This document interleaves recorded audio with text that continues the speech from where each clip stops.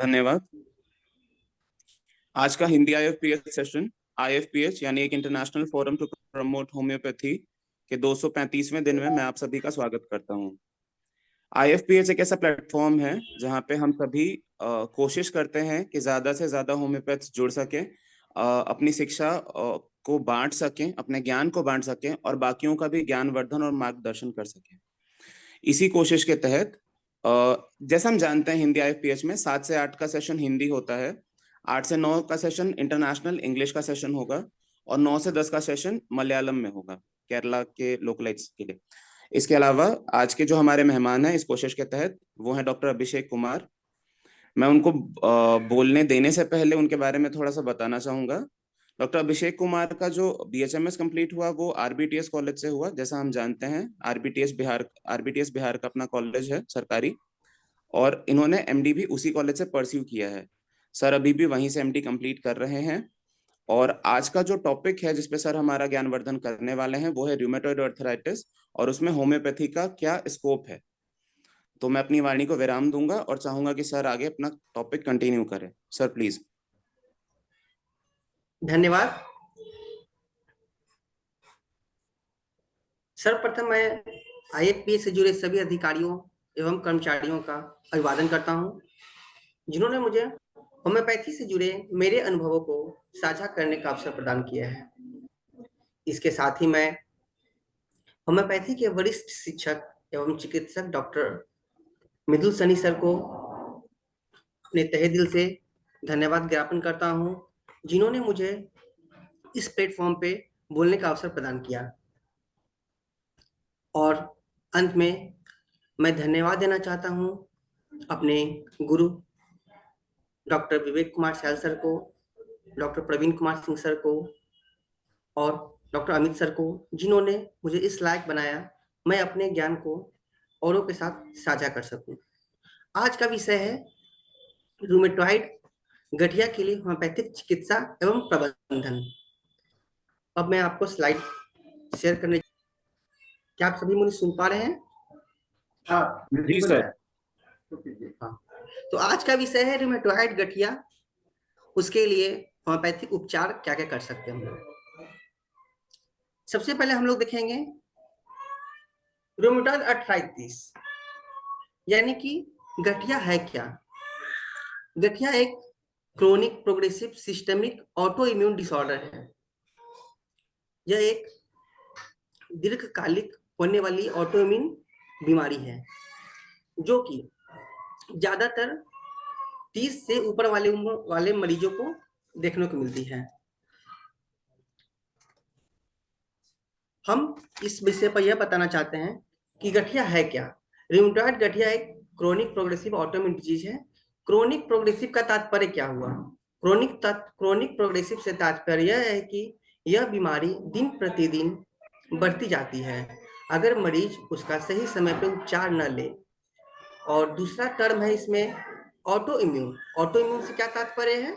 Auto immune का तात्पर्य यह है कि इस बीमारी में हमारे बॉडी के कुछ सेल जैसे टी लिम्फोसाइट और अदर जो कोशिकाएं हैं हमारे बॉडी के, हमारे शरीर के जो दूसरे कोशिकाएं हैं, वो अपने ही कोशिकाओं को शत्रु समझने लगते हैं और उन्हें नुकसान पहुंचाते हैं, जिसके फलस्वरूप हमें रूमेटॉइड आर्थराइटिस देखने को मिलता है। यह बीमारी ज्यादातर समसामयिक जोड़ों को प्रभावित करती है, जैसे कि हम कह सकते हैं सिमेट्रिकल ज्वाइंट को अफेक्ट करता है। उदाहरण के तौर पे देखेंगे, अगर हमारे एक कलाई में दर्द है, एक कलाई में अगर हमें दर्द महसूस हो रही है, तो कुछ दिनों के बाद हम ऐसा देखेंगे कि सेम जगह, उसी जगह पे हमें दूसरे कलाई में दर्द देखने को मिलता है। रूमेटॉइड आर्थराइटिस के मरीजों में देखते हैं हम ऐसा, छोटे छोटे जोड़ों में और बड़े जोड़ों दोनों इस बीमारी में प्रभावित होते हैं। रूमेटॉइड गठिया एक दीर्घकालिक ऑटोइम्यून विकार है जो मुख्यतः जोड़ों को प्रभावित करता है। इसके साथ ही और भी दूसरे हमारे ऐसे अंग हैं जिन्हें यह प्रभावित कर सकता है। जैसा कि हम लोग जानते हैं, किसी भी बीमारी के अभी के समय में क्लासिफिकेशन, उसका विभागीकरण करना अत्यधिक जरूरी है।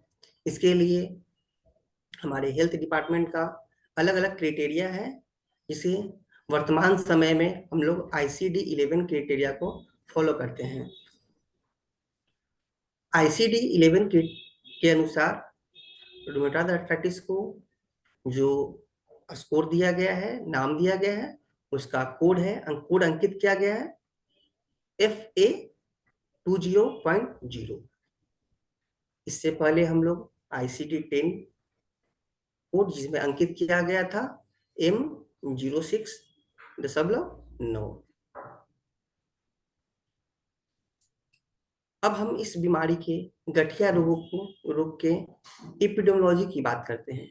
यह कितने लोगों में, विश्व के कितने लोगों में इसे सफर कर रहे हैं। तो जैसा कि देखा गया है कि गठिया के रोग ज्यादातर महिलाओं में देखने को मिलते हैं।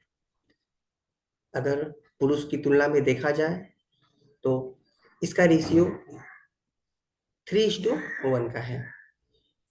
अगर हम उम्र की बात करें तो यह बीमारी 30 साल से 55 साल के मरीजों में देखने को मिलती है।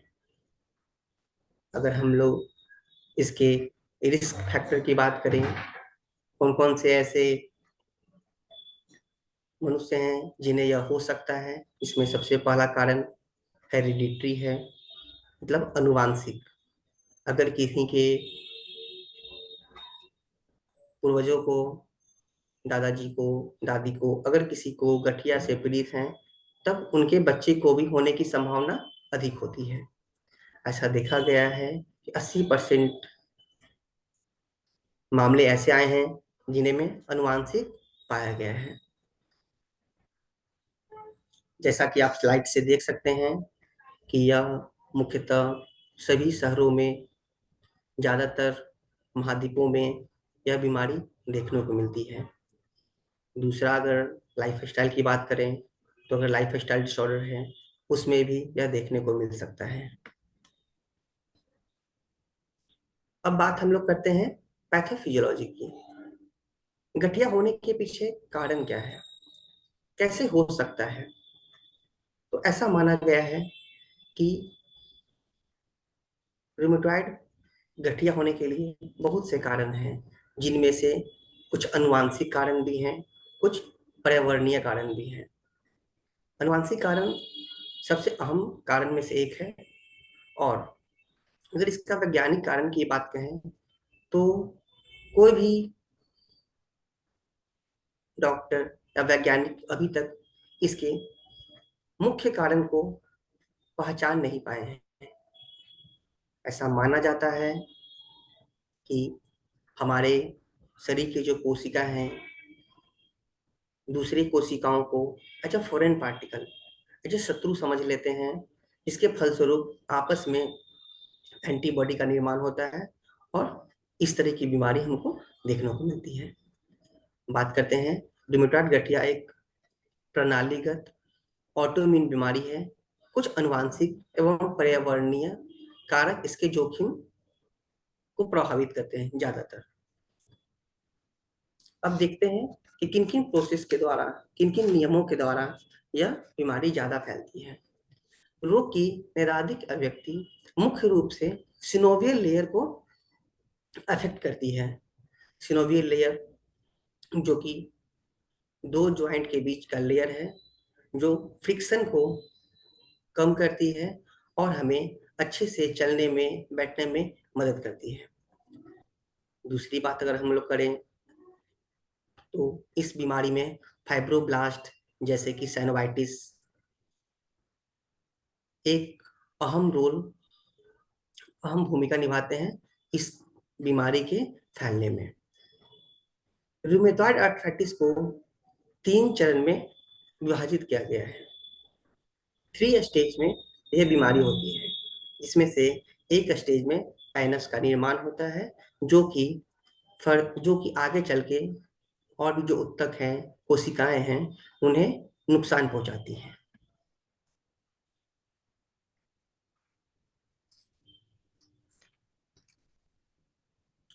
अब हम लोग जैसा कि किसी भी बीमारियों को पकड़ने के लिए, देखने के लिए होम्योपैथी में या अगर दूसरे पैथी में सबसे बड़ा उसका हथियार होता है उसके संकेत और लक्षण, मतलब क्लिनिकल फीचर्स। तो क्या क्या फीचर्स मुझे हम लोग को देखने को मिलेगा, क्या क्या संकेत वैसे होंगे जिसके आधार पर हम यह बता सकते हैं कि यह मरीज हमारा गठिया का है या यह मरीज गठिया का नहीं है। तो सबसे पहले देखना है onset of pain. Pain appear कब हो रहा है, पेन आ रहा कब, दर्द आ रहा है कब है। तो गठिया के रोगों में मुख्यतः दर्द हमें सुबह में देखने को मिलता है, जिसे हम मॉर्निंग स्टिफनेस कहते हैं, जिसमें पीड़ित को सुबह सुबह जब वह चलना शुरू करता है तो बहुत असहज महसूस करता है। यह दर्द कुछ घंटों तक रहता है, उसके बाद मनुष्य को, मरीज को धीरे धीरे आराम हो जाता है। यह अर्ली मॉर्निंग स्टिफनेस जो संकेत है, इस बीमारी का मुख्यतः सबसे प्रमुख लक्षण है। दूसरी बात करें तो जोड़ों के गठिया में सिनोवियल झिल्ली मतलब सिलेस झिल्ली की सूजन सबसे ज्यादा देखी जाती है। जोड़ सूजे हुए होते हैं, कोमल हो जाते हैं, और अगर हम लोग स्पर्श की बात करें, स्पर्श करके देखें तो वह गर्म भी प्रतीत होते हैं। अगर स्टिफनेस की बात करें, कठोरता की बात करें, तो जब वह कठोर हो जाते हैं तब वह गति को भी सीमित कर देते हैं। मरीज जो है चल नहीं पाता है अच्छे से, वह बताता है कि डॉक्टर साहब मुझे चलने में बहुत तकलीफ हो रही है, जब भी मैं सुबह में उठता हूँ मैं चल नहीं पाता हूँ, मैं जैसे ही धरती पे पैर रखता हूँ, जमीन पे पैर रखता हूँ, ऐसा लग रहा है पैर कट जाएगा। इस तरह का बात हमें मरीज आकर बताते हैं, तब हम लोग समझ सकते हैं कि यह केस रूमेटॉइड गठिया का हो सकता है। एक इंडिकेशन दे रहा है कि इस तरह का केस हो सकता है। और यह दर्द का जो लक्षण है, यह समय के साथ धीरे धीरे बढ़ते जाता है। अगर मरीज सही समय से इलाज नहीं कराता है तो इस तरह का लक्षण धीरे धीरे बढ़ते जाएगा। आगे अगर हम लोग देखते हैं, आप लोग स्लाइड में क्लियरली देख सकते हैं कि रूमेटॉइड अर्थराइटिस मुख्य रूप से जोड़ों को प्रभावित करता है। जैसा सभी लोग जानते हैं कि अर्थराइटिस मतलब बोन पेन, अर्थराइटिस मतलब अस्थियों से जुड़ी बीमारी, लेकिन ऐसा नहीं है। 15 से 25% 15 से 25% ऐसे भी मामले आए हैं जिनमें जोड़ों के अलावा और भी अन्य ऑर्गन, हमारे अंग ग्रसित होते हैं, जैसे कि फेफड़े की बीमारी होना, इन्फेक्शन होना, कैंसर होना, टायर्ड थकान महसूस करना, नींद का न आना, आदि आदि समस्या शामिल है। अगर हम एक एक करके सब समस्या को देखते हैं तो आंख की बात करें तो कंजंक्टिवाइटिस मतलब आंखों की लालीपन देख सकते हैं। अगर हम लोग लंग्स की बात करें तो प्लूरल डिजीज, एयरवे डिजीज हो सकता है, लंग्स में पानी भर जाने की समस्या, ये सब देख सकते हैं। अगर हम त्वचा की बात करें कि रूमेटॉइड अर्थराइटिस में, गठिया रोग में त्वचा पे क्या हम लोग को लक्षण दिखेगा, तो त्वचा के लक्षण में सबसे मुख्यतः लक्षण जो है वह नोडुल्स का है। हमें गांठ दिखने लगते हैं, उस गांठ के अनुसार हम कह सकते हैं कि यह मरीज गठिया से पीड़ित है। जीआईटी रिलेटेड पेट संबंधित समस्या अगर देखें तो मरीज को खाना न पचने की समस्या, डिस्पेप्सिया आदि देखने को मिल सकता है। न्यूरोलॉजिकल डिसऑर्डर भी हो, जैसे कि मरीज को समय से नींद ना आना, जैसे लक्षण इस बीमारी में देखने को मिलते हैं। अगर यह बीमारी ज्यादा दिन तक रहे या मरीज सही से इलाज इसका नहीं कराता है, उस केस में कार्डियक अफेक्शन भी हो सकता है। और जैसे कि हम लोग पहले भी बता चुके हैं कि इस बीमारी में ज्यादातर लक्षण जो जोड़ों से जुड़े हुए हैं, जैसे कि जोड़ में सूजन होना, कट कट की आवाजें आना, ये सब इसके मुख्यतः लक्षण हैं। अब हम लोग आगे देखते हैं कि कौन कौन से ऐसे फीचर्स हैं, कौन कौन से ऐसे मुख्य लक्षण हैं जिसके आधार पे हम बता सकें कि यह पेशेंट जो है, कंफर्म कर सकें कि यह पेशेंट जो है अर्थराइटिस का ही है। इसमें से पहला है मॉर्निंग स्टिफनेस। अगर पेशेंट आकर हमें बताता है कि जब भी हम लोग सुबह में उठते हैं, जब भी मैं सुबह में उठता हूँ, मुझे 1 घंटे तक, 2 घंटे तक चल नहीं होता है, चल नहीं पाता हूँ, तब वह एक लक्षण मुख्यतः हो गया रूमेटॉइड अर्थराइटिस का। दूसरे लक्षण की बात करें, सॉफ्ट टिश्यू की, उसका उत्तक जो है सूजा हुआ होगा, छूने पे वहां पे गर्म महसूस होगा। और सबसे बड़ी बात, जो जब जोड़ों की हम लोग आगे देखेंगे, तो जिस हाथ, जैसा कि मैंने पहले भी बताया कि सामंतिक जोड़ों में दर्द होगा। अगर एक घुटने में दर्द है तो उस दोनों घुटने में दर्द होगा पेशेंट को। एक कलाई में दर्द है तो दूसरा कलाई भी समस्या देगा। उसी प्रकार त्वचा में देखें तो नोड्यूल्स का निर्माण अगर हो चुका है, तब वह एक कंफर्म साइन, मुख्यतः साइन होगा कि वह हो। दूसरे हम लोग, अगर हम लोग ब्लड जांच कराते हैं और उसमें रूमेटॉइड फैक्टर पॉजिटिव अगर आता है, अगर रूमेटॉइड फैक्टर पॉजिटिव आता है, वह इस बीमारी को कंफर्म करता है, मतलब निर्धारित करता है कि यह बीमारी एक रूमेटॉइड अर्थराइटिस ही है, मतलब वह मरीज गठिया से सफर कर रहा है। अब हम लोग देखेंगे इस बीमारी के लिए हम लोग कौन कौन सा जांच कराएंगे, क्योंकि अभी के समय में हम लोग जानते हैं होम्योपैथी उपचार पूरी तरह से अपने संकेत और लक्षणों पर निर्धारित है।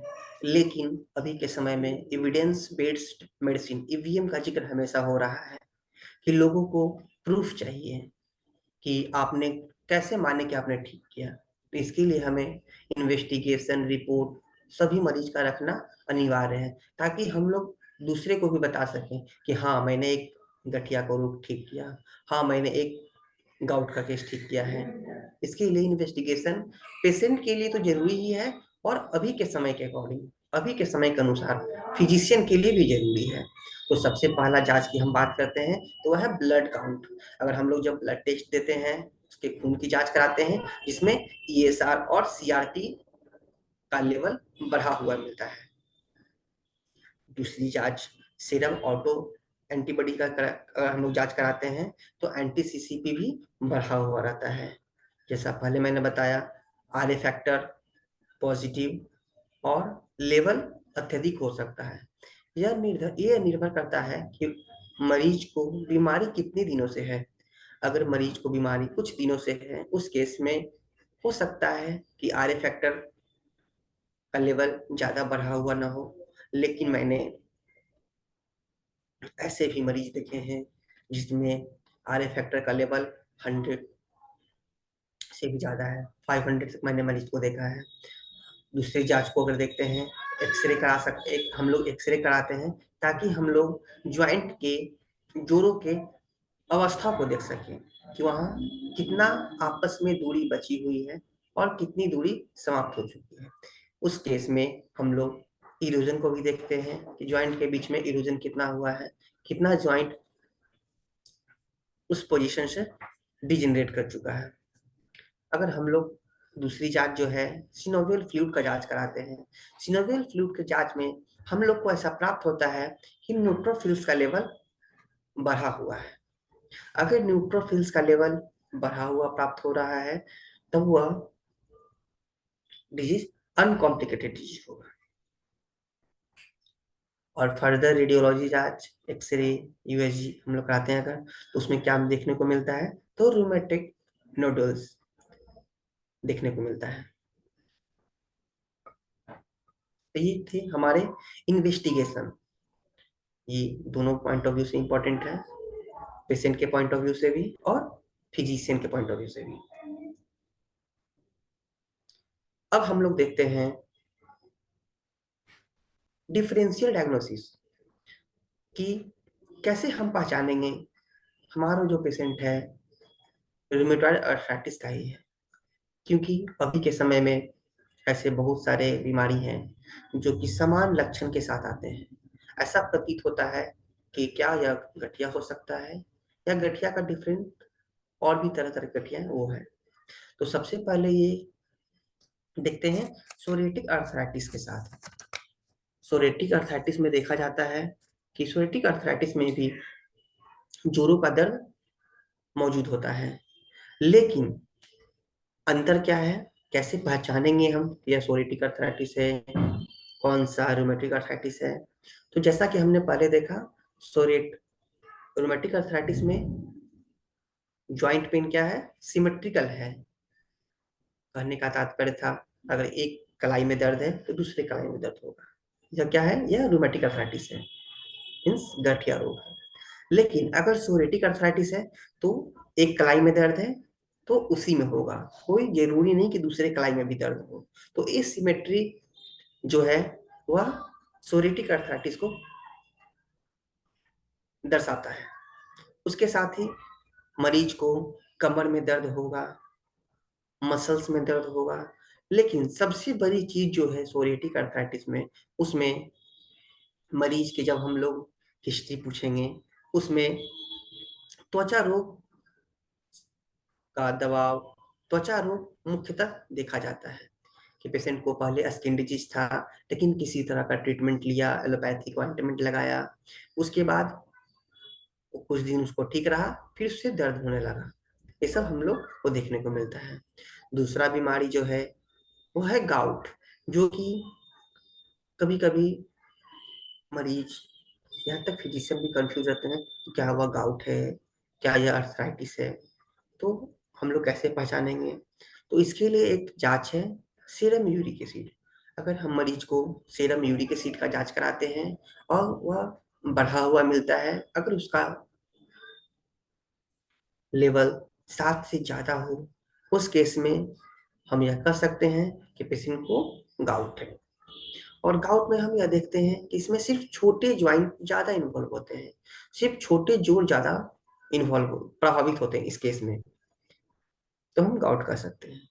अब तीसरी बीमारी है लूपस, जिसे हम लोग एसएलई भी कहा जाता है, सिस्टेमिक लूपस एरिथमेटिकस। तो कैसे हम लोग पहचानेंगे कि यह बीमारी लूपस है या यह बीमारी आरए है। तो कंफ्यूजन होने के पीछे कारण है कि बहुत सारे ऐसे लक्षण हैं जो दोनों बीमारियों में समान है, दोनों बीमारियों में समान है। जैसे कि जोड़ों में दर्द होना, मरीज का जल्दी से थक जाना, तापमान का हमेशा बढ़ा हुआ मिलना, पैरों में, हाथों में सूजन का होना, ये ऐसे कुछ लक्षण हैं जो हमें ल्यूपस और गठिया दोनों में मिलते हैं, जिन्हें देख मरीज और चिकित्सक दोनों ऐसा सोचते हैं क्या यह लूपस है या आरए है। लेकिन कुछ ऐसे भी लक्षण हैं जिसके आधार पे हम लोग कह सकते हैं, फाइनल बता सकते हैं कि यह कौन सी बीमारी है। अगर हम लोग लूपस की बात करें तो इसमें जो अन्य लक्षण हैं वह जैसे बालों का झड़ना, चेहरे पे बटरफ्लाई, तितली के जैसे लालिमा दिखना, अचानक से वजन का घट जाना या बढ़ जाना, यह हमें लूपस में देखने को मिलता है। सबसे बड़ी जो सबसे बड़ा लक्षण जो है लूपस का वह है फोटो सेंसिटिविटी। मरीज ऐसा बताता है कि वह धूप में नहीं जा पाता है। मरीज बताएगा डॉक्टर साहब हम जब भी धूप में जाते हैं चेहरा पूरा लाल हो जाता है और जोरों में बहुत दर्द है, और वजन वजन पता नहीं कैसे घटते जा रहा है, हमेशा घट रहा है वजन, और तुरंत मैं थक जाता हूँ। तो अगर जोड़ों के दर्द के साथ साथ मरीज ऐसा बताता है कि मैं धूप के प्रति बहुत सेंसिटिव हूँ, मुझे धूप तुरंत लग जाती है, तब आप आवाज समझ नहीं है सकते, लेकिन चित्र नहीं दिख रहा है। तब आप बता सकते हैं कि मरीज को ल्यूपस है। क्या आवाज जा रही है सभी लोगों को? हेलो? क्या बोल जाइए। ओके ओके आ ओके, रही थैंक है। You sir sir. जी सर, आपकी आवाज बिल्कुल अच्छे से आ रही है। Okay sir, thank you. अब हम बात करते हैं रूमेटॉइड अर्थराइटिस की। भाई इसका इसमें दिख क्या रहा है, है। इसमें क्या है कि ज्वाइंट पेन के अलावा भी दिख और रहा जो है। सबसे इम्पोर्टेंट सिम्टम है, इम्पोर्टेंट जो महत्वपूर्ण लक्षण है, वह है रूमेटॉइड नोडल्स। जब हम लोग मरीज का एग्जामिनेशन करते हैं, जब हम लोग उसकी जांच करते हैं, तब दोनों हाथों में, पैरों में उसको देखेंगे गांठ जैसा बना हुआ है, या उसकी आंतरिक संरचना, उनकी अवस्थियों की संरचना, जैसा कि स्केलेटल डिफेक्ट हम लोग देख सकते हैं हाथ में, पैर में भी। और जिस जगह पे सूजन है, जिस जगह पे स्वेलिंग है, उस जगह को हम लोग अगर स्पर्श करते हैं तो वह छूने में गर्म होती है और लालीपन के साथ होती है। तो यह चीज दर्शाता है कि वह रूमेटॉइड अर्थराइटिस है। उसके साथ ही साथ हम लोग इसका जांच भी देख चुके हैं कि अगर पेशेंट को हम लोग जांच कराते हैं आरए फैक्टर का, वह पॉजिटिव मिलता है, सीआरपी कराते हैं, वह बढ़ा हुआ मिलता है, ये सारा बढ़ा हुआ मिलता है। ये सब इसके प्रमुख लक्षण हैं जिसके आधार पे हम लोग बता सकते हैं कि मरीज को रूमेटॉइड अर्थराइटिस या गठिया से पीड़ित है। अब हम लोग देखते हैं कि क्या क्या कॉम्प्लिकेशन, क्या क्या दुष्परिणाम हो सकते हैं अगर गठिया रोगों का इलाज समय से नहीं किया गया, अगर समय से जांच न हुआ, अगर मरीज समय से फिर डॉक्टर के पास सलाह लेने नहीं गया, तो क्या क्या हो सकता है। तो मुख्यतः जो मैं अपने आंतरिक विभाग में, ओपीडी में, आईपीडी में देखता हूँ, सबसे बड़ा है बेकर सिस्ट। मरीज ऐसा लेकर आता है कि डॉक्टर साहब, घुटने के पीछे मेरा गांठ जैसा बन गया है। जब इंक्वायरी के बाद पूछने पर पता चलता है कि दर्द सर मुझे 10 सालों से थी, पहले कुछ एलोपैथिक दवा, मॉडर्न साइंस की दवा लेते थे, दर्द कम हो जाता था, लेकिन अब है कि दवा लेने के बाद भी दर्द कम ना हो रहा है, और घुटने के पीछे ओब्लिटियल फोसा के पास एक गांठ जैसा बन गया है। उसे हम लोग बेकर सिस्ट कहते हैं, जो कुछ कि ही नहीं एक देख पा रूमेटॉइड रहे हैं। अर्थराइटिस का कॉम्प्लिकेशन है। खाली दूसरा भाई उसका कॉम्प्लिकेशन दिख रहा है, बढ़ता है एकदम साफ। दूसरा कॉम्प्लिकेशन हमारा ज्वाइंट इन्फेक्शन है। अगर हाँ ज्यादा दिन तक हम लोग इलाज नहीं कराते हैं, हाँ, उस ऐसे केस करेंगे तो में दिखेगा ना। घुटनों में हमारा संक्रमण होने का खतरा होता है। तीसरा सबसे बड़ा कॉम्प्लिकेशन हम कह सकते हैं स्पाइनल कॉर्ड कॉम्प्रेशन, क्योंकि हम लोग जानते हैं शरीर एक एक है, और एक नस दूसरे नस से जुड़ी होती है, एक, इसलिए स्पाइनल कॉर्ड कॉम्प्रेशन भी देखने को मिल सकता है। और जोड़ों के अलावा, जोड़ों की समस्या के अलावा विभिन्न ऑर्गन है जिनमें रूमेटॉइड गठिया का दुष्परिणाम देखने को मिलता है, जैसे आंखों में ज्यादा लालीपन होना, ऐसा प्रतीत होना जैसे कि आंखों की धमनियां फटने सी लगी है। दूसरा अगर हम लोग देखें तो कार्पल टनल सिंड्रोम भी कह सकते मिल इस केस में देखने को मिलता है कि पेशेंट ऐसा बताता है कि हाथ मेरा सरदम सुन्न हो गया है, पहले धीरे धीरे झुनझुनियाया था, अब पूरा हाथ काम ही नहीं करता है, मुट्ठी नहीं बांध पाता हूँ, सुन्न हो गया है। तो ये सब नर्व डिसऑर्डर को प्रेजेंट करता है या निर्धारित करता है। अगर हम लोग लंग्स की बात करें तो लंग्स में इन्फ्लामेशन हो सकता है, फेफड़ों की संबंधित बीमारी कुछ भी आ सकती है।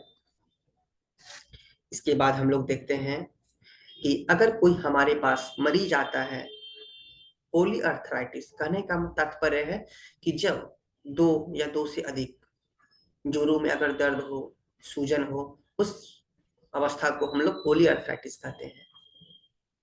तो डायग्नोस्टिक इंफॉर्मेशन हमें जानकारी कहाँ से मिलती है उस मरीज के संबंधित, तो 80% जानकारी जो है मरीज को पूछताछ से ही आ जाती है कि हाँ, आपको बीमारी कितने दिनों से थी, कब से थी, पहले बीमारी कौन सी जोड़ में आई थी, क्या वह छोटी जोड़ में थी, क्या वह बड़ी जोड़ में थी, इस तरह हम लोग कर सकते हैं। और 15% जानकारी जो है फिजिकल एग्जामिनेशन से आती है। हम लोग प्रॉपर एग्जामिनेशन करते हैं कि क्या किसी जोड़ में किसी तरह का नोडल्स बना हुआ है, क्या किसी तरह का डिफॉर्मिटी तो नहीं है, क्योंकि हम लोग पहले भी देख चुके हैं कि इस केस में नोडल्स देखने को मिलता है, डिफॉर्मिटी भी है, इसे स्वान नेक डिफॉर्मिटी कहते हैं, उस तरह की डिफॉर्मिटी हमें देखने को मिल सकता है। और 5% जानकारी जो है हमें इन्वेस्टिगेशन से मिलती है। जैसा कि मैंने पहले भी बता चुका हूँ कि इस तरह की बीमारी में हम लोग रिमेटॉइड आर्थराइटिस आरए फैक्टर का जांच कराते हैं, जो पॉजिटिव आता है, सीआरपी का जांच कराते हैं, बढ़ा हुआ आएगा, ईएसआर कराते हैं, और एक्सरे वगैरह हम लोग एक्सरे ऐसा जांच कराते हैं कि किसी तरह का डिफॉर्मिटी अगर होता है तो हम एक्सरे से फाइंड आउट कर सकते हैं। मैं फिर से एक बार दोबारा बताना चाहूंगा कि 80% जानकारी जो है हिस्ट्री से मिल सकती है, लेकिन अभी का युग जो है ईवीएम का है, एविडेंस बेस्ड मेडिसिन। तो प्रूफ जरूरी है किसी भी ट्रीटमेंट को शुरू करने से पहले, ताकि हमारे पास प्रूफ हो कि मैंने इस तरह का मरीज को ठीक किया है, ताकि मैं किसी को बता सकूं, होम्योपैथी को आगे बढ़ा सकूं। अब हम लोग देखते हैं हिस्ट्री में क्या पूछना है, कैसे पूछना है। ऑनसेट ऑफ सिम्टम, कि पेशेंट को, मरीज जो हमारे पास आया है उससे पूछना है कि क्या आपका बीमारी जो है दर्द अचानक से हुआ था या धीरे धीरे हुआ है। इसके अनुसार हम लोग अलग कर सकते हैं। अगर मरीज हमें बताता है कि डॉक्टर साहब मुझे बीमारी अचानक से हुई, पहले से कोई दर्द नहीं था, अचानक से दर्द होने लगा है, तब यह क्या इंडिकेट करता है, क्या बताता है हमें? यह इन्फेक्शियस अर्थराइटिस हो सकता है, क्रिस्टल इंड्यूस्ड अर्थराइटिस हो सकता है, ट्रॉमेटिक पेन हो सकता है, या कनेक्टिव टिश्यू का डिसऑर्डर हो सकता है। क्योंकि ट्रॉमेटिक, कहीं कोई जा रहा है, चोट लग गया, चोट के कारण से अगर उसे दर्द है तो उसे फर्दर कुछ पूछने की जरूरत नहीं है, ज्यादा कुछ पूछने की जरूरत नहीं है, उसे फर्स्ट एड मेडिसिन हम लोग अर्निका देंगे, सिम्फाइटम देंगे। अगर मसल्स का इंजरी हो गया है तो बेलिस देंगे। इस तरह से हम लोग अप्रोच करेंगे केस में। अगर पेशेंट बताता है कि सर मुझे दर्द धीरे धीरे हुई है, पहले मेरे उंगली में दर्द हुआ, फिर कलाई में दर्द होने लगा, फिर धीरे धीरे दूसरे कलाई में दर्द होने लगा, अगर इस तरह का मरीज बताता है तब उस तरह से हम समझेंगे कि यह हो सकता है कि रिमेटॉइड आर्थराइटिस हो, गठिया का हो सकता है सेरोनेगेटिव नेचर का हो, स्पाइनडाइल आर्थराइटिस हो, या ऑस्टियोआर्थराइटिस हो। आगे हम लोग लक्षण के अनुसार पे कि क्या उम्र पे मरीज का उम्र कैसा है, इस अनुसार हम लोग बता सकते हैं। अब हम लोग देखते हैं कि विभिन्न रोगों के जोड़ को कैसे हम लोग पहचानेंगे, कौन सा मोनो अर्थराइटिस है, ओलिगो अर्थराइटिस कब कहेंगे, पॉली कब कहेंगे। तो जब एक जोड़ इन्वॉल्व हो, किस मरीज को सिर्फ घुटने में दर्द हो, उस और मरीज हमारे पास आता है तो उसे हम लोग मोनो अर्थराइटिस के अंतर्गत रखते हैं। एक जोड़ में दर्द है। अगर 2 से 4 जोड़ों में दर्द है उसे हम लोग ओलिगो अर्थराइटिस कहेंगे। अगर 5 से अधिक जोड़ों में दर्द है तो यह पॉली अर्थराइटिस के अंतर्गत आता है। अब हम लोग देखते हैं होम्योपैथिक अप्रोच, कि अगर कोई मरीज हमारे क्लिनिक में आता है, हमारे ओपीडी में आता है, तो हम लोग कैसे मरीज को देखेंगे, कैसे उसके प्रति अप्रोच करेंगे, कैसे मरीज का इलाज शुरुआत करते हैं हम लोग। तो सबसे पहले, जैसे कि हैनी मैंने हमें गाइडलाइन दिया है, ऑर्गेनन में गाइडलाइन मिला है, सबसे पहले मरीज का प्रॉपर केस टेकिंग करना है, जो ऑर्गेनन में 83 एफोरिज्म से 104 एफोरिज्म में निर्धारित किया गया है, ताकि पेशेंट का, मरीज का सारा जानकारी हमें मिल सके कि मरीज को बीमारी हुई कैसे है, कहाँ से शुरू हुआ है, कितने दिनों से है। प्रॉपर केस टेकिंग से हमें बीमारी की पूरी जानकारी मिलती है कि मरीज को आगे क्या करना है। पूरी तरह केस टेकिंग करने के बाद हम लोग देखते हैं दूसरा जो स्टेप है, दूसरा जो हमारा कदम है, वह इवेल्यूएशन ऑफ सिम्टम। उस लक्षण की जांच करेंगे कि कौन सा लक्षण हमारे काम का है, कौन सा लक्षण काम का नहीं है। इसके लिए हैनीमैन ने गाइडलाइन दिया था, कॉमन सिम्टम है, अनकॉमन सिम्टम। तो हम लोग पहले कॉमन सिम्टम को, अनकॉमन सिम्टम को अलग करेंगे, ताकि हम लोग पहचान सकें कि डिजीज का सिम्टम कौन है, बीमारी का लक्षण कौन है और मरीज का लक्षण कौन है। और यह एक रूमेटॉइड आर्थराइटिस एक क्रोनिक डिजीज है, इसलिए इसमें बीमारी के लक्षण को ज्यादा महत्व न देते हुए हम लोग ज्यादातर मरीज के लक्षणों पर ध्यान देते हैं। जितने भी कॉमन सिम्टम से हम लोग डिजीज को पहचानने में मदद मिलती है। वहीं पे अनकॉमन सिम्टम वह है जो मरीज के लक्षणों को आधार बनाते हैं और वह हमें दवा के चुनाव में मदद करते हैं।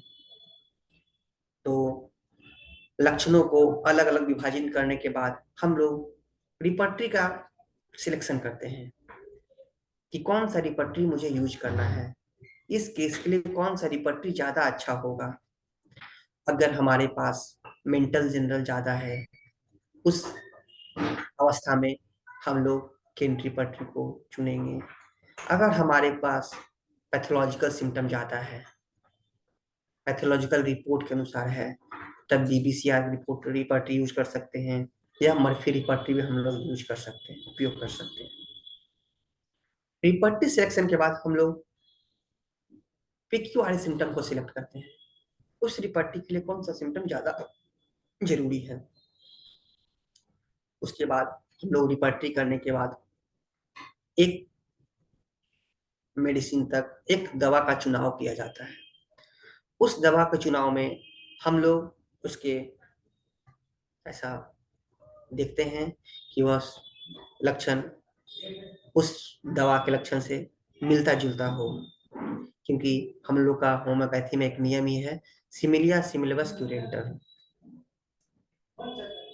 और दवा को चुनाव करने के बाद हम लोग फिजिशियन दवा को दे देते हैं। और जब बात करते हैं जो अंतिम अध्याय है, जो सबसे लास्ट स्टेप है, सेकंड प्रिस्क्रिप्शन। तो सेकंड प्रिस्क्रिप्शन से हम क्या समझते हैं? तो सेकंड प्रिस्क्रिप्शन का क्रोनिक डिजीज में अलग महत्व है, बहुत ज्यादा महत्व है,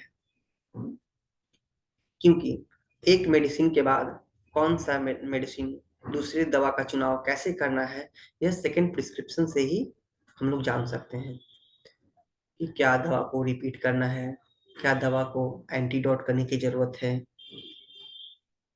क्या दवा को पावर बढ़ाने की जरूरत है, क्या दवा का रिपीटिशन तेज करने की जरूरत है। ये सब हमें सेकंड प्रिस्क्रिप्शन से जानने को मिलता है। अब हम लोग देखते हैं कि दवा देने के बाद कौन कौन से ऐसे क्राइटेरिया हैं, कौन कौन से ऐसे अवस्थाएं हैं जिसके आधार पे हम बता सकें कि यह बीमारी जिसे हम दवा दे रहे हैं वो आराम हो रही है नहीं। तो सबसे पहला जो है वह दर्द। हम मरीज को दवा देने के बाद पूछते हैं कि दर्द कैसा है आपका, जो आपका स्टिफनेस था, जो सुबह में आप बताए थे कि उठ नहीं पाता है, उठने के बाद हम चल नहीं पाते, उस स्थिति में कैसा है। तीसरा जो सबसे बड़ी बात है मैंने बताया है कि जब भी मरीज को दवा दिया जाता है तो उसके फिजिकल कंप्लेन के साथ साथ, पार्टिकुलर कंप्लेन के साथ साथ उसके फिजिकल जनरल में भी आराम होगा। अगर पेशेंट को पहले भूख नहीं लगती है तो सबसे पहले भूख उसका ठीक होगा, प्यास ठीक होगा, उसकी जो दैनिक दिनचर्या है वह ठीक होगा।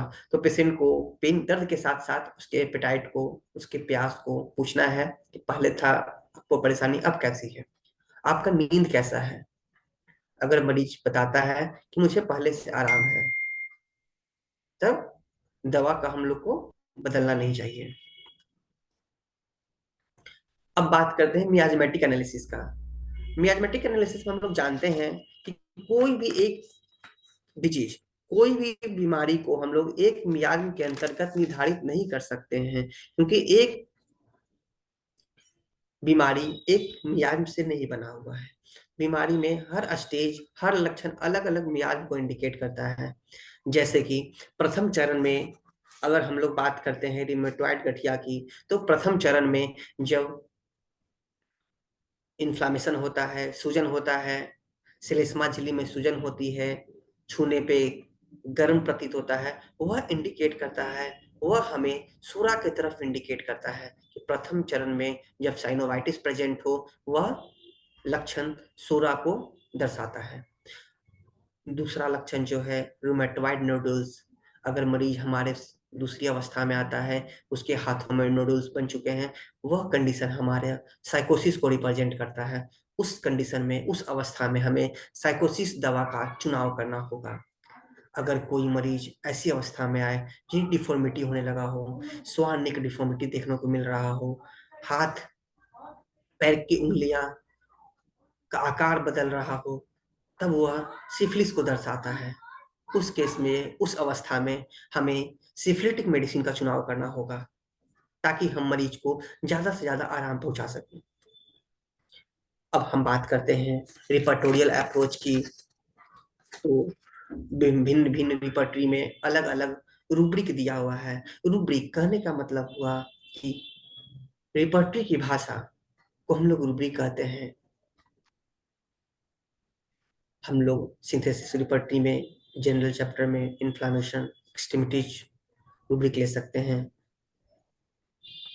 अगर मेंटल जनरल ज्यादा हो, अगर पेशेंट में मेंटल जनरल ज्यादा मिल रहा है, उस अवस्था में हम लोग केंट रिपर्टरी का भी इस्तेमाल कर सकते हैं। अब मैं आप लोगों के साथ कुछ होम्योपैथिक मेडिसिन बताना चाहूंगा, दवाएं बताना चाहूंगा जिनका रूमेटॉइड अर्थराइटिस पे, गठिया पे अहम रोल है, महत्वपूर्ण है। इस तरह के थेरेप्यूटिक्स बताने से पहले मैं यह बताना चाहता हूँ कि होम्योपैथी में कोई भी दवा एक बीमारी के लिए निर्धारित नहीं है। हर दवा अपने लिए अलग है और हर मरीज अपने में अलग है। इसलिए कोई भी दवा का चुनाव करने से पहले अपने नजदीकी होम्योपैथिक डॉक्टर से सलाह लेकर ही दवा लें। ये जो मैं दवा बताने जा रहा हूँ यह मुख्यतः बीमारियों के लक्षण पे आधारित है। यह दवाओं में उस बीमारी से ज्यादा लक्षण मिल रहे हैं, इसलिए इन्हें आप इस्तेमाल कर सकते हैं। सबसे पहली दवा है रस्टॉक्स। रस्टॉक्स मेडिसिन, रस्टॉक्स जो दवा है रूमेटॉइड अर्थराइटिस की सबसे अच्छी दवा है।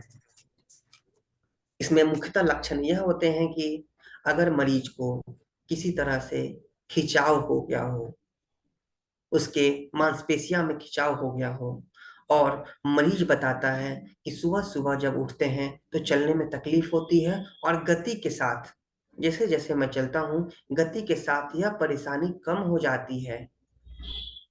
मतलब पेशेंट को कंटिन्यू मोशन से अगर आराम हो रहा है, लगातार चलने से आराम होता है, उस केस में हम रस्टक्स को दे सकते हैं।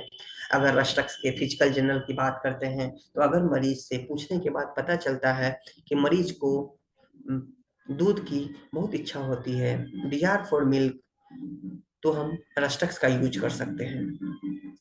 और रस्टक्स का लक्षण जो है, रस्टक्स के मरीज का लक्षण ठंड की अवस्था में बढ़ जाती है। दूसरी दवा एपिस मेलिफिका, यह दवा मधुमक्खी के डंक से बनी हुई है। यह दवा में मुख्यतः लक्षण जो मिलता है वह है जलन। इसमें मरीज ऐसा बताता है कि घुटने में ऐसे जलन होती है, एरी में ऐसे जलन होती है, लगता है कि डंक लग गया है। उस केस में सूजन को कम करने के लिए, दर्द को कम करने के लिए हम लोग एपिस का इस्तेमाल करते हैं। तीसरी दवा है एपिस। एपिस में मुख्यतः लक्षण होता है कि घुटना जो है फूला हुआ होता है, लाल होता है और दर्द अत्यधिक देखने को मिलता है। और सबसे जो मुख्यतः लक्षण है ब्रेनिया का, अगर मरीज से हम लोग पूछते हैं, मरीज बताता है मुझे प्यास बहुत जल्दी लगती है और मैं एक और में बहुत ज्यादा पानी पीता हूँ। Frequent desire for large quantity of water, यह एक मुख्य लक्षण है ब्रेनिया का। अगर पेशेंट का कंस्टिट्यूशन की बात करते हैं, पेशेंट के बनावट की बात करते हैं, तो पेशेंट क्या होगा, हष्ट पुष्ट होगा। पेशेंट पहले बहुत स्ट्रांग था, पेशेंट बताता है पहले मुझे कोई बीमारी नहीं थी डॉक्टर साहब, कुछ दिन से मुझे ऐसी बीमारी होने लगी है। उस केस में हम लोग ब्रेनिया सोच सकते हैं। चौथी दवा है एंटीम क्रूड। एंटीम क्रूड में है ऐसा एनिमल सजेस्ट करते हैं कि सोल में अगर ऐसा दर्द है, पैर के तलवों में ऐसा दर्द है कि पेशेंट धरती को छू भी नहीं सकता है, यहाँ तक कि पैर को जमीन पे रखने से भी, धरती पे रखने मात्र से भी दर्द महसूस होने लगे, तब हम लोग एंटीम्यूट सोच सकते हैं। और सबसे महत्वपूर्ण एंटीम्यूट का जो लक्षण है वह है व्हाइट कोटेड टंग। अगर मरीज के जीभ को हम लोग जांचते हैं तो सबसे महत्वपूर्ण लक्षण है कि व्हाइट कोटेड टंग मिलेगा। और दूसरी मेडिसिन है एक्टिया स्पाइकाटा। अगर मरीज के छोटे जोड़ों में दर्द है, जैसे रिस्ट ज्वाइंट, फिंगर ज्वाइंट, उस केस में हम लोग एक्टिया स्पाइकाटा दे सकते हैं। अर्निका, अगली दवा है अर्निका। अगर पेशेंट को चोट का हिस्ट्री हो, यह ज्यादातर बूढ़े बुजुर्ग लोगों में अर्निका देते हैं, और इसका मुख्यतः लक्षण है मरीज को बहुत ज्यादा समस्या होने के बाद भी मरीज बोलता है nothing the matter with him, मुझे कोई परेशानी ही नहीं है, कोई दिक्कत नहीं है। लेकिन उसके घर वाले बोलते हैं डॉक्टर साहब पेशेंट को बहुत दिक्कत है, दिन रात रोते रहेगी, लेकिन हम लोग पूछेंगे कोई दिक्कत है, बोले कि कोई दिक्कत नहीं है। उस केस में अर्निका सोच सकते हैं। मैं इसके बाद अपना एक्सपीरियंस भी बताऊंगा कि मैंने एक केस इसी सिम्टम पे दिया हूँ। अगली दवा है लिडमपाल। अगर किसी को एंकल में सोलेन है, एंकल सूजा हुआ है, एड़ी में सूजन है और दर्द ज्यादा है, उस केस में लिडमपाल दे सकते हैं। अगली दवा है लिथियम कार्ब। अगर दर्द ज्यादा हो, स्मॉल जॉइंट में हो, छोटे जोड़ों में दर्द हो और हॉट एप्लीकेशन से, कुछ गर्म चीजों से अगर मरीज को आराम मिल रहा हो, उस केस में हम लोग लिथियम कार्ब सोच सकते हैं। अगली दवा जो है स्टॉप माइक्रोफोन रूटा। स्टॉप है आपका। अगर पेशेंट को जोड़ों में स्टिफनेस हो, करापन हो, नोट्स का फॉर्मेशन हो, साथ साथ ठंडी हवाएं से अगर मरीज बताता है कि जब भी डॉक्टर साहब ठंडा हवा चलता है मुझे तकलीफ बढ़ जाती है, उस केस में आप रूटा दे सकते हैं, रूटा की तरफ सोच सकते हैं। अगली दवा है कैलकेरिया फॉस। कैलकेरिया फॉस भी रूटा के जैसा ही है कि अगर ठंडी से कंप्लेन बढ़ रही है और मरीज बताता है कि हड्डी भी मेरा कमजोर हो रहा है, अगर कैल्शियम की डिफिशियंसी के कारण से मरीज को दर्द हो रहा हो, उस केस में हम लोग कैलकेरिया फोर्स को सोच सकते हैं। अगली दवा है फेरामेट। अगर मरीज को हम लोग जांच कराते हैं और हेमोग्लोबिन की कमी हो, खून की कमी हो, उसके साथ सूजन हो, पेशेंट बहुत वीक हो लेकिन दिखने में हेल्दी हो, मतलब कि अगर सूडो प्लिथोरा या फॉल्स प्लिथोरा दिखने को मिल रहा है, उस केस में फेरामेट एक अच्छी दवा है। कल वही तो देख नहीं पा रही। अगली दवा है लैक्टिक एसिड। अगर मरीज बताता है कमजोरी बहुत है, दर्द के साथ अगर कमजोरी हो, उस केस में लैक्टिक एसिड दे सकते हैं। जैसा कि हम लोग जानते हैं कि जितने भी एसिड ग्रुप की दवाएं हैं, जितने भी एसिड अम्ल ग्रुप की दवाएं हैं, सब में वीकनेस बहुत ज्यादा प्रोमिनेंट है। अब हम लोग देखते हैं अगली दवा है natrum sulph. Natrum sulph cold weather से जिनका सिम्टम बढ़ता हो, ज्वाइंट में पेन हो, जो कि डैम्प वेदर में, डैम्प एरिया में रहते हो, वैसे लोगों के लिए नाइट्रम सल्फ एक अचूक दवा है। अब हम लोग इस सेमिनार से यह कंक्लूड कर सकते हैं कि होम्योपैथी में रूमेटोलॉजी डिसऑर्डर से, बोन से रिलेटेड एक अच्छी उपचार है, क्योंकि अगर हम लोग दूसरे पैथी की बात करें तो उसमें सिर्फ स्टेरॉइड के अलावा और कोई उनके पास उपचार नहीं है। वो हमेशा स्टेरॉइड उपयोग करते हैं, जो कि मरीज को दर्द तो निवारक देता है, लेकिन उसके साथ साथ अदर कॉम्प्लिकेशन जो हम लोग पहले देख चुके हैं, वो कॉम्प्लिकेशन आने की आ जाती है। दूसरी बात, सबसे महत्वपूर्ण बात यह है कि होम्योपैथिक ट्रीटमेंट के समय डिटेल केस टेकिंग, प्रॉपर रिपर्टराइजेशन बहुत जरूरी है। अगर हम लोग केस को प्रॉपर देखते हैं, प्रॉपर रिपर्टराइज करते हैं, तभी हम इस डिजीज को खत्म कर सकते हैं, पूरी तरह से क्योर कर सकते हैं, क्योंकि यह एक ऑटो इम्यून डिजीज है। इसमें डिजीज के सिम्टम से ज्यादा पेशेंट का सिम्टम जरूरी है। और सबसे लास्ट में बात, जैसा हैनीमैन भी बताया है कि it is better to avoid external application. हमें हमेशा एक्सटर्नल एप्लीकेशन को, बाहर से कोई भी चीजें लगाने का अवॉइड करना चाहिए, बिल्कुल भी उसको उपयोग नहीं करना चाहिए। हमें हमेशा कोशिश करना चाहिए कि दवा जो हो अंदर से ले और डिजीज को बाहर दे, बाहर क्योर करना चाहिए।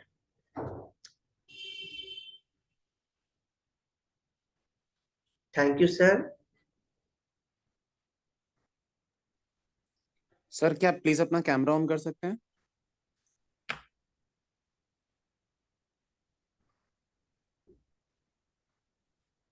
जी thank you sir.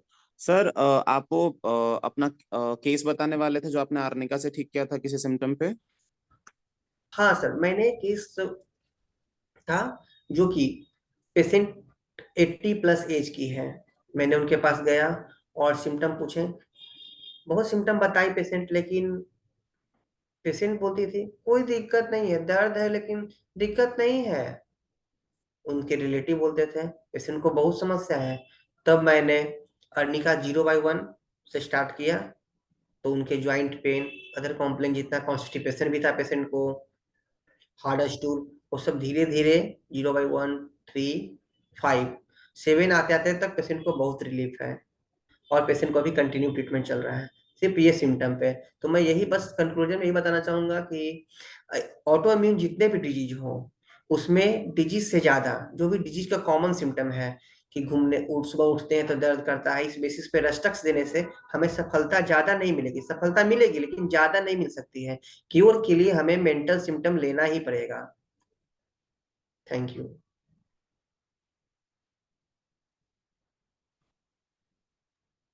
Thank you sir. हमारे किसी पार्टिसिपेंट का कोई क्वेश्चन है या कुछ पूछना चाहे तो प्लीज पूछें।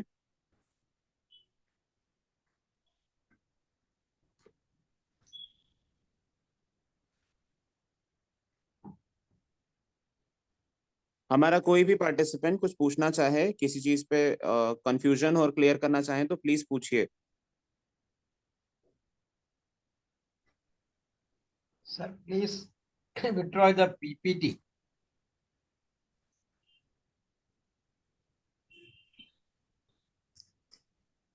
सर फिर से दिखाऊं पीपीटी क्या? नहीं सर, पीपीटी हटाने को बोल रहे ओके ओके ओके। हैं जी। Okay sir. Sir doctor Harinarayan Prasad ji पूछ रहे हैं सीआरपी के बारे में, मतलब इसमें रूमेटॉइड अर्थराइटिस और सीआरपी का क्या रिलेशन होगा? हाँ, सीआरपी कहने का तत्व है सी रिएक्टिव प्रोटीन। इसमें प्रोटीन का लेवल बढ़ जाता है क्योंकि एंटीबॉडी का निर्माण, हम जैसा कि मैंने पहले भी बताया इस केस में कि एक कोशिका दूसरे कोशिका को आईएफ फॉरेन पार्टिकल डील करती है, इसके फलस्वरूप उसके लिए एंटीबॉडी का निर्माण करने लगते हैं और इस कारण से सी रिएक्टिव प्रोटीन प्रोटीन का लेवल जो है बॉडी में बढ़ने को मिलता है। तो जितना भी हम लोग ज्वाइंट रिलेटेड डिजीज देखेंगे, ज्यादातर ऑटो इम्यून डिजीज जिसमें कि सीआरपी का लेवल बढ़ा हुआ मिलता है due to auto antibody. Sir तो क्या ये यूनिवर्सल है, मतलब क्या हर केस में सीआरपी बढ़ा हुआ मिलेगा ही? या अगर एंटीबॉडी का निर्माण हो रहा है उसके फलस्वरूप तो मिलेगा बढ़ा हुआ। इसीलिए हम लोग देखते हैं कि किसी भी तरह का इन्फेक्शन हो, इन्फ्लामेशन हो, उसमें बढ़ा हुआ रहता है। लेकिन रूमेटॉइड अर्थराइटिस के लिए जो सबसे पॉजिटिव साइन है वह आर ए फैक्टर का जांच हम लोग कराते हैं। अगर आर ए फैक्टर पॉजिटिव है मीन्स यह रूमेटॉइड अर्थराइटिस है। सर क्या आर ए फैक्टर यूनिवर्सल है? या ओके। बिल्कुल। सर डॉक्टर गंगा सागर जी पूछ रहे हैं कि क्या डाइट एंड रेजिमेन क्या होगा ट्रीटमेंट के दौरान? हाँ, ट्रीटमेंट के दौरान डाइट एंड रेजिमेन बताया जाता है कि कोई भी तेलीय पदार्थ नहीं खानी है। अच्छा, जनरल में कोई भी तेलीय पदार्थ, फैटी फूड को अवॉइड करना है। और दूसरा, जैसा कि हर केस, ये तो जनरल ट्रीटमेंट है कि कोई भी ऐसा मरीज जिसे कुछ खाने के बाद कुछ बढ़ जाता हो, जैसे कि कुछ फिजिशियन ऐसे भी हैं दही, केला, कोई भी ठंडे चीजों को मना कर देते हैं, जो कि मेरे अकॉर्डिंग या और भी इसके लिए कोई तथ्य नहीं अभी तक है। ऐसा भी कोई प्रूफ कोई भी एक्सपेरिमेंट में नहीं बताया गया है कि सारे दही खाने वाले को, सारे केला खाने वाले को या ठंडा चीज लेने वाले को बीमारी बढ़ जाए। इसलिए मैं अपने क्लिनिक में, मैं अपने ओपीडी में यही पेशेंट को सजेस्ट करता हूँ कि जिस चीज से आपको दिक्कत हो, अगर आपको केला खाने से दिक्कत हो रही है आप उसको रोक दीजिए। अगर आपको नहीं दिक्कत हो रही है आप कंटिन्यू खाइए। इसमें बीमारी के लिए कोई आपको इससे परेशानी होने नहीं जा रही है, क्योंकि अभी तक किसी भी टेक्स्ट बुक में इस तरह का मेंशन नहीं है कि किसी चीज से पार्टिकुलर चीज खाने से यह बीमारी बढ़ती हो। बस एक चीज के मतलब बारे में उनकी मेंशन सब्जेक्टिव की। सिम्टम पे है हाँ कहने। हाँ, हाँ, यस। मतलब सब्जेक्टिव सिम्टम पे कि पेशेंट को अगर परेशानी हो रही है तो खाए, नहीं तो छोड़ सकता है। तब रोकना है, हाँ। ठीक है। बस ये ध्यान रखना है कि कोई भी होम्योपैथिक दवा खाने से पहले, जैसा कि हैंडमैन मेंशन किए हैं कि कॉन्डिमेंट नहीं लेना है, मसालेदार चीज नहीं लेना है, वो हम लोग बस परहेज में रखते हैं। डॉक्टर हरिहरन, आप प्लीज अपने आप को अनम्यूट करके पूछिए। सर प्लीज अपने आप को अनम्यूट कीजिए। जी sir. Okay, doctor. Can you hear me, doctor? जी sir. Yes sir. Okay, doctor. Your class very informative regarding RA. See, thank you sir. see, sir, I am treating only by constitutional medicines, and I am getting very good result also. When exacerbation arises, I will do the medicine which you said, the therapeutic, certain drug, certain medicine you said, that is very good for while the exacerbation happens. That is good. Basic medicine is constitutional.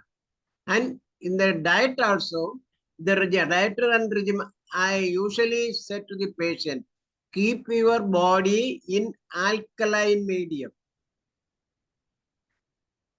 Yes sir. Always keep in alkaline medium. That is very, very important. So if you did so, the symptoms considerably give amelioration in my experience. That is, it is only what I want to opinion about your class. Very good class. Okay, thank you sir. you please come to our English session. Then we can understand more, because see yes Hindi. Sir, okay. Okay, sir. I will Okay. next join the only the English session. I already mentioned about the constitutional medicine because this is an autoimmune disease. This disease Okay. cannot be treated by the common symptom. Only uncommon peculiar symptom is needed to cure the disease. Last sir case. जल्दी से, sorry sir, sorry to interrupt sir, जल्दी से एक last question ले लेते हैं।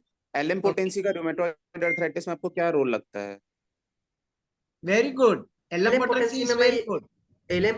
मैं यह रोल बताना चाहूंगा क्योंकि यह एक क्रोनिक डिजीज है और पेशेंट को रिलीफ जल्दी चाहिए।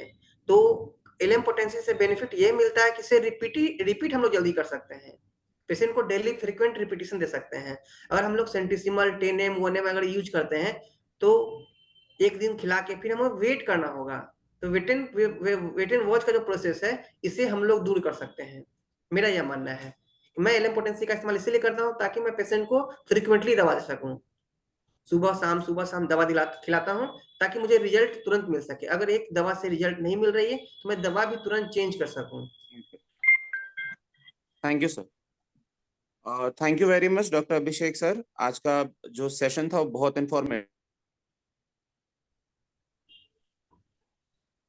एंड मैं मतलब इसी के साथ मैं हिंदी सेशन को समाप्त करता हूं और इंग्लिश सेशन के जो भी को होस्ट एंड होस्ट हैं, सर प्लीज अपना सेशन शुरू कीजिए। Thank you for the Hindi session and English session, please you can start now. Thank you. Thank you, Dr. Thank you Manish sir. and Dr. Abhishek Kumar. Good thank evening, you good sir. afternoon, and good morning. This is the 1188th day of continuous webinar conducted by International Forum for Promoting Homeopathy. Today, our guest is Dr. Prakash Rao from Hyderabad. Let us begin the session with 1 minute silent prayer.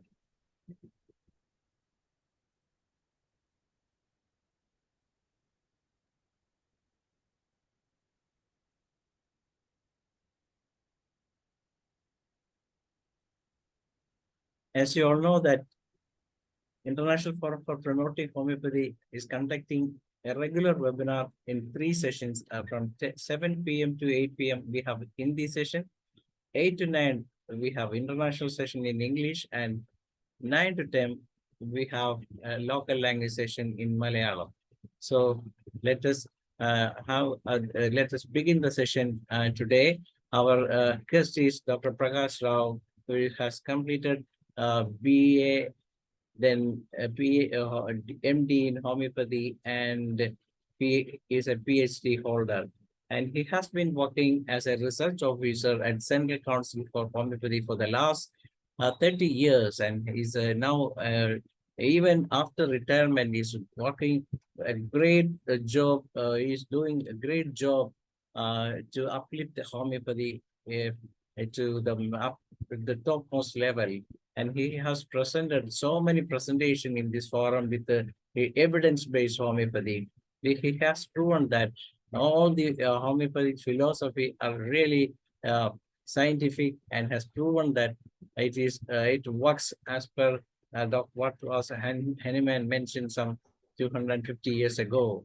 And really, this is a great session. We have from Dr. Prakash Rao, who has holding another degree in postgraduate diploma in physical medicine and rehabilitation. He undertook projects with the UNICEF and AIDS Control Society, and the winner of many awards for his outstanding work for homeopathy.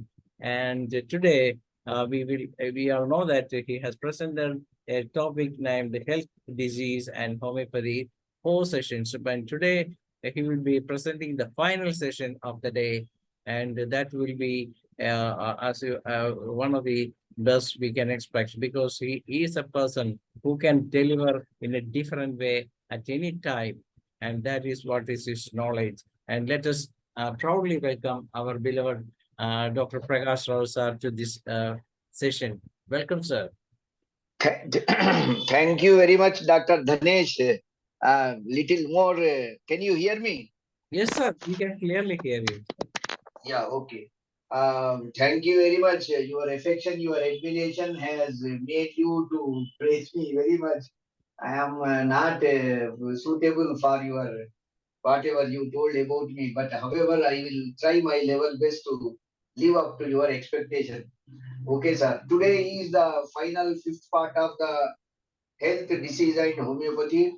Now, you have seen previously, I don't want to even revive, but I would like to revive the disease part of the this chapter, that is health, disease, and homeopathy. So now, previously, can you see my slides, sir? No, sir, you have not shared the slides. Okay, I will share that. We are using two. Yeah, 2 equipments. One is to speak, second is to Yes. show. Yes. Now you can see my slides. Yes, yes. It's open, sir. Okay, sir. Now I am making slideshow also. Okay, sir. All right. So, thought process of the disease. What does this illness mean? What is this disease? Now you know what is health. You also know all these things. My intervention is only to make you update of these conditions. What does this illness mean? What is the message to me from my body? What illness thinks? Who am I? See, when the disease comes, the thought process of the disease will have in a diseased patient. What does illness mean? What is the message to me from my body? Who am I? How does this pain serve me? Is it creation of my own physical body? Am I to blame for myself? Is it autoimmunological or physical body? Is it psyche? If so, what is and why? These all doubts will come in the mind of a patient as well as in doctor's mind, because the symptoms that have been produced, one patient will complain more about his mind, more about his fear, more about his body condition, more about his pain. So which patient, what he talks, whether he talks about pain, suppose previously you have taken rheumatoid arthritis. In rheumatoid arthritis, what happened? Some of the patients, suppose if we take foreigners, they tolerate pain so much that they never complain about the pain at all. Whereas in Indian rheumatoid arthritis patients, they will complain so much that they never sleep during the night time and they weep always. Whereas in foreign countries, the rheumatoid arthritis, they will have dislocation of the joints also because of rheumatoid arthritis. So their tolerance capacity is something different. Here, everybody will suffer from depression and everybody weeps while narrating their rheumatoid arthritis symptoms because the body, the physician, why they weep, these all will have in a disease process entirely different from person to person, which was told by Dr. Hahnemann long back, but which was not being uh, accepted by anybody. Now they are coming to the mind, body, and spirit theories. So the term of expression of the disease is, there are various terms for the disease. One will call it as a disease, one will call it as illness, one will call it as a syndrome. The abnormality of the body, ill health, indisposition, not feeling well, not up to the mark. I am suffering. What does it mean? Whatever may be the term, whatever may be the illness, it means that there is no equilibrium in his body, in between his mind and in his body. That's why he says disease. Even the doctors also will pronounce the disease with various types of words, such as syndrome, or symptom, or illness, or malignancies, tubercular disorders, malignantic disorders, terminally ill patients, disease conditions, disorders, syndrome, congenital diseases. So whatever may be the term that will give us an understanding that there is an inequality in his body and his mind, from his wellness to non-wellness. Something negative is happening in his body, that is known as disease. So the terms of expression of the disease, there are various terms for disease conditions: acute disease, chronic disease, clinical disease, subclinical disease, progressive diseases, flare-up diseases, refractory diseases, terminally ill patients. Acute disease, you know very well, fevers, coronavirus. Chronic disease, tuberculosis. Clinical disease, diabetes. Subclinical disease, hypothyroidism. Progressive disorder, rheumatoid arthritis. Flare-up disorder, systematic lupus erythematosus. Refractory disorders, they come and they suddenly kill. Acute myocardial infarction, terminally ill, malignancies. So various disorders, various disease conditions, various nomenclatures. Understanding is only one thing, that there is some inequilibrium in the body of a person is known as disease. So types of human disease. What happened? There are 26,000 and more disorders. Almost for every 1 year, around 5 new disease conditions are being diagnosed. But so far, there are various categories and around 26,000 diseases representing all areas of the body, including blood, bone, immunology, muscle, and reproductive system. As the technology, the science, and the inventions increase day by day, in the scientific system of medicine, the nomenclature of the disease will be going on increasing, because disease and human life, disease and environment, disease and the total universe are going hand in hand. If there is no disease, there is no human being. If there is no human being, there is no disease.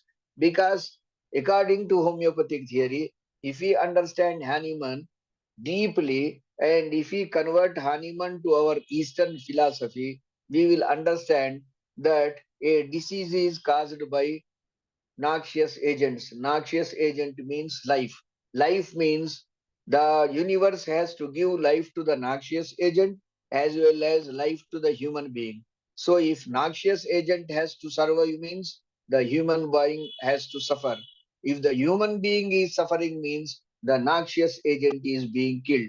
So any two things simultaneously they have to live. That is known as health. And the disease we are getting means we are surrendering our body to a inequality that is being produced by various causes. One of them is noxious agent, either bacteria or virus or fungus or some other infection.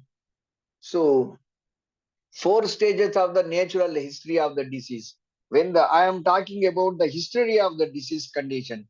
So what is the history? The natural history of the disease classified into 5 stages.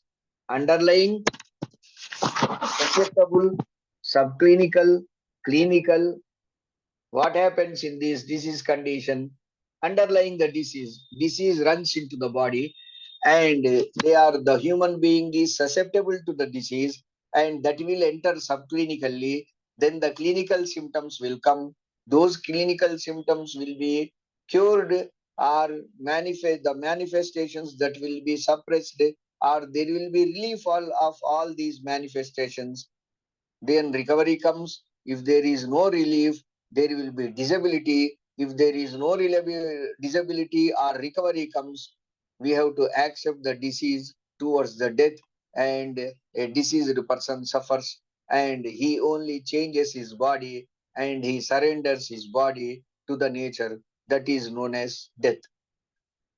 So what is the dynamic process of the disease? How the disease starts in the body? What is the psychology? See, in this disease research, Western people, the modern technology, the scientific development, the personalized medicine, the CRISPR medicine, the individualized medicine, the genetic medicine, they worked, they also identified, they also done research. But however it may be, before the human knowledge, human development, before the civilization, the first civilization in the world is India, then comes the Mesopotamia civilization. So once the Indians understood the civilization, in those civilization, they also understood the disease process. You all know the stories of Dhanvantri, Shushruta, Cheraka, and see, you know, in Mahabharat, Pandavas, the Sahadeva, he is a very good physician, and he used to treat the disorders. So in India, the knowledge of disease is an ancient one, and everybody understood the knowledge of the disease. Later, once the knowledge of the disease, which was known by Indians, when it disappeared, the latest theory of the technology has come, which we are accepting.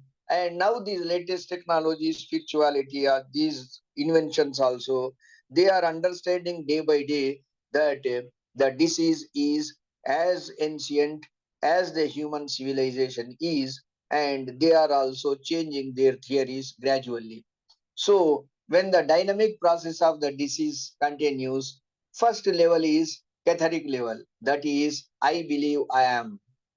Believe he is superior to others. When one feels that superior to others, the mind started thinking something abnormal. We are superior to others. For example, I am a speaker, you are listeners. If I think that I am superior, I have gone. You are listening because you are most poised person. It is my luck that you people are listening.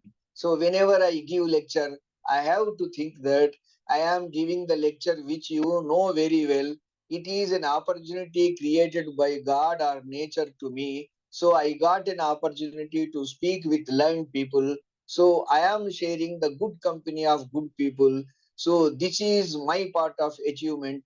Oh God, kindly bless me. But if I get slightly tempered, and if I feel that I am superior, there the mental itch, which Hahnemann said in homeopathic philosophy, that the Sora has entered. The Sora has entered exactly 5,000 years back. Even if we believe the stories, this is known as epidemiology. I am not telling stories for our religious purposes. But somebody thought of these things previously. Before then, as somebody has done enormous research. So those research points, if we take for carrying out further research, we will have a good academic feedback. So when the Kali Yuga entered, the Kali Purusha, the Kali Kyavatara entered Janamejaya through his kirita, to his crown. What he says, you just make a hole, I will enter. Once he enters into the mind, he will create a greediness for gold among the people. And that greediness, even today, it is continuing. Everybody likes gold. That's all. When we started liking more and more and more, we will be greedy to earn more and more. In the same fashion, when he believes that he is superior, there the evil mind and the evilness, the evil and superior thoughts entered and scratched the mind. This is the end stage outcome, believing that I am superior. Self-confidence is something different. Lack of knowledge is something different. Facing the consequences is something different.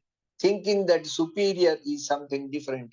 If we understand socially superior, that means we can think of Americans. They feel that they are the superior persons in the world. They are supernatural persons. So they want to control everything socially, mentally, financially. They interfere in every affair. So that superiority complex is a mental itch. So celestial level, then I like what I believe. So whatever we thought, it seems to be true.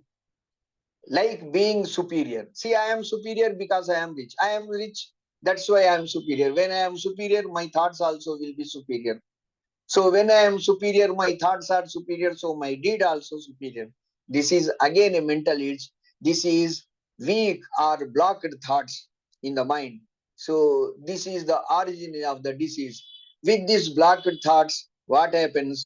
There will be lack of susceptibility, and that susceptibility makes us to surrender to the diseased environment, diseased parameters of the noxious agents such as bacteria, virus, fungus, pollution, everything. When we are mentally little imbalanced, the disease condition enters into our body. That's why whatever healthy atmosphere, whatever the healthy environment in America, it is being managed, their disease conditions are still prevailing.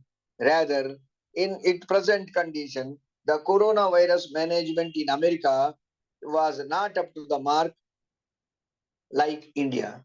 In the same fashion, in etheric body, what happens in the third stage of the disease entering the body? I put my belief in my practice. I am superior. I am feeling that I am superior. So I will put everything that my superiority into practice. Tries to be superior. When I try to be superior, the total distortion or twist of the mind thoughts process will take place. When the thought process takes place, distortion or deviated from normal thought process, then there will be astral level where the desire and love, I desire and I love my beliefs. When I feel superior, I feel superior thoughts. That superior thoughts I will keep in practice. That practice I want to do repeatedly. That's why I love whatever I think I want to do. So, desire, longing to be superior, and wants to show that we are superior, then the stagnation of energy comes, attention and thought block will come, the noxious agent that protruded into the body, it will start growing because the equilibrium of the heart or the soul or the spirit, mind and body is becoming slightly unequal. So there is a chance for bacteria to penetrate and feel, make the patient to feel that he is abnormally thinking, and an opportunity to enter the body will come. For example, many patients will suffer with common cold or how coronavirus spread. You take one example. See, I am a superior person, it never affects. They will ask us to wear mask. I am a homeopathic doctor, I never wear a mask. Many homeopathic doctors died in Tamil Nadu. Many homeopathic doctors died because they used to think that whatever that allopathic theory is coming is against homeopathy, and the theory, see, we are against to allopathic doctors' attitude, not allopathic doctors' science. So this they never understood. In the same fashion, when we never understand the practice of superiority, we practice it, and in mental level, what happens? I think only in accordance to my belief, yes or no. If I say no, no. If I say yes, yes, I will stick to my principle, whether it is negative principle or positive principle. If it is positive principle, it will help. If it is negative principle, it will disturb the body. I think I am superior. I think I am not superior. Double thoughts. I suffer from inferiority complex too. I suffer from depression too. I suffer from my insults too. So what that thought process, whether it is superiority complex or inferiority complex, it is nothing but disturbance from normal atmosphere or equilibrium of the body. Disturbance in mind will take place. Disassociation and confusing thoughts will come.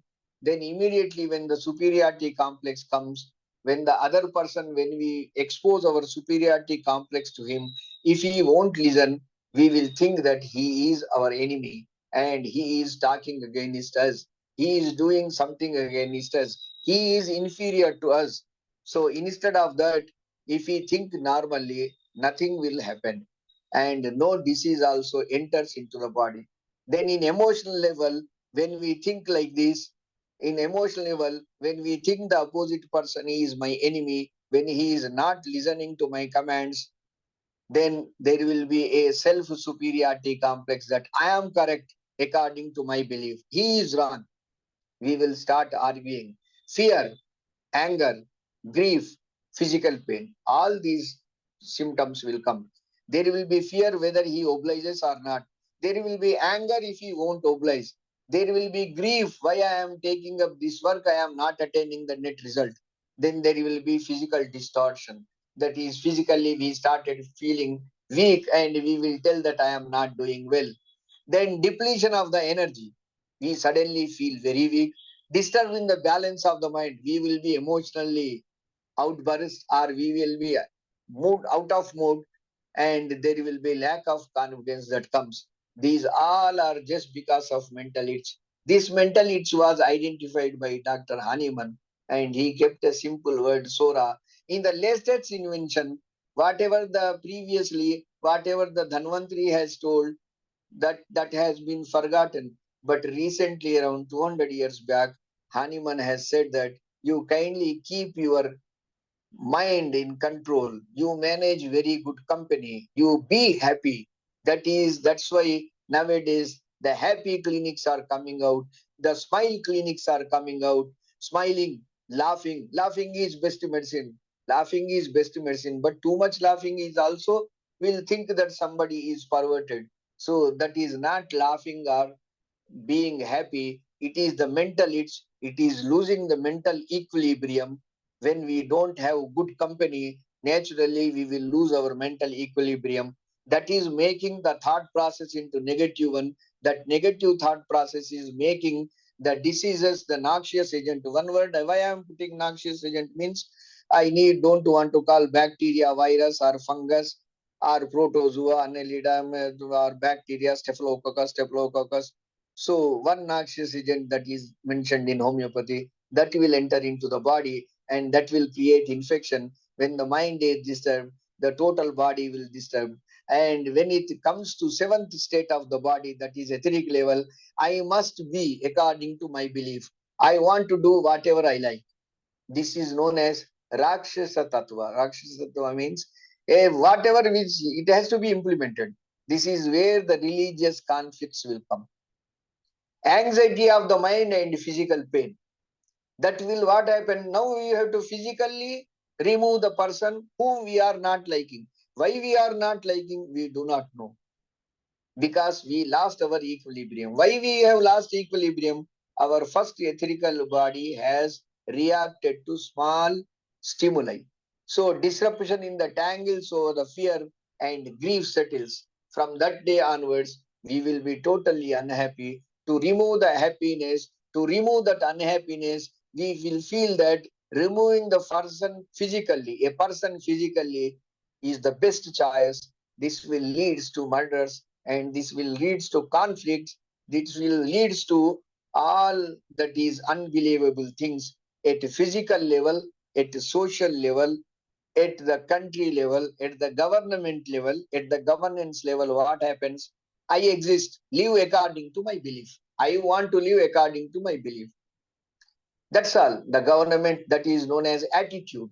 The negative attitude once settles in, that attitude won't change until and unless he suffers. So disease or lack of well-being, there will be indiscipline, imbalance, Temporarily, he may enjoy. Suppose he will deviate from his normal practice, an officer or any person who is very shrewd, crude, powerful, rich fellow. He will be temporarily happy. Later, he will lose his balance and surrender to the disease. This is why most of the people will get disease in the old age.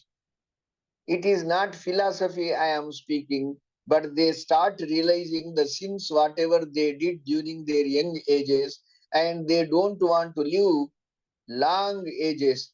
Suppose if you understand lycopodium, low living, high thinking. The lycopodium patient, though he suffers from imbalances, small diseases, he survives for a long time because he always thinks welfare of the society. So this is the process of the disease condition. Ultimately, everybody will land up in the disease condition during the old age. This was told many times through our scriptures. This was told through our scientific books. Now this is being told in modern technology that how to see there will be thanksgiving, there will be graciousness, there will be gratefulness, there will be giving whatever who needs something money or doing charity services. They tell that this will improve the life quality, but these were all told, and almost every Indian knows what is good and bad. Despite of that, every Indian was forced to dwell upon the double standard created by the society. We Indians are having three psychologies. One is a psychology that is at present home. The second psychology is a person at society. In at home, every Indian will be taught of all the religious stories, whatever may be his religion. And his mother will tell that believe in God, you do like this, don't tell lies, don't quarrel with anybody, go to your job, finish your job, come back and be happy, and God will protect you. This will be taught at home. By the time we put our leg outside, one step ahead, then there will be some other person. Are you not seeing the road? Why are you taking overturn? Why are you going with some speed? Then we will quarrel. So whatever mother or our elders told in our at home, that will totally change. So man at home is something different. Man at home, man at street is something different. Then we will go to our duty place. Then my officer will ask me, why are you late? I will tell the traffic jam, sir. No, I quarreled with somebody. No traffic jam, nothing. But I am habituated to tell lies. So in India, a person will be three personalities. A person, a man at home, a man at society, and a man at profession. So these three things will create imbalance just because there is no good company, there is no good environment. Environment controls human being company, good health, good drinking water, good sanitation, good environmentally not pollution, and good thought, good thinking, and good society. So this all together combined known as good economy too, are known as this is known as good environment. So when the good environment has gone, human beings are forced to suffer from the disease. If the environment is also too good, the superiority complex of the mind will come. The mental itch will make them too susceptible to the infections, and the infections will come. See, Indians do not know what is AIDS. AIDS came from outside. Indians do not know what is COVID-19. COVID-19 came from outside. Indians do not know what is plague. Plague came from Portugal. Indians do not know what is smallpox. Smallpox came from Europe. Indians do not know cholera. Cholera came from Saudi Arabia, Ethiopia. And so, see, it is like that because the happiness level is something different. The maturity level is something different, and that gives in appropriation in proportion to healthy living and healthy society. When that healthy society has gone, the dynamic process of the disease that will takes place, the empty place that is present in our body or in our mind. So this is, we have carried out a bioelectric research long back, around 30 years back. When the bioelectric of human being aura is taken, this is human aura of the fingerprint of healthy human being. Here in healthy human being, You kindly see this slide, which you may be seeing. There will be spikes, and there is a place in between spikes because he is a healthy human being. We asked him to meditate. He was very happy. The fingerprint, where the kinetic energy that is present in each cell, each organ, each part of the body. If you read the ninth aphorism of homeopathy, where Kent mentions very well. So the highest idea of the spiritual vital force, the dynamis that animates material organism, the same organon of medicine. You will see the same aphorism in this fingerprint. When he is meditating, the same spikes are going. There is a space between spikes, and when he is angry, when he is out of mood, what happens to these light glowing spikes like this? Total darkness, it will spread, the size will spread. So this is the mind that becomes weak, mind that is angry, and this gives superiority complex. Krodhat bhati sanmoha, sanmohat buddhi pramchati. Buddhinaj. Buddhi will suddenly will change once we get krodha, anger. When anger comes, we will utter some useless words. When we utter some useless words, the opposite person reacts. When the opposite person reacts, there will be a quarrel and a conflict. That conflict will leads to physical enmity. And this is the reason where the disease enters into the body. Though it is bacteria, virus, mind was first responsible. That happened years back. So that mind disorders have been converted into physical disorders. Those physical disorders became the genetical disorders. Those genetical disorders in psychically immunological disorders. Those immunological disorders became the congenital disorders. Those congenital disorders again became genetical disorders. Like that, the diseases are going on coming, and there is no end for the disease conditions, and there won't be any limit to why I will tell in my last. So the oldest and first disease. Now you have to know, we talked about the disease. What is the history of the disease? What is the correct history of it? The Mycobacterium tuberculosis. The Mycobacterium tuberculosis is named. This is as on 25th of September, just last month. When I studied the books, I got it, so I want to share with you. So the Mycobacterium tuberculosis is the first disease that human being understood. If you read even the mythological stories, the Ruchis and Munis, whenever they get angry, they will curse that you will get Kshaya Vyadhi. Even the moon god, the moon, the planet moon, the earth satellite, moon also having Kshaya Vyadhi. That's why for 15 days he will become more and more dark. For 15 days he will rise more and more because he has committed some error. So the Gautama Buddha has cursed him. You will suffer from Kshaya Vyadhi. So that is the curse. The same type of curse you will find in Bible, in Quran. So the Kshaya means Kshina. Kshina means becoming weak. So this is the first disease that has been diagnosed on earth. But I will tell you here one scientific story of this tubercular bacteria. This tubercular bacteria never survives in environment. It survives only in morphology, in pathology. There should be some pathology, the bacteria will exist. See, recently I have studied an article. The mummies, when they were dissected, when the postmortem was done, the intestine, the small intestine and large intestine of mummy, the cecum, has been found with the alive tubercular bacilli in mummies. And how they came, when they are not survive in the environment, if we keep a tubercular bacteria in the air, it survives only for a minute, then it immediately dies. But whereas in pathology, in morphology, if you keep the tubercular bacteria in a cell or in any in protein or in any lab culture, it survives for years together. So when a bacteria, when a life that can't exist in the environment, how we got the disease? So recently I have studied one article in NASA. The dust over the Saturn is having tubercular bacteria, and dust is coming from all the planets, and that dust contains tubercular bacteria. Like that, the birds first, they have taken the tubercular bacteria. That's why we will find in doves, hen, chick, all the flying birds, the tuberculosis that is known as bovine tuberculosis.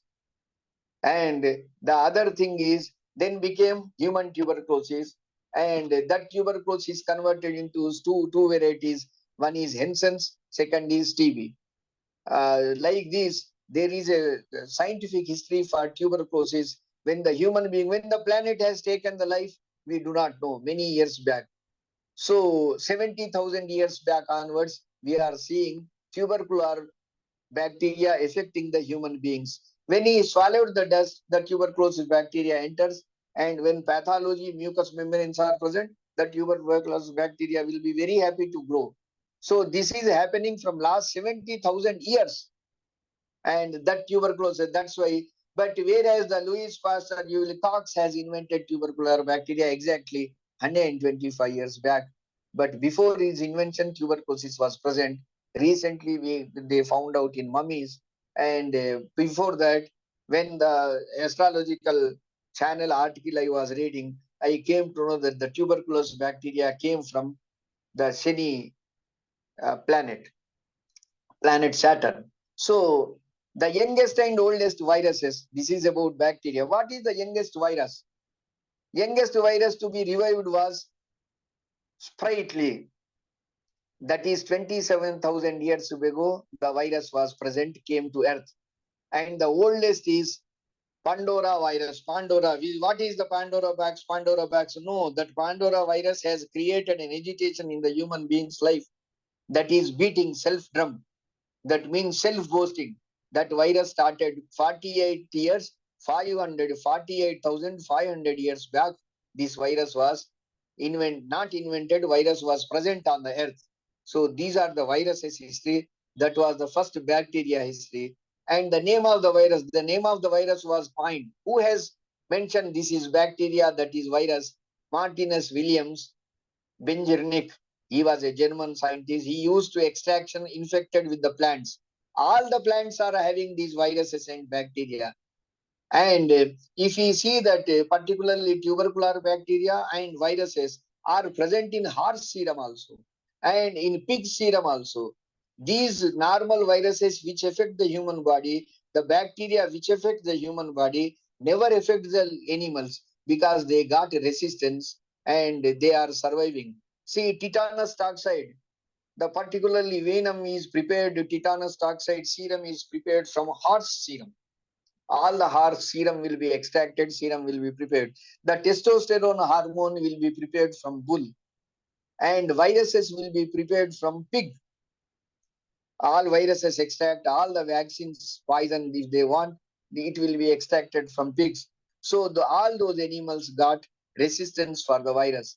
And disease that have no cure. Now we have talked about the disease, about the viral condition, by bacterial disorders, protozoal disorders, diseases that are coming from environment, disease from mind.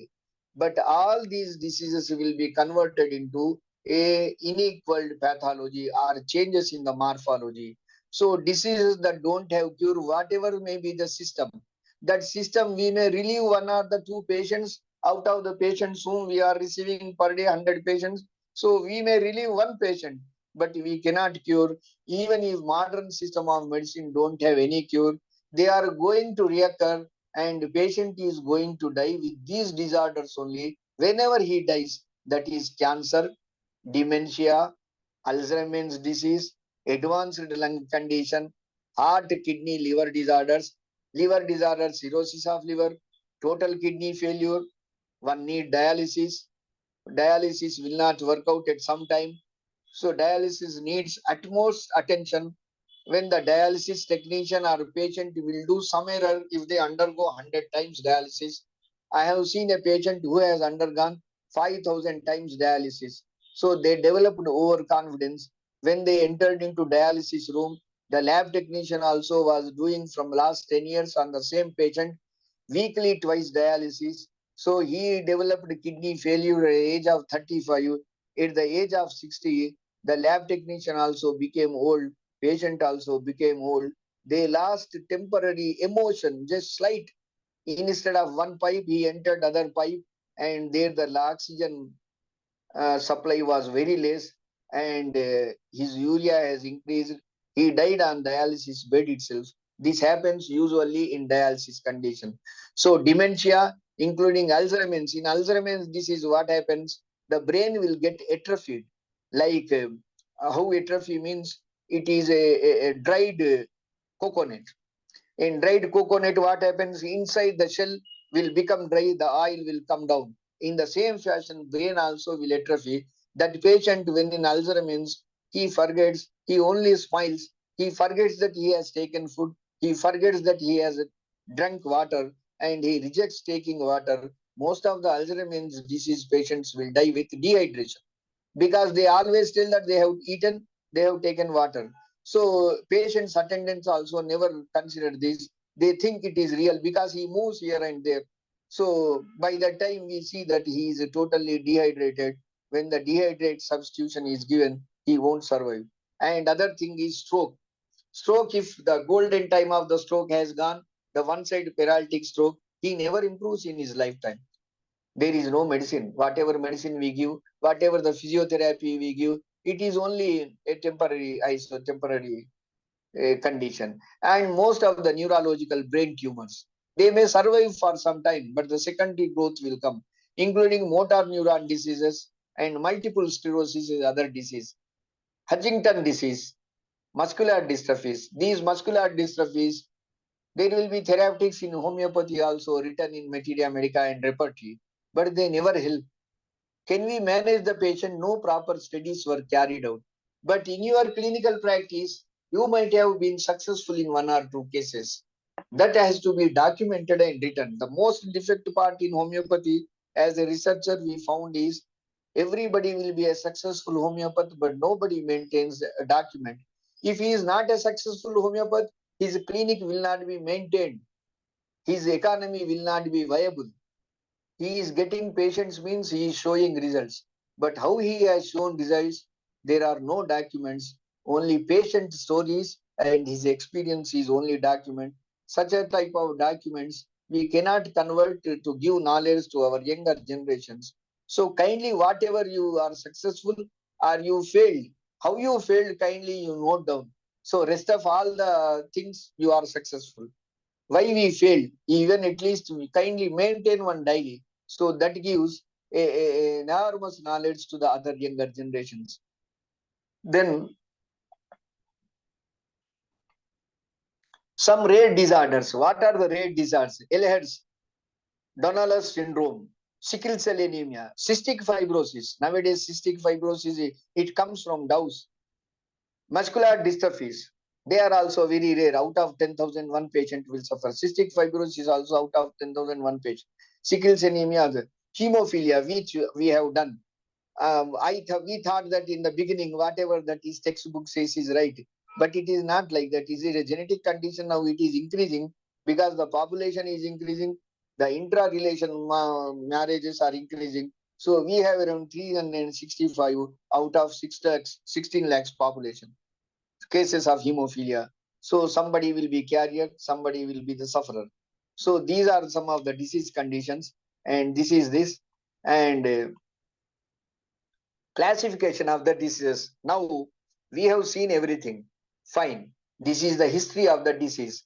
That history has converted so much from Sushruta, Dhanvantri, Sushruta, Dhanvantri to Charaka, Charaka to Sushruta, Sushruta to Pandavas.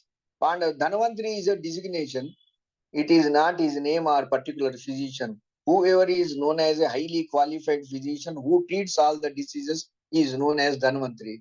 So Dhanvantri to Sushruta, Sushruta to Charaka, Charaka to our Ayurvedic physician, Ayurvedic physician to Leonardo da Vinci to Louis Pasteur to Hippocrates to. See, all allopathic doctors will study the Hippocrates, so they take Hippocrates. But Hippocrates is a Unani physician. He invented the Unani system of medicine. From Unani system of medicine to homeopathy, from allopathy, there from homeopathy. This particular homeopathy doctor has gained maximum knowledge of Eastern world.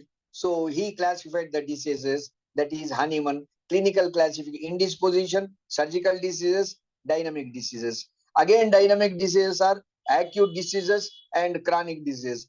Again, the acute diseases are disease attacking individuals, disease attacking sporadically, epidemic disorders, corona, that it became pandemic. So then chronic diseases, diseases with full symptoms, diseases with few symptoms, and diseases with full symptoms are known as miasmatic disorders. There are miasmatic, sora, syphilis, psychosis, double complex disorders, sauropsychotic, psychosyphilitic, sora, syphilis, psychosis, psychosoritic. All these disorders are known as, and there is non-miasmatic disorder. He named diseases with few symptoms as mental disorders. Particularly schizophrenia is very prevalent in India, and schizophrenia, behavioral disorders, bipolar disorders, multiple sclerosis, they are all incurable.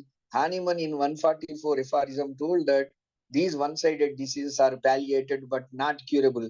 But unfortunately, now the latest society in homeopathy are claiming that they will cure all the disease conditions. See, they think that mental diseases are mental symptoms. Many youngsters in college and many senior persons, they do not know the disease, the difference between mental disorder and mental symptoms that are present in homeopathic materia medica. That is a personality symptom. That is not the mental disorder. So the mental disorder, schizophrenia, should not be combined with peptic ulcer. Schizophrenia is a separate entity, peptic ulcer is a separate entity. If the patient is having both the disease conditions, he has to select a multi-compound medicine and treat. But he thinks that schizophrenia is a mental symptom for peptic ulcer. So this is very much confused among, they are not trained. See, there are homeopathic doctors who confuse in two things. One is they do not know genus epidemicus. Don't think otherwise. Genus epidemicus is a drug that will be given to the patient without undergoing any cumbersome process of taking the history, case recording, and repertorization and applying the medicine. So he found out a very good way. But genus epidemics means our all Bombay gurus will think that it will prevent the disease. Hahnemann has invented a medicine to prevent the disease, not to prevent the disease, to relieve the laborious work, because many patients will suffer with the same type of the disease. So we have to find out a medicine that will suppress, that will palliate, that will cure the patient. So this is genus epidemicus. But our genus epidemicus definition is, it is a preventive medicine, homeopathic preventive medicine. What is that? Genus epidemicus, sir. So in the same fashion, they also confuse in between double complex diseases and mental disorders. One-sided diseases such as mental symptoms, mental diseases, and mental symptoms. So the dynamics with few symptoms are one-sided diseases, local diseases. Right. Now there will be, I will take another 2 minutes, sir. So the illness and fear. When the illness develops in human body, fear in the mind will take place. The rehabilitation of the patient who comes to a homeopathic doctor. Why I have taken this is, a homeopathic doctors receive the cases which are totally successfully spoiled, rejected, not to be treatable, don't have any treatment. Such type of patients will come to homeopathic doctor. So the that is known as cancers, terminally ill, going to die, or a patient, no allopathic doctor will treat him. So when such cases comes, those cases will have these following symptoms: fear in the mind, fear in the cells. How that mind is full of cells. So there will be in brain cells, there will be fear. Where from that fear came? From psychology. Where from that psychology came? From vital organs. Where from, like, vital organs are functioning? The mind and the kinetic energy that is present. So he develops one mental symptom: lack of confidence, hopelessness, and intuitions. What intuitions? He says, sir, my father, my grandfather is calling me, my mother is calling me, they are talking to me. Because no allopathic doctor can treat, they will discharge.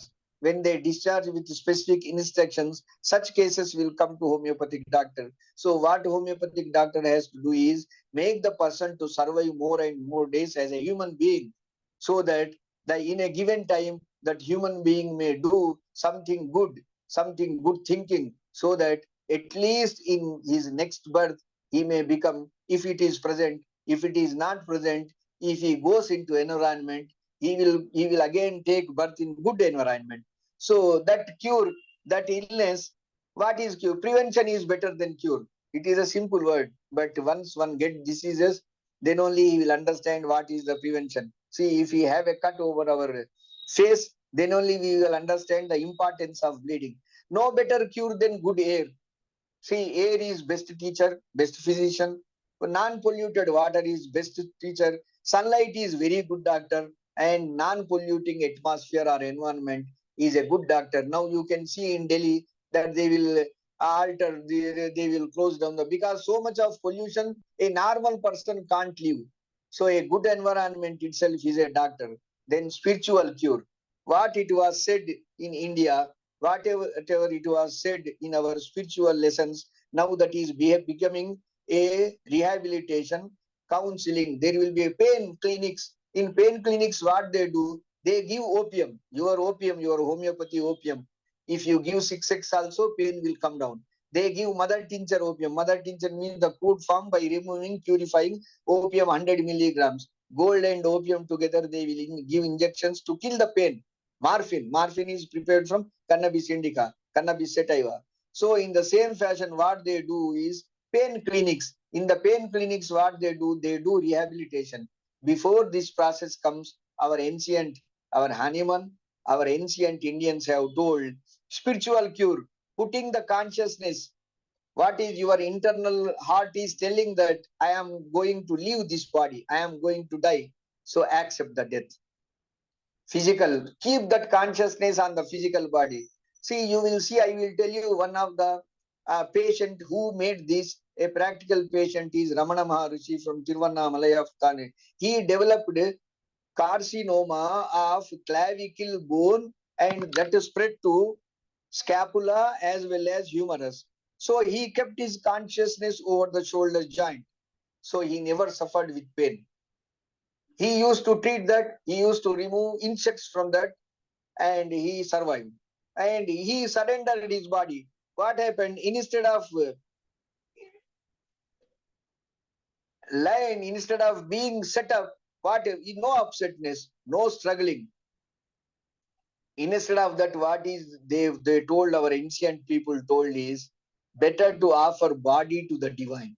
Oh my divine, oh my nature, oh my environment, you have given this wonderful body. I have enjoyed this body. I have finished all my activities. I am very happy. You want to give me trouble. It is not that you want to give me trouble. The noxious agents also living beings like me. When you want to give my body to noxious agents, it is your will, my divine. I will surrender to you, my divine. My divinity, take me and give my body as a food to the noxious agents. I am accepting you, my divine. If this consciousness prevails, the terminally ill patient will die happily and the suffering will come down. This is because all homeopathic doctors will receive, most of the homeopathic doctors, you may receive every month one case may come to you because you are all seniors. And in such cases, when every treatment has been given in a septic condition, in a septicemia condition, cancer with 4th stage,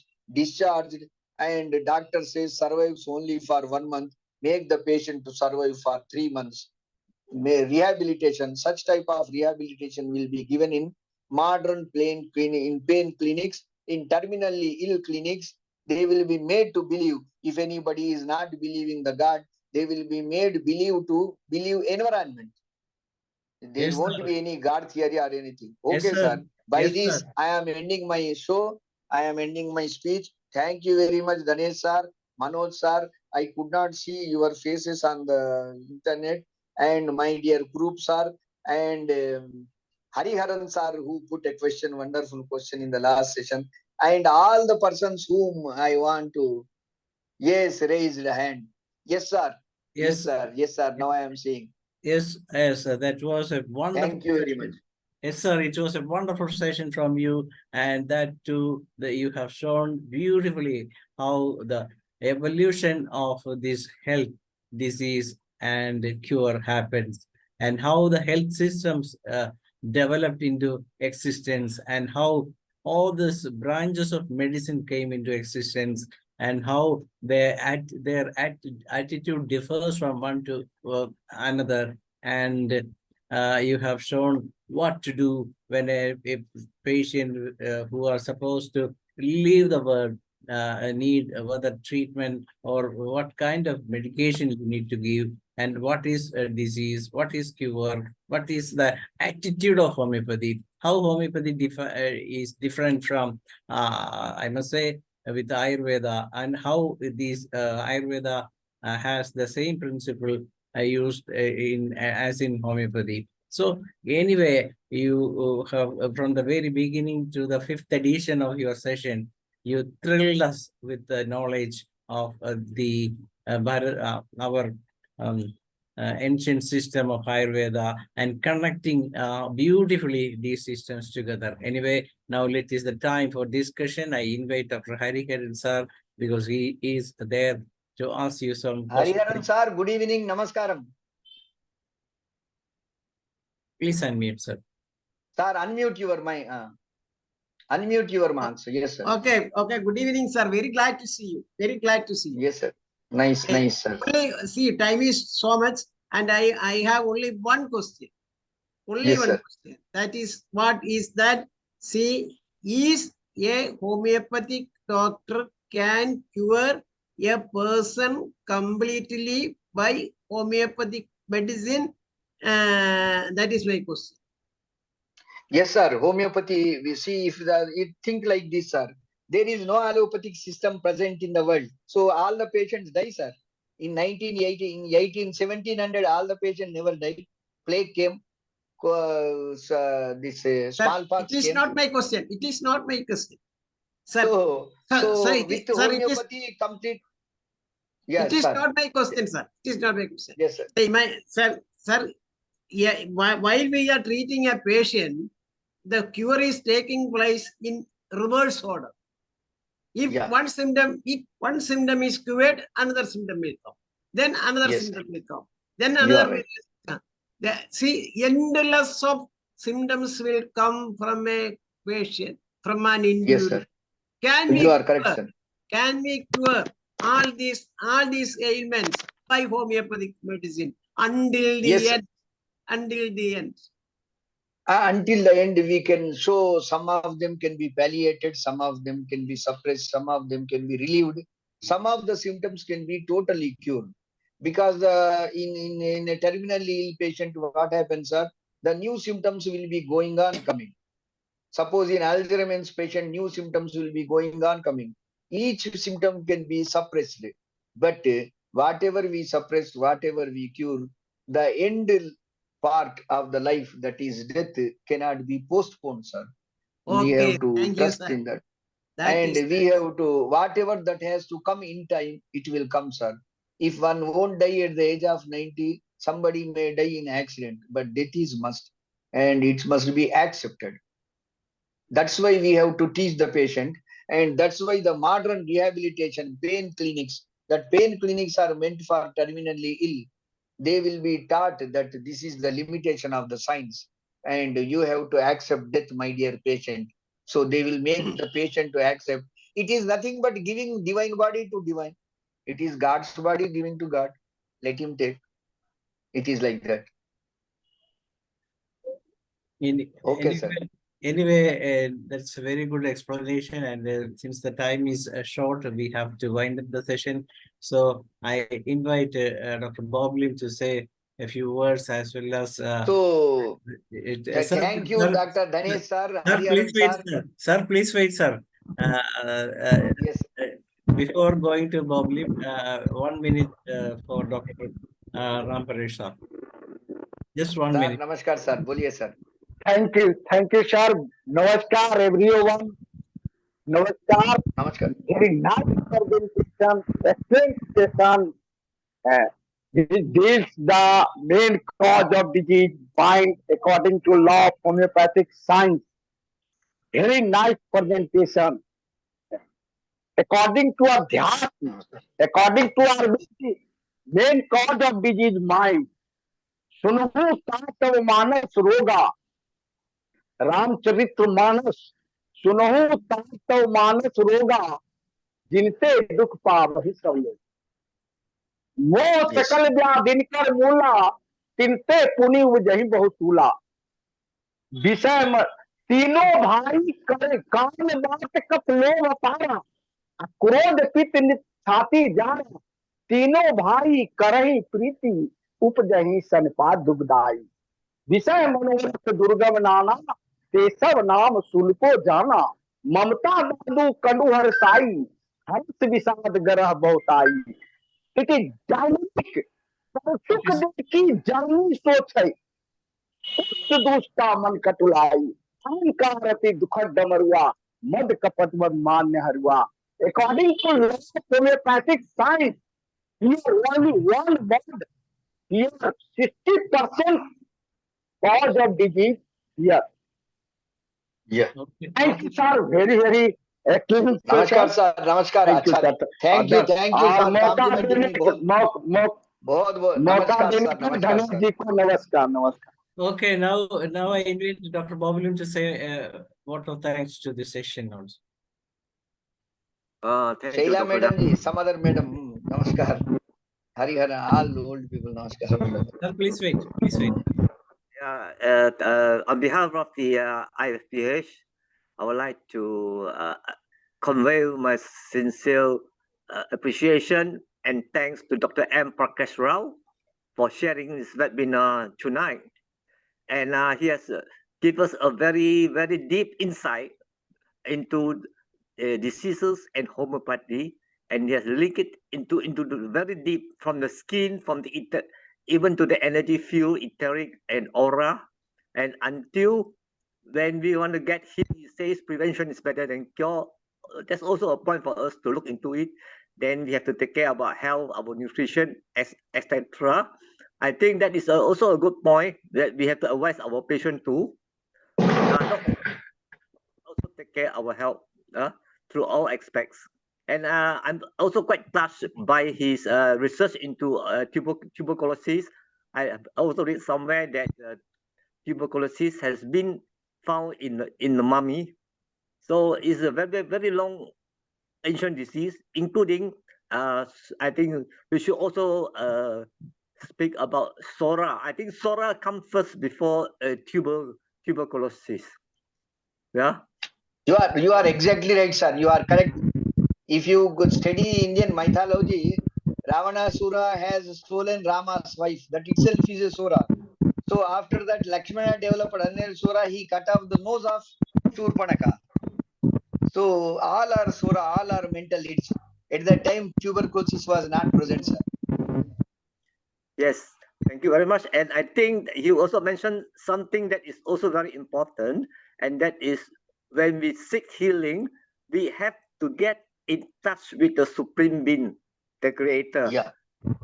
And really helps, sometimes without the medicines, the mind has control over the body. I think you are very right. And once again, I'm not to drag our Sir, time. it is said that satsangatve nisangatvam nisangatve nirmohatvam. Nirmohatvam nischala chittam jivan mukti. Sir, why I am speaking in your company is Dr. Dhanesh, Dr. Manoj, Dr. Kurup, all are elderly persons. So this is known as a good company. So good company gives good mind. Good mind gives good thinking. Good thinking gives good heart. Good heart will give good deeds. So we always should be in good company. That good company will save all the purposes of the higher learning of the human beings. What is higher learning? Dr. Hariharan asked a question. The higher learning is nothing but a boon from the God to have good people around us. So such good people are there. That's why we will have good ideas and we will do, our deeds will be good, sir. You are 100% correct, sir. Thank you very much, Dr. Prakash. Thank you very much, sir. I think like what you say is that we have to do more yoga, meditation, and get connected with the Supreme Being. Yes, sir. Yeah, prevention. Yeah, thank you very much. And namaskar. Thank you very much, sir. Again. Sarji, Right. namaskar. With that, Ravi Chaji, namaskar. thank Sir, Dhanesh sir, namaskar. Thank you, Doctor. And it is today we are entering into another session shortly. So with that, we come to the end of the day 1188, and tomorrow Nice, sir. we will have a session from Dr. Anil, who is also a research person. He is also talking about the scope of homeopathy in research, and he is also showing the beauty of homeopathic research work. He has already presented 2 sessions consecutively, and tomorrow that will be presenting the 3rd edition of the same. It is over to Dr. Shaila. Once again, thank you, Prakash Rao, and those who participate in Thank you, sir. Namaskaram, sir. Namaskar. Thank you.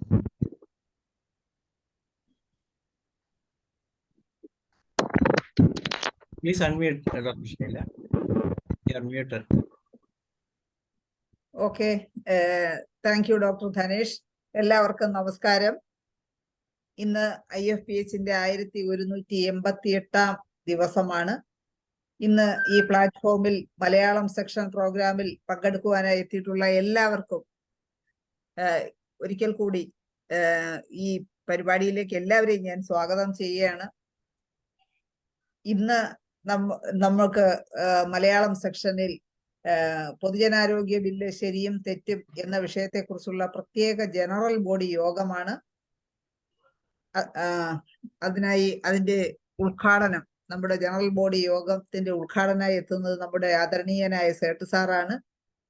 ഈ പരിപാടിക്ക് സ്വാഗതം പറയുന്നത് doctor ബാബുരാജനാണ്. അതുപോലെ തന്നെ അതിലെ വിഷയ അവതരണം നടത്തുന്നത് ഡോക്ടർ ഷാജി കുടിയാട്ടാണ്. നന്ദി പറയുന്നത് ഡോക്ടർ അനിൽകുമാറാണ്. എന്തായാലും ഈ വേളയിൽ ഈ പ്രോഗ്രാമിൽ പങ്കെടുക്കുവാനായി സൂം പ്ലാറ്റ്ഫോമിൽ എത്തിയിട്ടുള്ള എല്ലാ ബഹുമാന്യരായ ഡോക്ടേഴ്സിനെയും ഹോമിയോപ്പതി സ്നേഹികളെയും സ്റ്റുഡൻസിനെയും എല്ലാവരെയും ഞാൻ ഒരിക്കൽ കൂടി സ്വാഗതം ചെയ്യുന്നു. ഇന്നത്തെ പ്രോഗ്രാം തുടങ്ങുന്നതിന് മുമ്പായി ഇന്നത്തെ നമ്മുടെ വിശിഷ്ട വ്യക്തികളെ എല്ലാവരെയും തന്നെ ഡോക്ടേഴ്സിനെയും എല്ലാവർക്കും സ്വാഗതം പറയുന്ന കർത്തവ്യത്തിന് വേണ്ടി ഞാൻ ഡോക്ടർ ബാബുരാജനെ ക്ഷണിക്കുന്നു.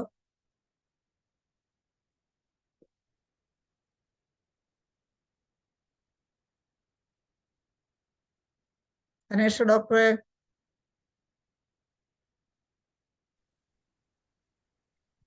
ബാബുരാജൻ ഡോക്ടർ എത്തിയിട്ടില്ലേ?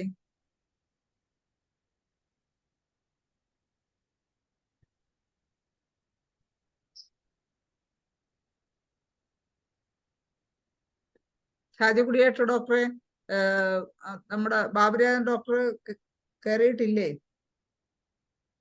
ഇല്ല.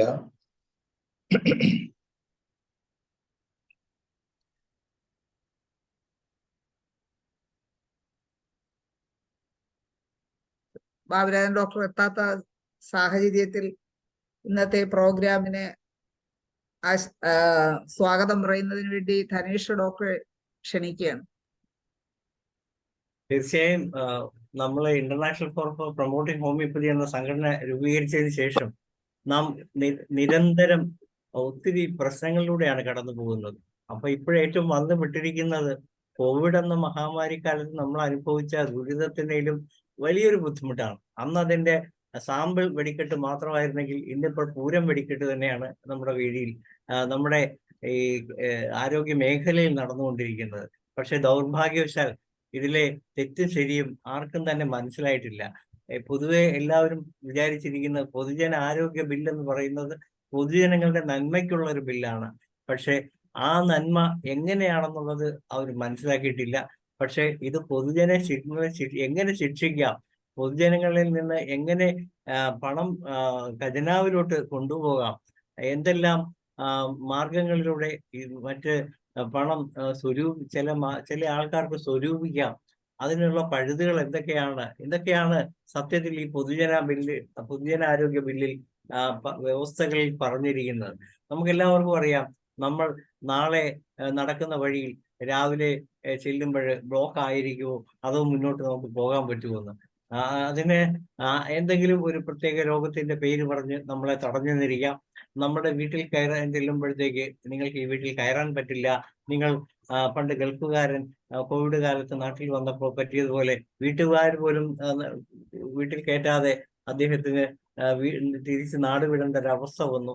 ഈ ഒരു അവസ്ഥയായിരിക്കും നാളെ ഈ മനുഷ്യർക്ക് എല്ലാവർക്കും വരാൻ പോകുന്നത്.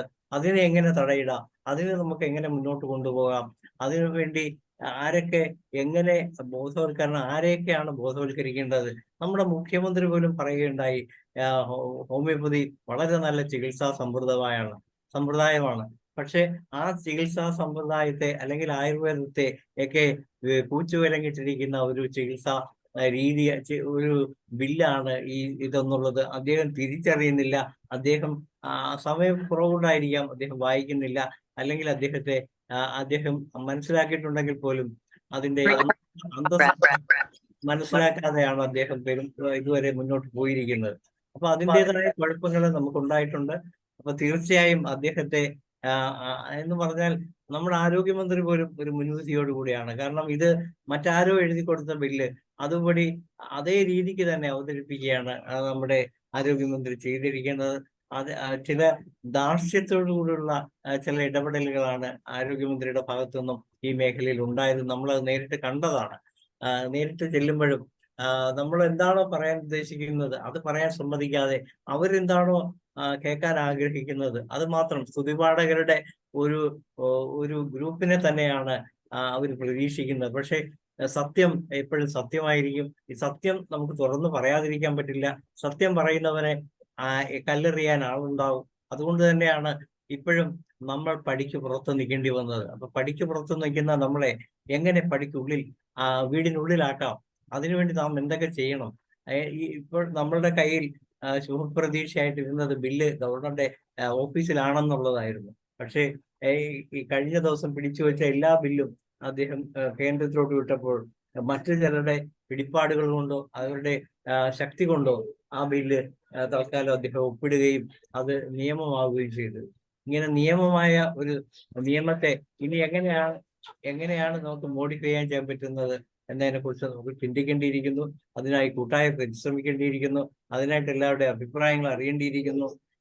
പല ഡോക്ടർമാരും എന്നെ പേഴ്സണലായിട്ട് വിളിച്ച് പറയുന്നുണ്ട് നമുക്ക് അങ്ങനെ ചെയ്യാം ഇങ്ങനെ ചെയ്യാമെന്നൊക്കെ. പക്ഷെ ഞാൻ പറയുന്നത്, നിങ്ങൾ ഓരോരുത്തരും നിങ്ങളുടെ അഭിപ്രായം തുറന്നു പറയാനുള്ള ഒരു വേദിയാണ് ഇന്റർനാഷണൽ ഫോറം ഫോർ പ്രൊമോട്ടിംഗ് ഹോമിയോപ്പതിയുടെ ഈ വെബിനാർ സെഷനുകൾ.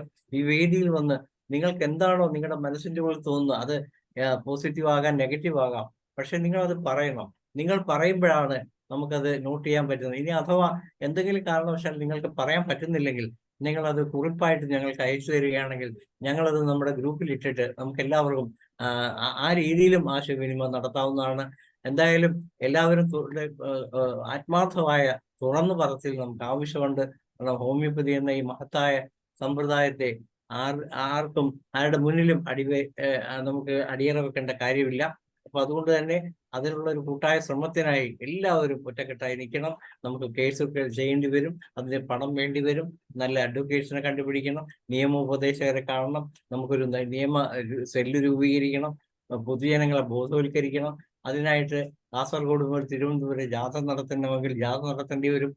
അക്കൂട്ടത്തിൽ തന്നെ നമ്മുടെ ഹോമിയോപ്പതി മേഖലയെ കൂടാതെ ഇതര ചികിത്സാ സമ്പ്രദായങ്ങളിലെ മുഴുവൻ പേരെയും നമ്മളൊപ്പം അണിനിരത്തേണ്ടതായിട്ടുണ്ട്.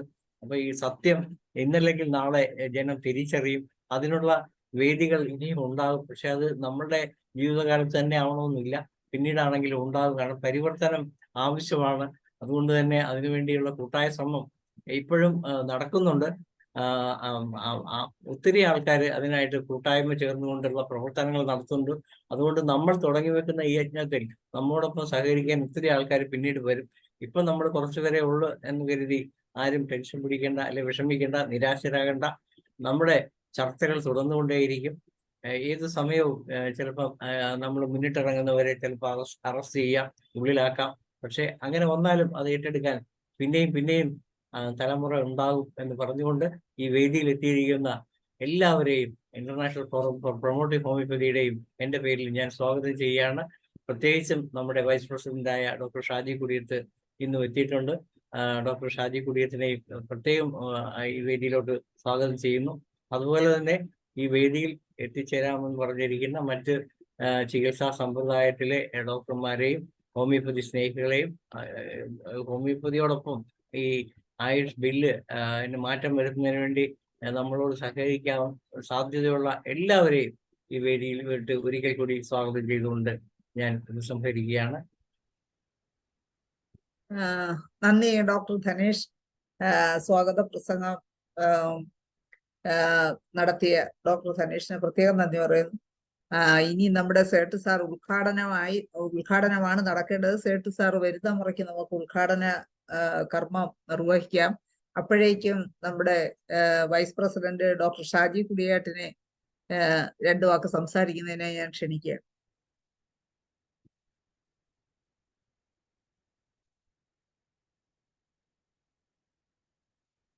ഡോക്ടറെ അൺമ്യൂട്ട് ചെയ്ത് നോക്കേ ഇനി നോക്കേ. Thank you, Dr. Shaila and others. Thank you, Dr. Dinesh Doctor.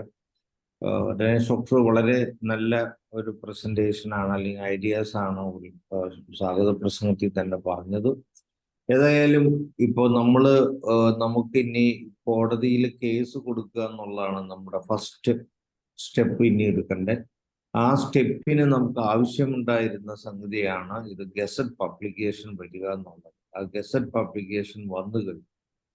അപ്പോൾ ഇനി നമുക്ക് വേണ്ടത്ര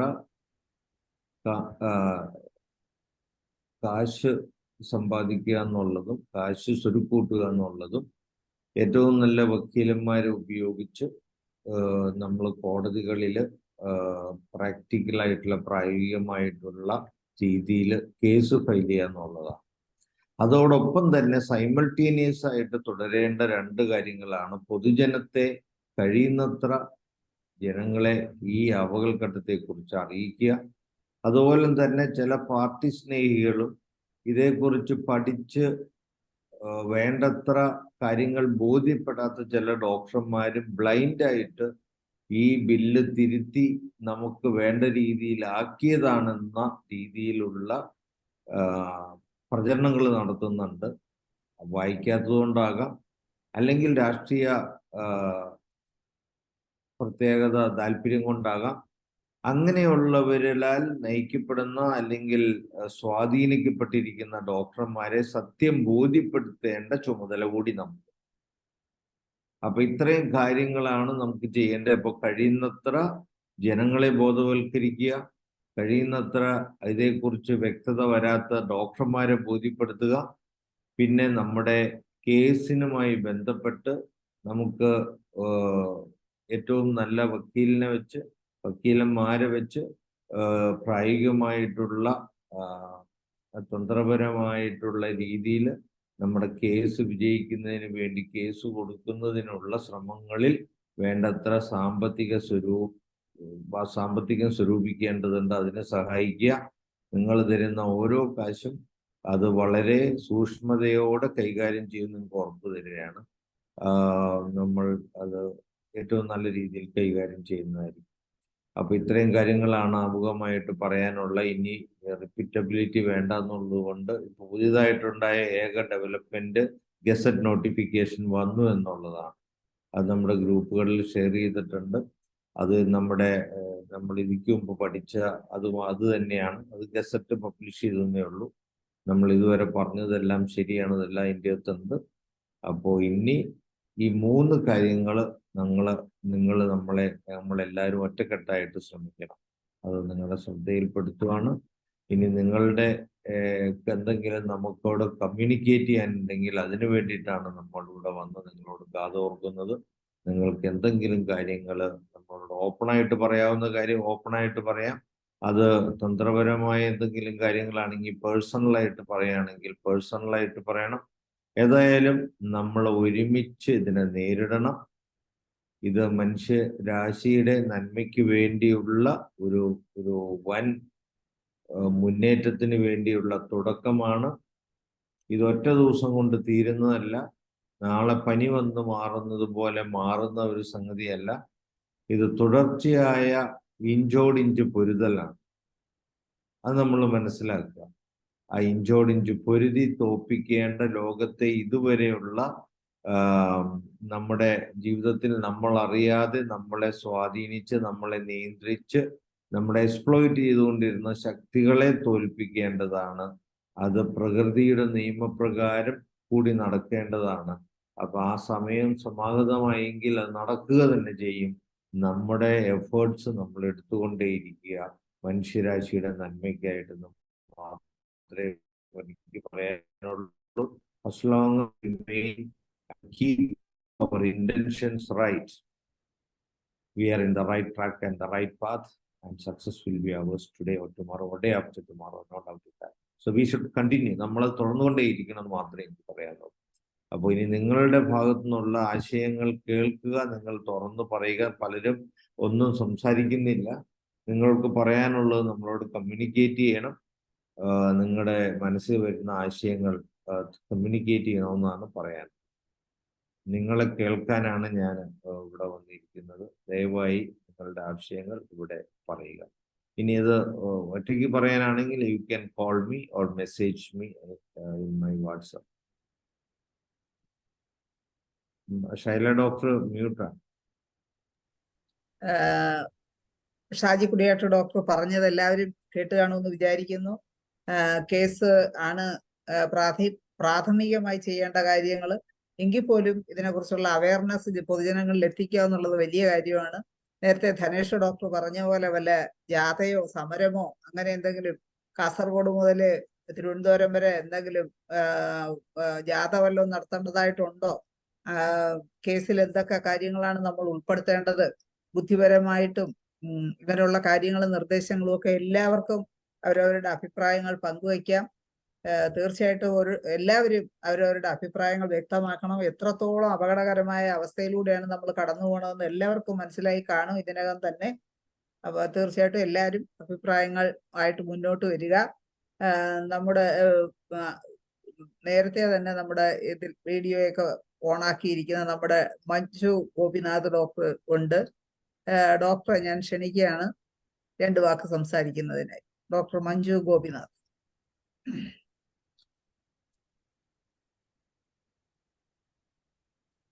ഡോക്ടറെ അൺമ്യൂട്ട് ചെയ്ത് സംസാരിച്ചോ.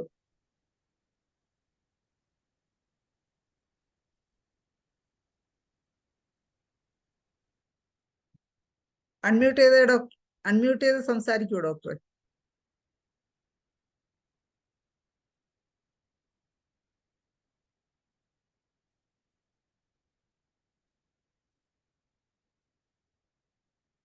അൺമ്യൂട്ട് ചെയ്യാൻ പറ്റുന്നില്ലേ? കേൾക്കുന്നില്ലല്ലോ. ഒന്ന് അൺമ്യൂട്ട് ചെയ്തേ ഡോക്ടറെ. കേൾക്കുന്നില്ല. അൺമ്യൂട്ട് ചെയ്ത് സംസാരിക്കണേ.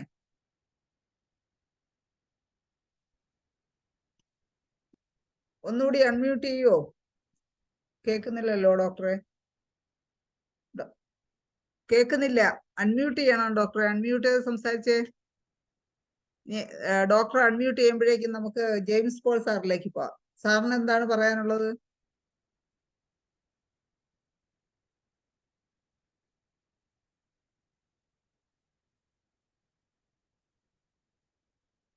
ജെയിംസ് പോൾ സാർ ഒന്ന് അൺമ്യൂട്ട്.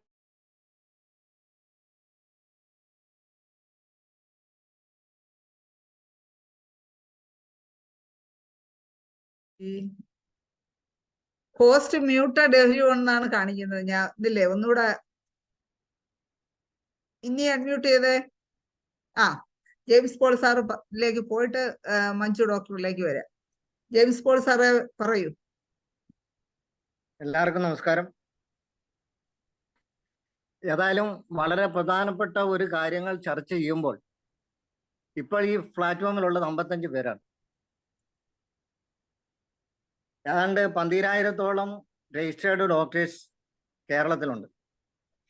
സത്യത്തിൽ ഇവരെ എല്ലാവരും ബാധിക്കുന്ന ഒരു സംഭവമാണ്. എന്നിട്ട് പോലും ഈ ചർച്ചയിൽ പങ്കെടുക്കാനോ അത് കേൾക്കുവാനോ പഠിക്കുവാനോ താല്പര്യം കാണുന്നില്ല. അതാണല്ലോ ഇത്രയും ഒരു ശുഷ്കമായ സദസ്. ഞാൻ കഴിഞ്ഞ കുറെ വർഷങ്ങൾക്ക് മുമ്പുള്ളൊരു സംഭവം ഞാൻ പറയാം. അത് ഹോമിയോപ്പതിക്കാരും അലോപ്പതിക്കാരും ബേസിക് സാലറിയിൽ വലിയ പാരിറ്റി ഉണ്ടായിരുന്നു. അടിസ്ഥാന ശമ്പളത്തിൽ വലിയ വ്യത്യാസം. അപ്പൊ അതിനു മുമ്പ് സ്കൂൾ തലത്തിലും ഈ NSS സ്കീം എന്ന് പറഞ്ഞൊരു പരിപാടിയാണ്. National service scheme. അത് 11 പേരാണ് കേരളത്തിലുണ്ടായിരുന്നത്. 11 സ്കൂളിൽ 11 സ്റ്റാഫ്. അപ്പൊ അവർക്ക് പ്രൈമറി സ്കൂൾ ടീച്ചേഴ്സിന്റെ ശമ്പളമാണ് കൊടുത്തിരുന്നത്. പക്ഷെ അവരുടെ പോസ്റ്റ് ഹൈസ്കൂളിലാണ്. അപ്പൊ അന്ന് ഒരു ശമ്പള കമ്മീഷന്റെ 78 ശമ്പള കമ്മീഷനെ വെച്ചു. ഇവര് 11 പേരും 5000 രൂപ വീതം പിരിവിട്ട്. അങ്ങനെ 55,000 പേര് രൂപ സ്വരൂപിച്ച് 50,000 രൂപ കൊണ്ട് കമ്മീഷൻ കൊടുത്തു. ഇത് നടന്ന സംഭവം. അതുകൊണ്ട് തന്നെ ഞാൻ തുറന്നു പറയുന്നത്. കമ്മീഷൻ റിപ്പോർട്ട് വന്നു കഴിഞ്ഞപ്പോൾ ഇവരുടെ പോസ്റ്റ് ഹൈസ്കൂളിലായതുകൊണ്ട് ഹൈസ്കൂൾ അസിസ്റ്റന്റിന്റെ പോസ്റ്റ് സാലറി ഇവർക്ക് അനുവദിച്ചു കൊടുത്തു. അപ്പൊ ഈ ഒരു സംഭവം നമുക്കും കിട്ടണമല്ലോ. ഇപ്പൊ ബേസിക് സാലറിയുടെ വലിയ ഒരു വ്യത്യാസം അത് പല പ്രാവശ്യം മെമ്മോറാണ്ടങ്ങൾ സർക്കാരിന് കൊടുത്തിട്ട് സർക്കാർ അത് കണ്ണടച്ചു, പരിഗണനയ്ക്കെടുത്തില്ല. പിന്നെ നിയമപരമായി പോകാനായിട്ട് തീരുമാനിച്ചു. അങ്ങനെ നിയമപരമായിട്ട് പോയി. ആ സമയത്ത് ഞാൻ പിന്നെ എംഒസ് അസോസിയേഷന്റെ കോഴിക്കോട് പ്രസിഡന്റ് ആയിരുന്നു. തോമസ് എ കുരുവിള സംസ്ഥാന സെക്രട്ടറി. അപ്പം ഹൈക്കോർട്ടിൽ നിന്ന് നമുക്ക് അനുകൂലമായ വിധി വന്നു. പക്ഷേ ഗവൺമെന്റ് അതിന് അപ്പീൽ പോയി. അപ്പോൾ കൂടുതൽ ചിലവുള്ള സംഭവമാണ്. അപ്പം പിരിവിന് വേണ്ടി ഞങ്ങൾ പല ഡോക്ടർമാരെയും ഇങ്ങനെ സമീപിച്ചു. അപ്പം അതിലൊരു ഡോക്ടർ നമ്മളോട് പറഞ്ഞ ഇതാണ്, നമുക്ക് ഇപ്പൊ കിട്ടുന്നത് തന്നെ വലിയ സാലറി അല്ല. നമ്മൾ താഴോട്ട് നോക്ക്, എത്രയോ ലക്ഷങ്ങളാണ് ചെറിയ സാലറി വാങ്ങുന്നത്. അപ്പൊ നമുക്ക് ഇത് കിട്ടുന്നത് തന്നെ ധാരാളമല്ലേ. അതല്ല ആയിക്കോട്ടെ, എന്തെങ്കിലും ആയിക്കോട്ടെ, പക്ഷെ നമ്മളെ കേസ് നടത്താൻ വേണ്ടി എന്തെങ്കിലും ഒരു സംഭാവന, ഇതിലേക്ക് ഞാൻ സംഭാവന തരില്ല എന്ന് പറഞ്ഞു. ഏതായാലും കേസ് നടന്നു, കേസ് വിജയിച്ചു. ഈ ഏറ്റവും ആദ്യം ഈ റെട്രോസ്പെക്റ്റീവ് ആയിട്ടാണ് വിധി വന്നത്. അതായത് ഹൈക്കോടതി വിധിച്ച ആ ഡേറ്റ് മുതൽ മുൻകാല പ്രാബല്യത്തോടു കൂടി പിന്നെ സാലറി ഉയർത്തി അതിന്റെ കുടിശ്ശിക കൊടുക്കണമെന്നാണ് വിധി വന്നത്. ഈ കുടിശ്ശിക ഉൾപ്പെടെ ആദ്യം ബില്ല് സമർപ്പിച്ച് പാസ്സാക്കിയെടുത്തത് ആ ഡോക്ടറായിരുന്നു. അപ്പൊ ഇതേപോലെ ഉണ്ണാക്കന്മാര് നമുക്കുണ്ട്. അതുകൊണ്ടാണ് ഞാൻ പറയാൻ കാരണം. ഇപ്പം വീണ്ടും അത് കുറഞ്ഞെന്ന് തോന്നുന്നു. ഇതാണ് നമ്മുടെ അവസ്ഥ. അപ്പൊ നമ്മൾ കേസിന് പോകണമെന്ന് പറഞ്ഞു കഴിഞ്ഞാൽ മുന്നിട്ടിറങ്ങുന്നവർ തന്നെ കയ്യിൽ നിന്ന് കാശെടുത്ത് കേസിന് പോകണം. ഞാൻ തയ്യാറാണ്, എൻ്റെ ഒരു വിഹിതം തരാൻ ഞാൻ തയ്യാറാണ്. കേസിന് പോകണമെന്ന് തന്നെയാണ് എൻ്റെ അഭിപ്രായം. കേസിന് പോയാലേ ഇത് ഫലപ്രാപ്തി ഉണ്ടാവുള്ളൂ. കാരണം വൻ ശക്തികളാണ് പക്ഷെ നിയമം പരമായിട്ടും എല്ലാം നമുക്കാണ് അനുകൂലമെന്നുള്ളതാണ് എനിക്ക് തോന്നുന്നത്. അപ്പോൾ അതിന് വിശദമായിട്ട് പഠിക്കേണ്ടതുണ്ട്. ഈ നമുക്ക് ഒരു ഡിപ്പാർട്ട്മെന്റ് ഉണ്ട്. ആ ഡിപ്പാർട്ട്മെന്റ് രൂപീകരിച്ചതും അപ്പൊ ഏതെല്ലാം ഈ പവർ ഓഫ് ഡെലിഗേഷൻസ് നമുക്കുണ്ട്, അല്ലെങ്കിൽ ഈ ആയുഷ് വിഭാഗത്തിലുള്ളവർക്കുണ്ട്. ഈ കാര്യമെല്ലാം പഠിച്ചിട്ട് വേണം ഈ നമ്മൾ അതല്ലെങ്കിൽ ഈ നിയോഗിക്കുന്ന അഡ്വക്കേറ്റിനെ നമ്മൾ പഠിപ്പിക്കാനായിട്ട് തയ്യാറാകണം. എങ്കിലേ അദ്ദേഹത്തിന് അത് ആദ്യം ബോധ്യപ്പെടണം ഇത് ശരിയാണെന്ന്. അപ്പോഴേ അദ്ദേഹം മുന്നിട്ടിറങ്ങുള്ളൂ. ആ രീതിയിൽ നമ്മൾ അദ്ദേഹത്തെയും പഠിപ്പിച്ച് മുന്നോട്ട് പോയി കഴിഞ്ഞാൽ കേസ് നമുക്ക് അനുകൂലമായ വിധി ഉണ്ടാവും എന്നുള്ളതാണ് എൻ്റെ പ്രതീക്ഷ. അപ്പൊ കേസിന് പോണം എന്ന് തന്നെയാണ് എൻ്റെ ഉറച്ച ആഗ്രഹം. മറ്റൊന്നും എനിക്ക് പറയാനില്ല. ഓക്കെ ജെയിംസ് പോൾ സാറ്, എന്തായാലും സാറിന്റെ അഭിപ്രായം വളരെ വ്യക്തമായി തന്നെ രേഖപ്പെടുത്തിയതിൽ വളരെ സന്തോഷം, ഒപ്പം നന്ദിയും അറിയിക്കുന്നു. സാറും തുടരുമെന്ന് പ്രതീക്ഷിക്കുന്നു. ഇനി എന്തെങ്കിലും പറയാനുണ്ടെങ്കിൽ അടുത്തത് നമുക്ക് മഞ്ജു ഗോപിനാഥ് ഡോക്ടറിലേക്ക് പോകാം. ഡോക്ടറെ ഇനിയൊന്ന് അൺമ്യൂട്ട് ചെയ്തേ. ഡോക്ടറെ സംസാരിച്ചു. ജെയിംസ് പോൾ സാർ പറഞ്ഞ വളരെ കറക്റ്റ് ആണ്. നമ്മൾ കേസിന് പോകുമ്പോഴത്തേക്കും പലരും നമ്മുടെ കൂടെ നിൽക്കുന്ന പലരും കേസിൽ നിന്ന് അകന്നു പോകാനുള്ള ഒരു സാധ്യതയുണ്ട്. അത് നമ്മൾ കേസുകൾ പോകുമ്പോൾ ഉണ്ടാകുന്ന ഒരു കാര്യമാണ്. ഞാൻ എൻ്റെ ഒരു മെഡിക്കൽ ഓഫീസറുടെ പോസ്റ്റുമായിട്ട് ബന്ധപ്പെട്ട് 5 കൊല്ലത്തോളം സുപ്രീം കോടതിയിലെ PSC ആയിട്ട് കേസ് പറഞ്ഞ ആളാണ്. ഞങ്ങൾ അന്ന് 20 പേരായിരുന്നു ഉണ്ടായിരുന്ന തുടക്കത്തിൽ. ഞങ്ങൾക്ക് അനുകൂലമായിട്ടുള്ള വിധിയും കിട്ടി. പക്ഷേ വീണ്ടും ആ കേസ് ഒന്നുകൂടി ക്ലിയർ ചെയ്യേണ്ടതായിട്ട് വന്നു. രണ്ടാമത് ചെന്നപ്പോൾ ഞങ്ങളുടെ കേസ് നീണ്ട കാലം അവിടെ പെൻഡിങ്ങിൽ പോയി. ചീഫ് ജസ്റ്റിസിന്റെ ബെഞ്ച് വന്ന് പെൻഡിങ്ങിൽ പോയി. ഈ സമയത്ത് നമ്മുടെ കൂടെ ഉണ്ടായിരുന്ന ഒരുപാട് പേര് വിട്ടുപോയി. പക്ഷെ ഞങ്ങൾ ഒട്ടും പുറകോട്ട് പോകാൻ തയ്യാറായില്ല. ഞങ്ങളൊരു 10-12 പേര് അവസാനം വരെ ആ കേസ് ഫൈറ്റ് ചെയ്തു. പക്ഷേ കാലതാമസത്തിന്റെ കാരണം നിങ്ങൾ അർഹരാണ്. ഞങ്ങൾക്ക് 64 മാർക്ക് ഉണ്ടായിരുന്നു. 63, 62 മാർക്കുള്ളവർക്ക് ജോലി കൊടുത്തു. ഇതായിരുന്നു കേസ്. നിങ്ങൾ 15 പേര് 64 മാർക്കുള്ളവരുടെ നിങ്ങൾ അർഹരാണ്. പക്ഷേ ഇപ്പോൾ ഒരുപാട് ലേറ്റ് ആയി പോയെന്ന് പറഞ്ഞാണ് കോടതി അത് തള്ളിയത്. അന്ന് ഞങ്ങൾക്ക് ഏകദേശം 30 ലക്ഷം രൂപയോളം ചിലവായി. എനിക്ക് 5 ലക്ഷം രൂപയാണ് ചിലവായത്. അപ്പം ഇതിന് നമുക്ക് ധാരാളം പണച്ചെലവുള്ളതാണ്. അപ്പം അതിന് നമുക്ക് കണ്ടെത്താവുന്ന ഏറ്റവും നല്ലൊരു മാർഗം എന്ന് പറഞ്ഞാൽ നമുക്കിപ്പോൾ ഓരോ കോളേജിനും ഓരോ വർഷങ്ങൾക്കുമായിട്ടുള്ള വാട്സാപ്പ് ഗ്രൂപ്പുകളുണ്ട്. നമ്മൾ IHMA അല്ലെങ്കിൽ അങ്ങനെയൊക്കെയുള്ള നമ്മൾ ഓരോരോ ഗ്രൂപ്പുകളായിട്ട് ഇത് വരുമ്പോഴത്തേക്കും ഒരു ഈഗോ ക്ലാഷുകളും മറ്റുള്ളവർ അതിന്റെ ക്രെഡിറ്റ് എടുക്കും, ഈ രീതിയിലൊക്കെ ഉള്ള കാര്യങ്ങൾ പോകുമ്പം ഇതിന്റെ ഒരു കൂട്ടായ്മ നഷ്ടപ്പെടും. ഈ കൂട്ടായ്മയിൽ നമുക്ക് രക്ഷപ്പെടാനൊരു കാരണം എന്ന് പറഞ്ഞാൽ നമ്മൾ ഓരോ വർഷത്തിന്റെയും വാട്സാപ്പ് ഗ്രൂപ്പുകൾ എല്ലാ കോളേജിലും ഉണ്ട്. ഈ ഓരോ വാട്സാപ്പ് ഗ്രൂപ്പിൽ നിന്നുള്ള ആളുകളുടെ ഓരോ ഗ്രൂപ്പായിട്ട് ഫ്രണ്ട്സുകൾ തമ്മിൽ അങ്ങോട്ടും ഇങ്ങോട്ടും ആശയവിനിമയം ചെയ്തിട്ട് ഇവരെല്ലാം കൂടി ഗ്രൂപ്പായിട്ട് നമ്മൾ ഈ കേസ് കൊടുക്കുന്ന ലീഗൽ സെല്ലിലേക്ക് കൊണ്ടുവന്നാൽ മതി.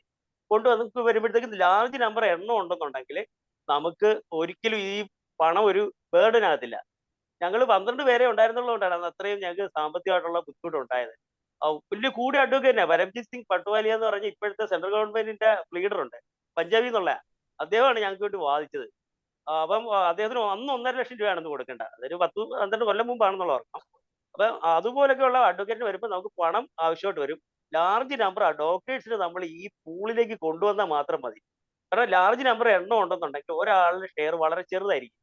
ആ രീതിയിൽ ഇത് കേസ് വർക്കൗട്ട് ചെയ്യുകയാണെന്നുണ്ടെങ്കിൽ തീർച്ചയായും, കാരണം ഈ ഗവർണറോട് തന്നെ ഗവൺമെന്റ് പറഞ്ഞിരിക്കുന്നത് ആയുഷ് വിഭാഗത്തിലുള്ള ഡോക്ടർമാർക്ക് എല്ലാം വേണ്ട പ്രാധാന്യം കൊടുത്തു എന്നുള്ള ഒരു ഒഴുക്ക മട്ടിലുള്ള മറുപടിയല്ലേ ഇതിനെ കൊടുത്തിട്ടുള്ളൂ. നമ്മുടെ ഈ ഓരോ പോയിന്റുകളും എടുത്തു വെച്ച് നമ്മൾ അതിനെ കൗണ്ടർ ചെയ്യണമെന്നുണ്ടെങ്കിൽ കോടതി തന്നെ ഉള്ളൂ ഇതിനൊരു മാർഗം. കോടതിയിൽ നമ്മൾ കൂടുതൽ നമ്മൾ ജാഥയൊക്കെ നടത്താം, ജാഥയൊക്കെ നല്ലൊരു കാര്യമാണ്, അത് ഇതിന്റെ കൂടെ നടത്താം നമുക്ക്. പക്ഷേ പ്രധാനമായിട്ടും ഇത് കോടതിയിൽ തന്നെ പോകണം. കോടതി പോയി കഴിഞ്ഞാൽ സുപ്രീം കോടതിയിലാണെങ്കിൽ ഒരു സ്റ്റേ കിട്ടിയാലേ ആയുഷിന്റെ നിയമങ്ങൾ വയലേറ്റ് ചെയ്തു എന്നുള്ള ഒരു കാര്യം പറഞ്ഞാൽ തന്നെ ചിലപ്പോൾ ഇതിനൊരു സ്റ്റേ കിട്ടാൻ സാധ്യതയുണ്ട്. സ്റ്റേ കിട്ടിയാലുള്ള ഒരു ഗുണം എന്ന് പറഞ്ഞു കഴിഞ്ഞാൽ ഇത് അവിടെ കിടന്നോളും. കാരണം ഇപ്പം രാഷ്ട്രപതിക്ക് ഇത് അയച്ചാൽ പോലും ഇത് വീണ്ടും തിരിച്ച് ഇവിടെ വരുള്ളൂ. അപ്പോൾ വീണ്ടും ഇതിന് എന്തെങ്കിലും ഒരു തെറ്റ് തിരുത്തിയിട്ട് വീണ്ടും ഇത് പിന്നെ ബില്ലായി മാറത്തേ ഉള്ളൂ. നമുക്ക് സുപ്രീം കോടതിയിൽ ഇത് ചലഞ്ച് ചെയ്യുന്നതാണ് ബെസ്റ്റ്. ഹൈക്കോടതിയിൽ നിന്നാണ് സ്റ്റാർട്ട് ചെയ്യണമെന്ന് നിയമോപദേശം കിട്ടുന്നതാണെങ്കിൽ അങ്ങനെ ആയിക്കോട്ടെ. ഓരോ വർഷങ്ങളിലും ഓരോ കോളേജിലെ വാട്സാപ്പ് ഗ്രൂപ്പുകൾ അതിലെ ഒരു ലീഡേഴ്സ് ആയിട്ട് 1-2 പേര് സ്വന്തം സുഹൃത്തുക്കളെ ക്യാൻവാസ് ചെയ്തിട്ട് അവരുടെ കയ്യിൽ നിന്ന് മണി കളക്ട് ചെയ്തിട്ട് നമ്മളെ ഈ കേസിന് പോകുന്ന ലീഗൽ പൂളിലേക്ക് അതിന്റെ അക്കൗണ്ടിലേക്ക് കാശ് കൊണ്ടുവരാന്നുണ്ടെങ്കിൽ ആർക്കും ഓരോ വ്യക്തികളെ സംബന്ധിച്ചുള്ള ചെറിയൊരു ഷെയറേ വരുള്ളൂ. നല്ല അഡ്വക്കേറ്റിനെ വെച്ച് നല്ല രീതിയിൽ കേസ് നടത്താം. കേസ് ഡോക്ടർ ജയ്പോൾ സാർ പറഞ്ഞൊരു കറക്റ്റ് ആണ്. അഡ്വക്കേറ്റിനെ പഠിപ്പിക്കുന്നത് ഇതിനകത്ത് ഒരു പ്രധാന കാരണമാണ്.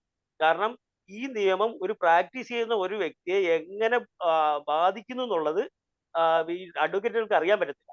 ഞങ്ങൾ കേസ് നടത്തിയപ്പോൾ എറണാകുളത്തുള്ള ഡോക്ടർ തമ്പി ഒരു സീനിയർ ഡോക്ടറാണ്. അദ്ദേഹത്തിന്റെ വൈഫ് ഞങ്ങളുടെ കേസിലുണ്ടായിരുന്നു. അദ്ദേഹമാണ് അഡ്വക്കേറ്റ്സിനെയൊക്കെ നല്ല രീതിയിൽ പഠിപ്പിച്ചത്. അദ്ദേഹം നന്നായിട്ട് കേസ് സ്റ്റഡി ചെയ്യുന്ന ഒരാളാണ്. ഡോക്ടർ ഇപ്പോൾ എറണാകുളം ISK യൂണിറ്റിലൊക്കെ ആക്റ്റീവാണ്. ഡോക്ടറിന്റെ സഹായം വേണമെങ്കിൽ തേടാവുന്നതാണ് ഈ കേസിൽ. ആ രീതിയിൽ ഇത് മസ്റ്റായിട്ട് ഇത് കേസിന് പോകണം. നമുക്കൊരു സ്റ്റേ നേടിയെടുത്താൽ നല്ലൊരു വിജയമായിരിക്കും.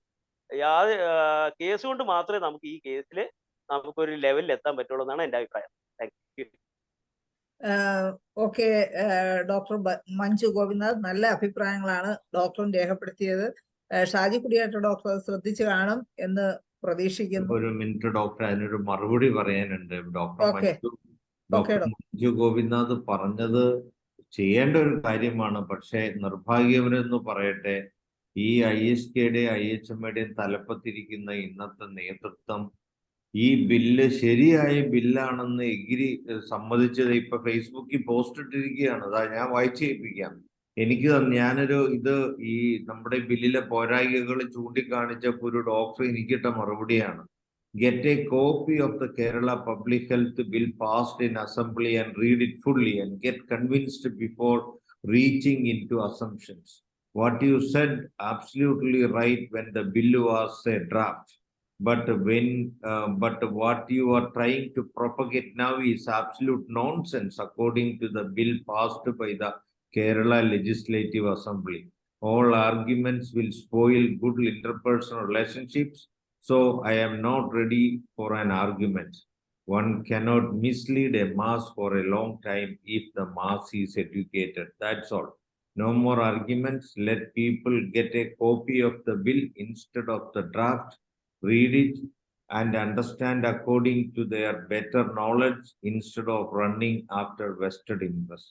ഞാൻ ഈ ബില്ല് യാഥാർത്ഥ്യം ചൂണ്ടിക്കാണിച്ചത് എന്റെ വെസ്റ്റഡ് ഇൻട്രസ്റ്റ് ആണെന്നാണ് പറയുന്നത്. ഈ പറഞ്ഞ മഹാൻ ഈ ബില്ല് നിയമസഭ പാസ്സാക്കിയ ബില്ല് വായിച്ചിട്ടുണ്ടോ എന്ന് അറിയത്തില്ല. വായിച്ചിട്ടാണ് ഞാൻ അവിടെ ഇട്ടത്.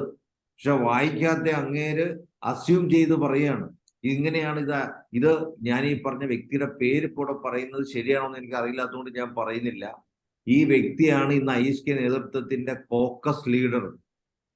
ഇദ്ദേഹമാണ് ISK നേതൃത്വം നിയന്ത്രിക്കുന്ന വ്യക്തിയുടെ പോസ്റ്റാണ് ഞാൻ വായിച്ചത്. ഇപ്പോ എന്ത് ചെയ്യാൻ പറ്റും? ഇങ്ങനെയുള്ള ഒരു കാര്യങ്ങൾ നിയന്ത്രിക്കുകയും കാര്യങ്ങൾ മിസ് ഗൈഡ് ചെയ്യുകയും മിസ്ഇൻഫോം ചെയ്യുകയും ചെയ്യുമ്പോൾ IHK നേതൃത്വം ഇപ്പോഴും അതിന്റെ ഉള്ളിൽ അവരെന്താ തീരുമാനിക്കണമെന്ന് എനിക്ക് അറിഞ്ഞുകൂടാ. അവരാരും ഇതിനോട് വളരെ നിസ്സംഗഭാവത്തിലാണ് എല്ലാവരും ഇരിക്കുന്നത്.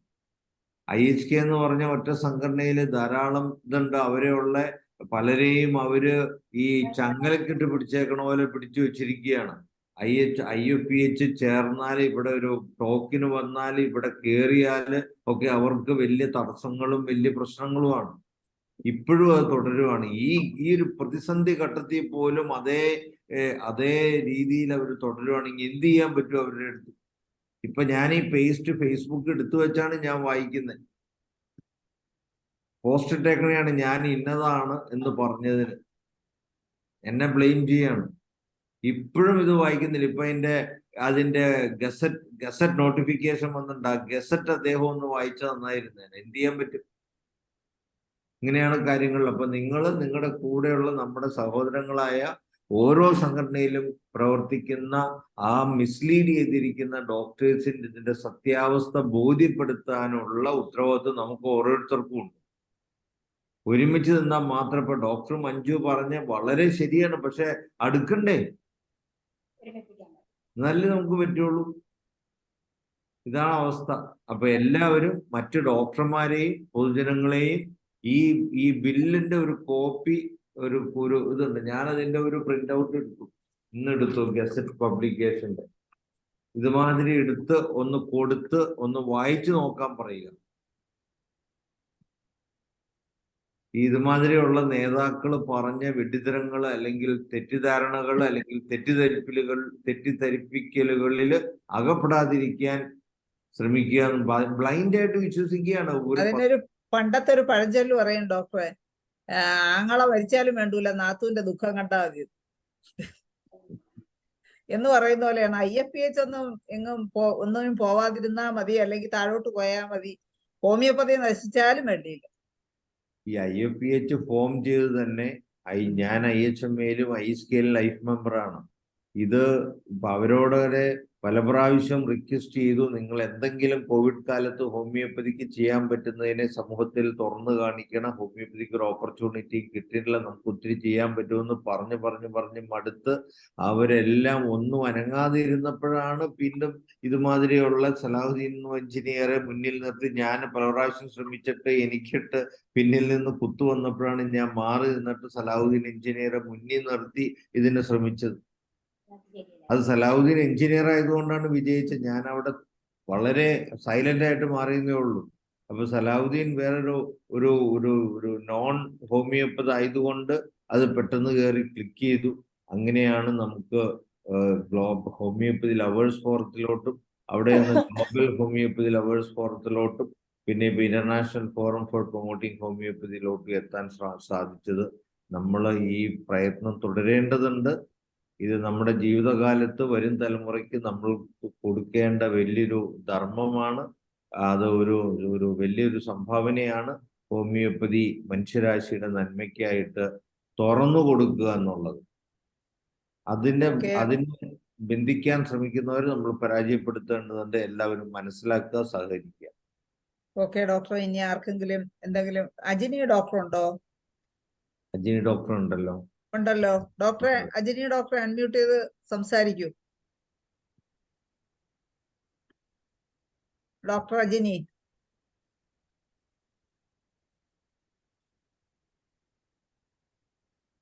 അജിനി ഡോക്ടർ ഉണ്ടോ? ഉണ്ട് ഉണ്ട് ഉണ്ട്. ആ ഉണ്ട്, ഡോക്ടറെ ഉണ്ട്. സംസാരിച്ച്.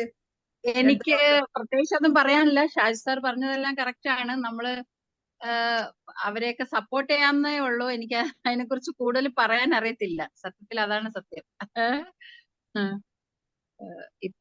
നമ്മൾ പറയുന്ന കാര്യങ്ങളെല്ലാം നമ്മള് ചെയ്യണം എന്നുള്ളതാണ്. അല്ലാതെ കൂടുതൽ കാര്യങ്ങൾ പറയാനില്ല. ഞാൻ എല്ലാരും പറയുന്ന കേട്ടോണ്ടിരിക്കുക. എല്ലാത്തിനും സപ്പോർട്ട്. അതെ, എല്ലാത്തിനും സപ്പോർട്ട് എന്നും നിങ്ങളുടെ ഒപ്പം. അത്രേ ഉള്ളൂ. Okay Ajini doctor. ഇനി മറ്റ് ഡോക്ടേഴ്സ് എല്ലാവരും അഭിപ്രായങ്ങൾ തീർച്ചയായിട്ടും ഇത്രയും ആകെ ഇത്രയും 60 പേരുണ്ട്. അല്ല, ഒരു മിനിറ്റ്, ഒരു കാര്യം പറയാനുണ്ട്. ഷാജി സാർ, നമ്മൾ നേരത്തെ നമ്മൾ ഇതില് ഓരോരോ പല സാമൂഹ്യ പ്രമുഖരെ കൊണ്ടുവന്ന് നമ്മള് ഹോമിയോപ്പതിയുടെ ഇമ്പോർട്ടൻസും മറ്റുമൊക്കെ പറഞ്ഞതുപോലെ തന്നെ ഓരോരുത്തരെയും നമ്മൾ നമ്മുടെ ഈ സൂമിൽ കൊണ്ടുവന്ന് മലയാളം സെഷനിൽ നമുക്ക് സംസാരിക്കാം എന്നുള്ള ഒരു ഇടയ്ക്കൊന്ന് അതിനെക്കുറിച്ച് സംസാരിച്ചായിരുന്നു. അങ്ങനെയാകുമ്പോ അത് കുറച്ചുകൂടെ ജനങ്ങളിൽ എത്തിക്കാനും സാധിക്കും. അപ്പൊ അതിനെക്കുറിച്ച് ഉള്ള എന്തെങ്കിലും ഒരു ഇത് നമുക്ക് തീർച്ചയായിട്ടും അതുകൊണ്ടാണ് ഞാനിപ്പോ ഡോക്ടർക്ക് ഒരു പേഴ്സണൽ മെസ്സേജ് ഇട്ടുണ്ട്, ഒന്ന് വായിച്ചു നോക്കി. അപ്പൊ ഇതൊക്കെ നമ്മൾ പലരും കൂടി ചെയ്യേണ്ടതാണ്. ഇപ്പൊ ധനേഷ് ഡോക്ടർക്ക് ക്ലിനിക്ക് ഉണ്ട്, അദ്ദേഹം ഡോക്ടേഴ്സായിട്ട് കമ്മ്യൂണിക്കേറ്റഡ് ആണ്. അപ്പൊ അതുകൊണ്ട് ഡോക്ടേഴ്സിനെ കൊണ്ടുവന്ന് ക്ലാസ് എടുപ്പിക്കുക എന്നുള്ള എളുപ്പമാണ്. പക്ഷെ ധനേഷ് ഡോക്ടർ കൊണ്ട് പൊളിറ്റീഷ്യൻസിനെ വിളിക്കുക, മറ്റുള്ളവരെ വിളിക്കുക എന്നൊക്കെ പറയുമ്പോൾ ദർ ഈസ് ലിമിറ്റേഷൻ. അവർക്കെല്ലാം എക്സ്പ്ലെയിൻ ചെയ്ത് കൊടുക്കേണ്ടതുണ്ട്, അതിനുള്ള സമയക്കുറവുണ്ട് ധനേഷ് ഡോക്ടർക്ക്. അപ്പൊ അത് പലരും കൂടി ചെയ്യേണ്ടതാണ്. അതുകൊണ്ടാണ് ഇപ്പൊ ആ നിർദ്ദേശം വെച്ചത് ഫിറോസൊക്കെയാണ്. ഫിറോസൊക്കെ നമ്മളോട് ഒത്തിരി കാര്യങ്ങൾ ചെയ്യാനും വലിയ ആശയങ്ങളൊക്കെ ഉള്ളതാണ്. അപ്പൊ ഫിറോസൊക്കെ വന്ന് കളക്റ്റീവായിട്ട് ചെയ്യേണ്ട ഒരു സംഗതിയാണ്. അപ്പൊ ഞാനിപ്പോ കേസിന്റെ കാര്യത്തിന് കൂടുതൽ ശ്രദ്ധ കേന്ദ്രീകരിക്കുന്നുണ്ട്. അപ്പൊ പലരും കൂടി ഇത് ഒത്തുകൂടി ചെയ്യുമ്പോഴാണ്. ഞാൻ പറയുന്ന സാറ്, നമ്മള് ഇനി വലിയ പ്രമുഖരല്ലെങ്കിലും ഒരു കുടുംബശ്രീ യൂണിറ്റിലെ ഒരു പ്രസിഡന്റിനെയോ അങ്ങനെ ആരെങ്കിലും നമുക്ക് ഒരാളെ മീൻസ് നമുക്ക് അവർക്ക് കൊടുക്കേണ്ട അവയർനെസ് ആണല്ലോ വേണ്ടത്. അങ്ങനെ നമുക്ക് തീർച്ചയായിട്ടും അപ്പൊ അങ്ങനെ കുടുംബശ്രീ യൂണിറ്റിന്റെ ഒരാൾ ആണെങ്കിൽ പോലും അതൊരു വലിയ അവയർനെസ് ആണ്. കാരണം അതെന്ന് പറയുന്നത് തന്നെ ഒരു വലിയ ഗ്രൂപ്പാണ്. പൊതുജനങ്ങളുടെ ഒരു സ്ത്രീകളുടെ ഒരു ഗ്രൂപ്പ് അല്ലേ. അപ്പം കുറച്ച് അങ്ങനെയുള്ള ആളുകളോ എന്തിനെങ്കിലുമൊക്കെ ചെറിയ ചെറിയ അസോസിയേഷന്റെ ആണെങ്കിലും ഓരോ ദിവസം നമുക്ക് ഓരോ ആൾക്കാരെ കൊണ്ടുവരത്തക്ക വിധത്തിൽ അതിന് നമുക്ക് ഇനി ഒന്ന് പ്രത്യേകിച്ചൊന്ന് ഈ പറഞ്ഞതുപോലെ ഫിറോസിനെയും എല്ലാരെയും ഇരുത്തിയിട്ട് നമുക്ക് ആരെയൊക്കെ കൊണ്ടുവരാം എന്നുള്ള ഒരു ഡിസിഷൻ എടുക്കേണ്ടിയുണ്ട്. തീർച്ചയായിട്ടും അതുകൊണ്ടാണ് ഞാൻ ഫിറോസിനെ ഉച്ച മുതൽ വിളിക്കുന്നതാണ്. His mobile is of. അപ്പൊ മൊബൈല് വാട്സപ്പിലും ഇല്ല, മൊബൈലിലും ഇല്ല. അപ്പൊ ഞാൻ നമ്മള് കൊണ്ടുവന്നപ്പോ നമുക്ക് ഹോമിയോപ്പതിയെ കുറിച്ച് ഒരു അവയർനെസ് കൊടുക്കാനാണ്. അത് ഏകദേശം നമുക്ക് സാധിച്ചു അന്നത്തെ കാലത്തെന്നാണ് എന്റെ വിശ്വാസം. തീർച്ചയായും.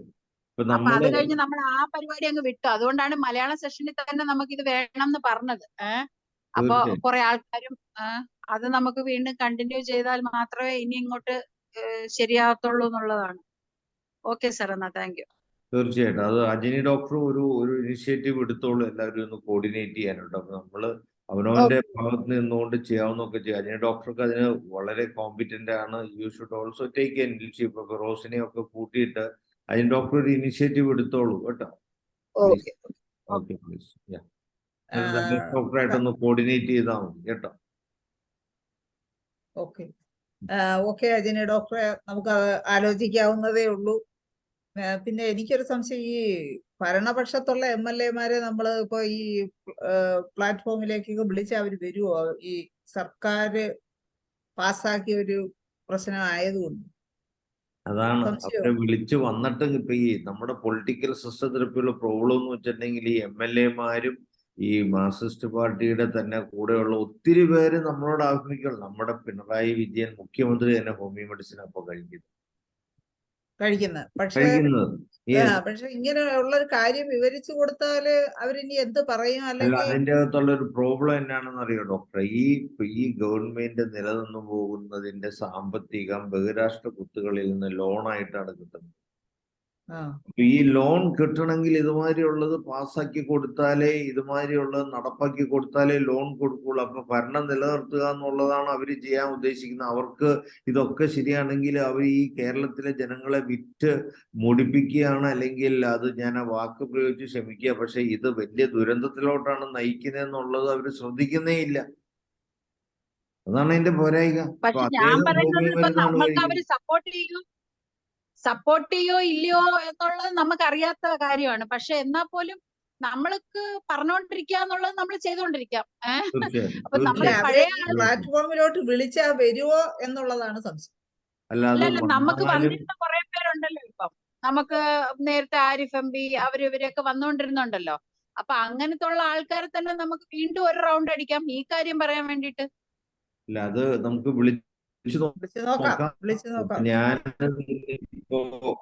എനിക്കിപ്പോ ഇവിടെ കോതമംഗലത്തിനടുത്ത് ഈ നമ്മുടെ ജനസദസ്സിലോട്ട് രാവിലെ മുഖ്യമന്ത്രിയുടെ കൂടെ പ്രഭാത ഭക്ഷണത്തിന് ക്ഷണം കിട്ടിയിട്ടുണ്ട്.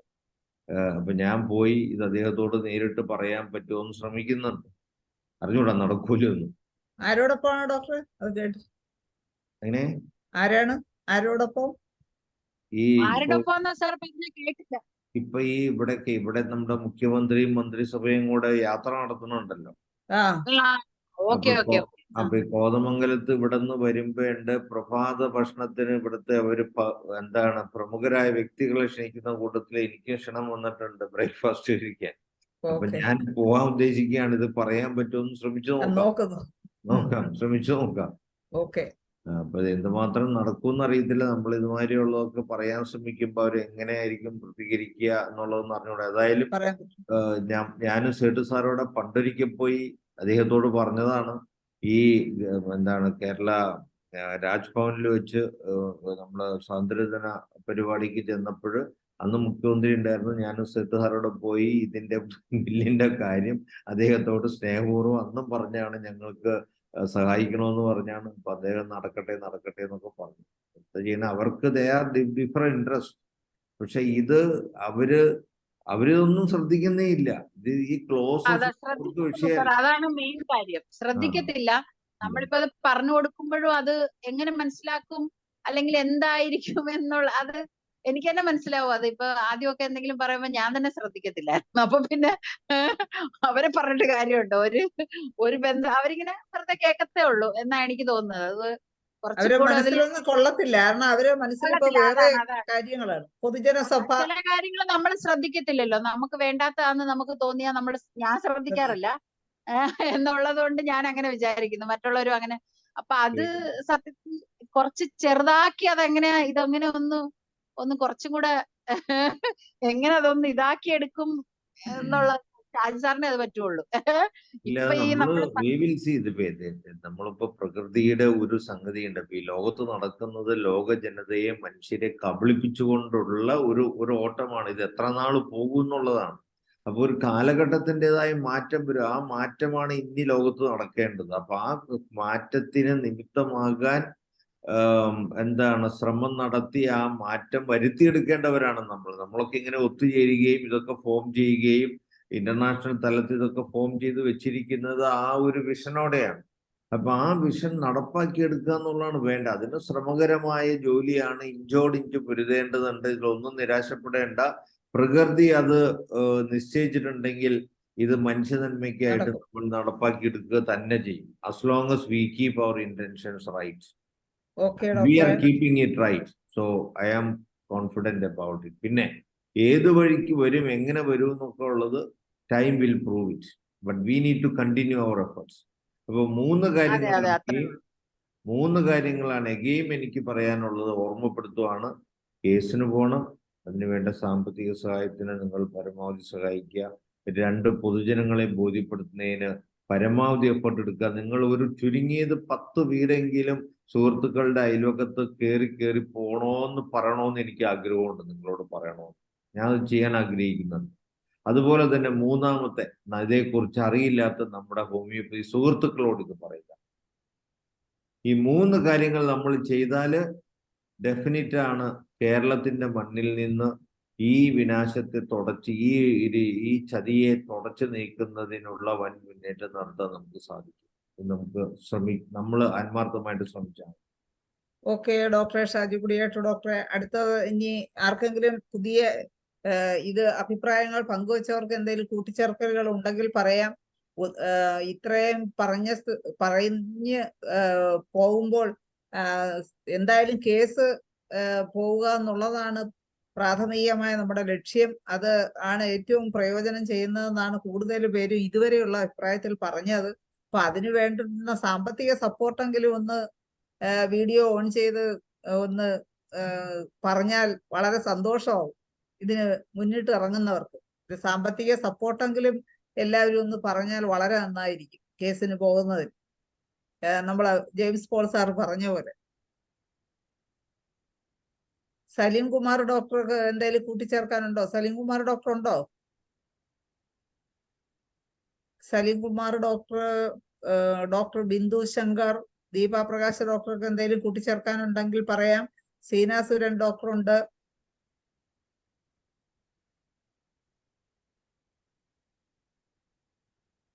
ആർക്കെങ്കിലും ഹരിഹരൻ സാറുണ്ട്. ഹരിഹരൻ സാറിന് എന്തെങ്കിലും കൂട്ടിച്ചേർക്കലുണ്ടെങ്കിൽ പറയാം. ആർക്കും ഒന്നും പറയാനില്ലേ?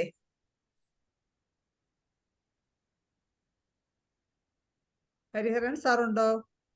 സാറേ, ഹരിഹരൻ സാറുണ്ടോ?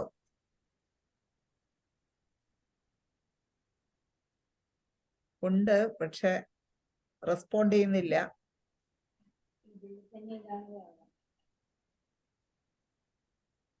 സലീം കുമാർ ഡോക്ടർ ഉണ്ടോ? ഉണ്ടല്ലോ. സലീം കുമാർ ഡോക്ടറെ സംസാരിച്ചോ.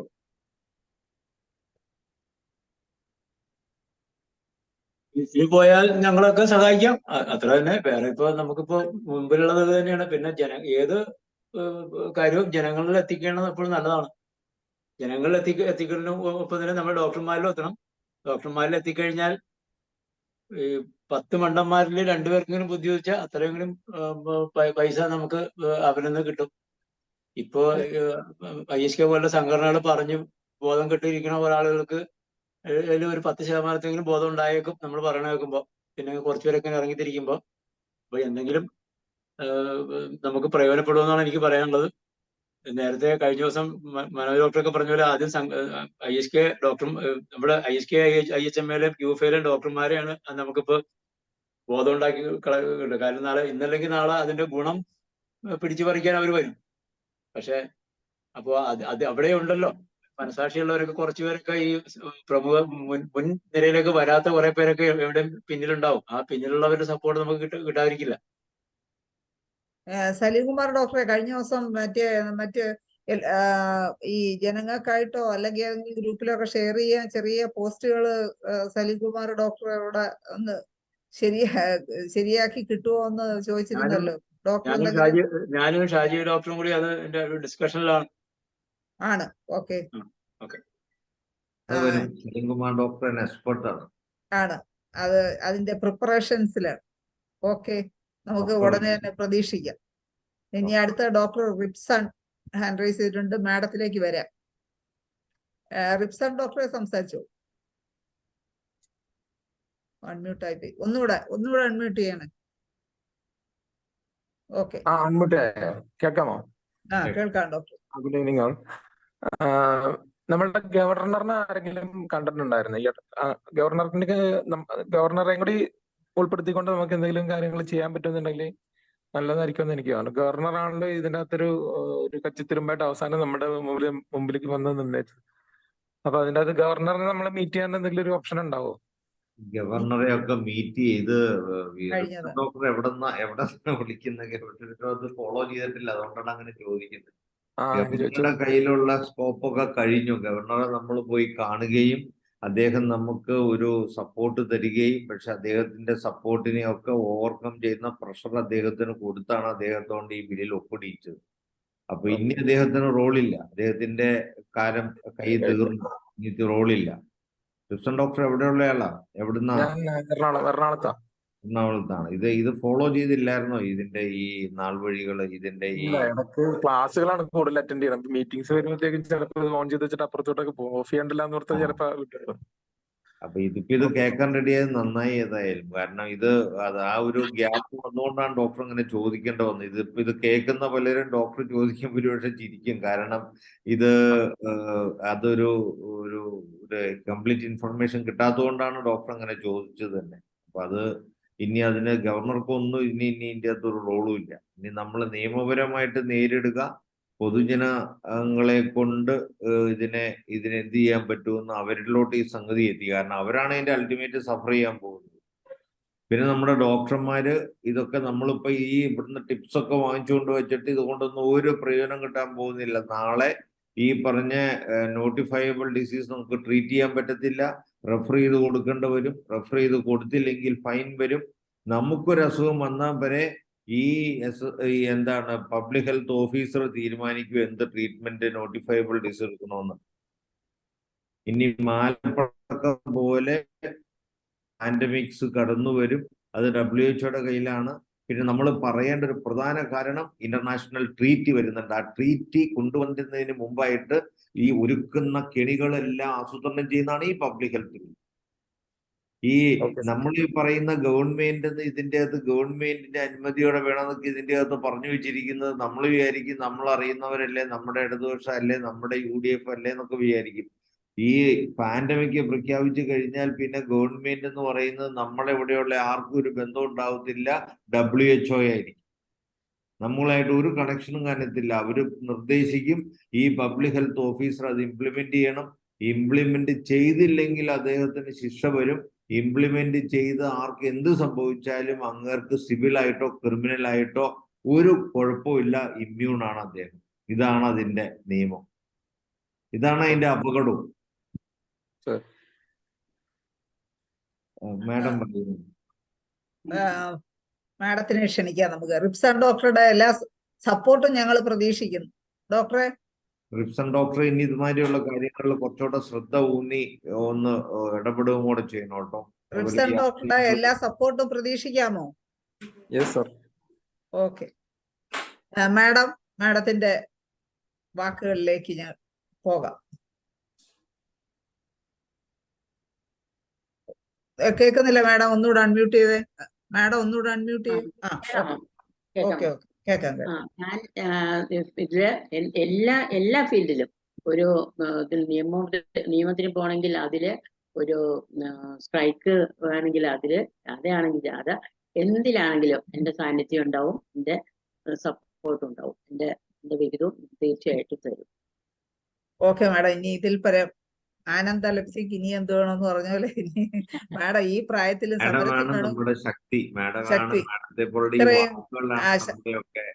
ശക്തമായ വാക്കുകൾ. വളരെ സന്തോഷം മാഡം. എന്തായാലും നമ്മുടെ ഉപജീവന മാർഗമാണ് മോളെ. നമ്മൾക്ക് എന്താ പറയുക, ഹോമിയോപ്പതി ഇല്ലെങ്കിൽ നമ്മളില്ല. നമ്മുടെ ഉപജീവനം പോലെ തന്നെ ഇതുകൊണ്ട് പ്രയോജനം കിട്ടുന്ന 10,000-കണക്കിന് ജനങ്ങളുടെ അതുകൊണ്ടാണ് അവർക്ക് പ്രയോജനപ്പെടുന്നതുകൊണ്ടാണ് നമുക്ക് ഉപജീവന മാർഗം ആയത്. അല്ലെങ്കിൽ ഞാൻ പറയുന്നത്, ഒരു കുഞ്ഞ് ജനിച്ചാല് ആ കുഞ്ഞ് വലുതായി അവളുടെ കഴുത്തിൽ ഒരു താലി വീഴുമ്പോൾ മാത്രമേ അവള് ഭാര്യയാവുന്നുള്ളൂ. അതുവരെ അവള് കന്യകയാണ്. ഒരു കുഞ്ഞ് ജനിച്ചാൽ മാത്രമേ അവള് അമ്മയാവുന്നുള്ളൂ. അതുപോലെ മകൾക്കൊരു മകള് ജനിച്ചാൽ അവൾ അമ്മൂമ്മയായി. അതുപോലെ തന്നെ നല്ലൊരു പേഷ്യന്റ് വന്നാലേ നമ്മൾ ഡോക്ടർ ആവുന്നുള്ളൂ. ഇല്ലെങ്കിൽ ഞാൻ വെറും ഹോമിയോ ഡോക്ടർ എന്ന് മാത്രമേ ഉള്ളൂ. നല്ല ഡോക്ടർ എന്ന് പറയണമെങ്കിൽ എന്റെ പേഷ്യൻസ് വരണം, മനസ്സിലായോ? അപ്പോഴേ ഞാൻ നല്ല ഡോക്ടർ ആവുന്നുള്ളൂ. അതുകൊണ്ട് തീർച്ചയായിട്ടും ഞാൻ ഏത് ഫീൽഡിലും എന്റെ സഹകരണം ഉണ്ടാവും. ശരി മാഡം, വളരെ നന്ദി. മാഡത്തിന്റെ വാക്കുകൾ ഞങ്ങൾക്ക് ശക്തി പകരും എന്ന് തന്നെ പ്രതീക്ഷിക്കാം.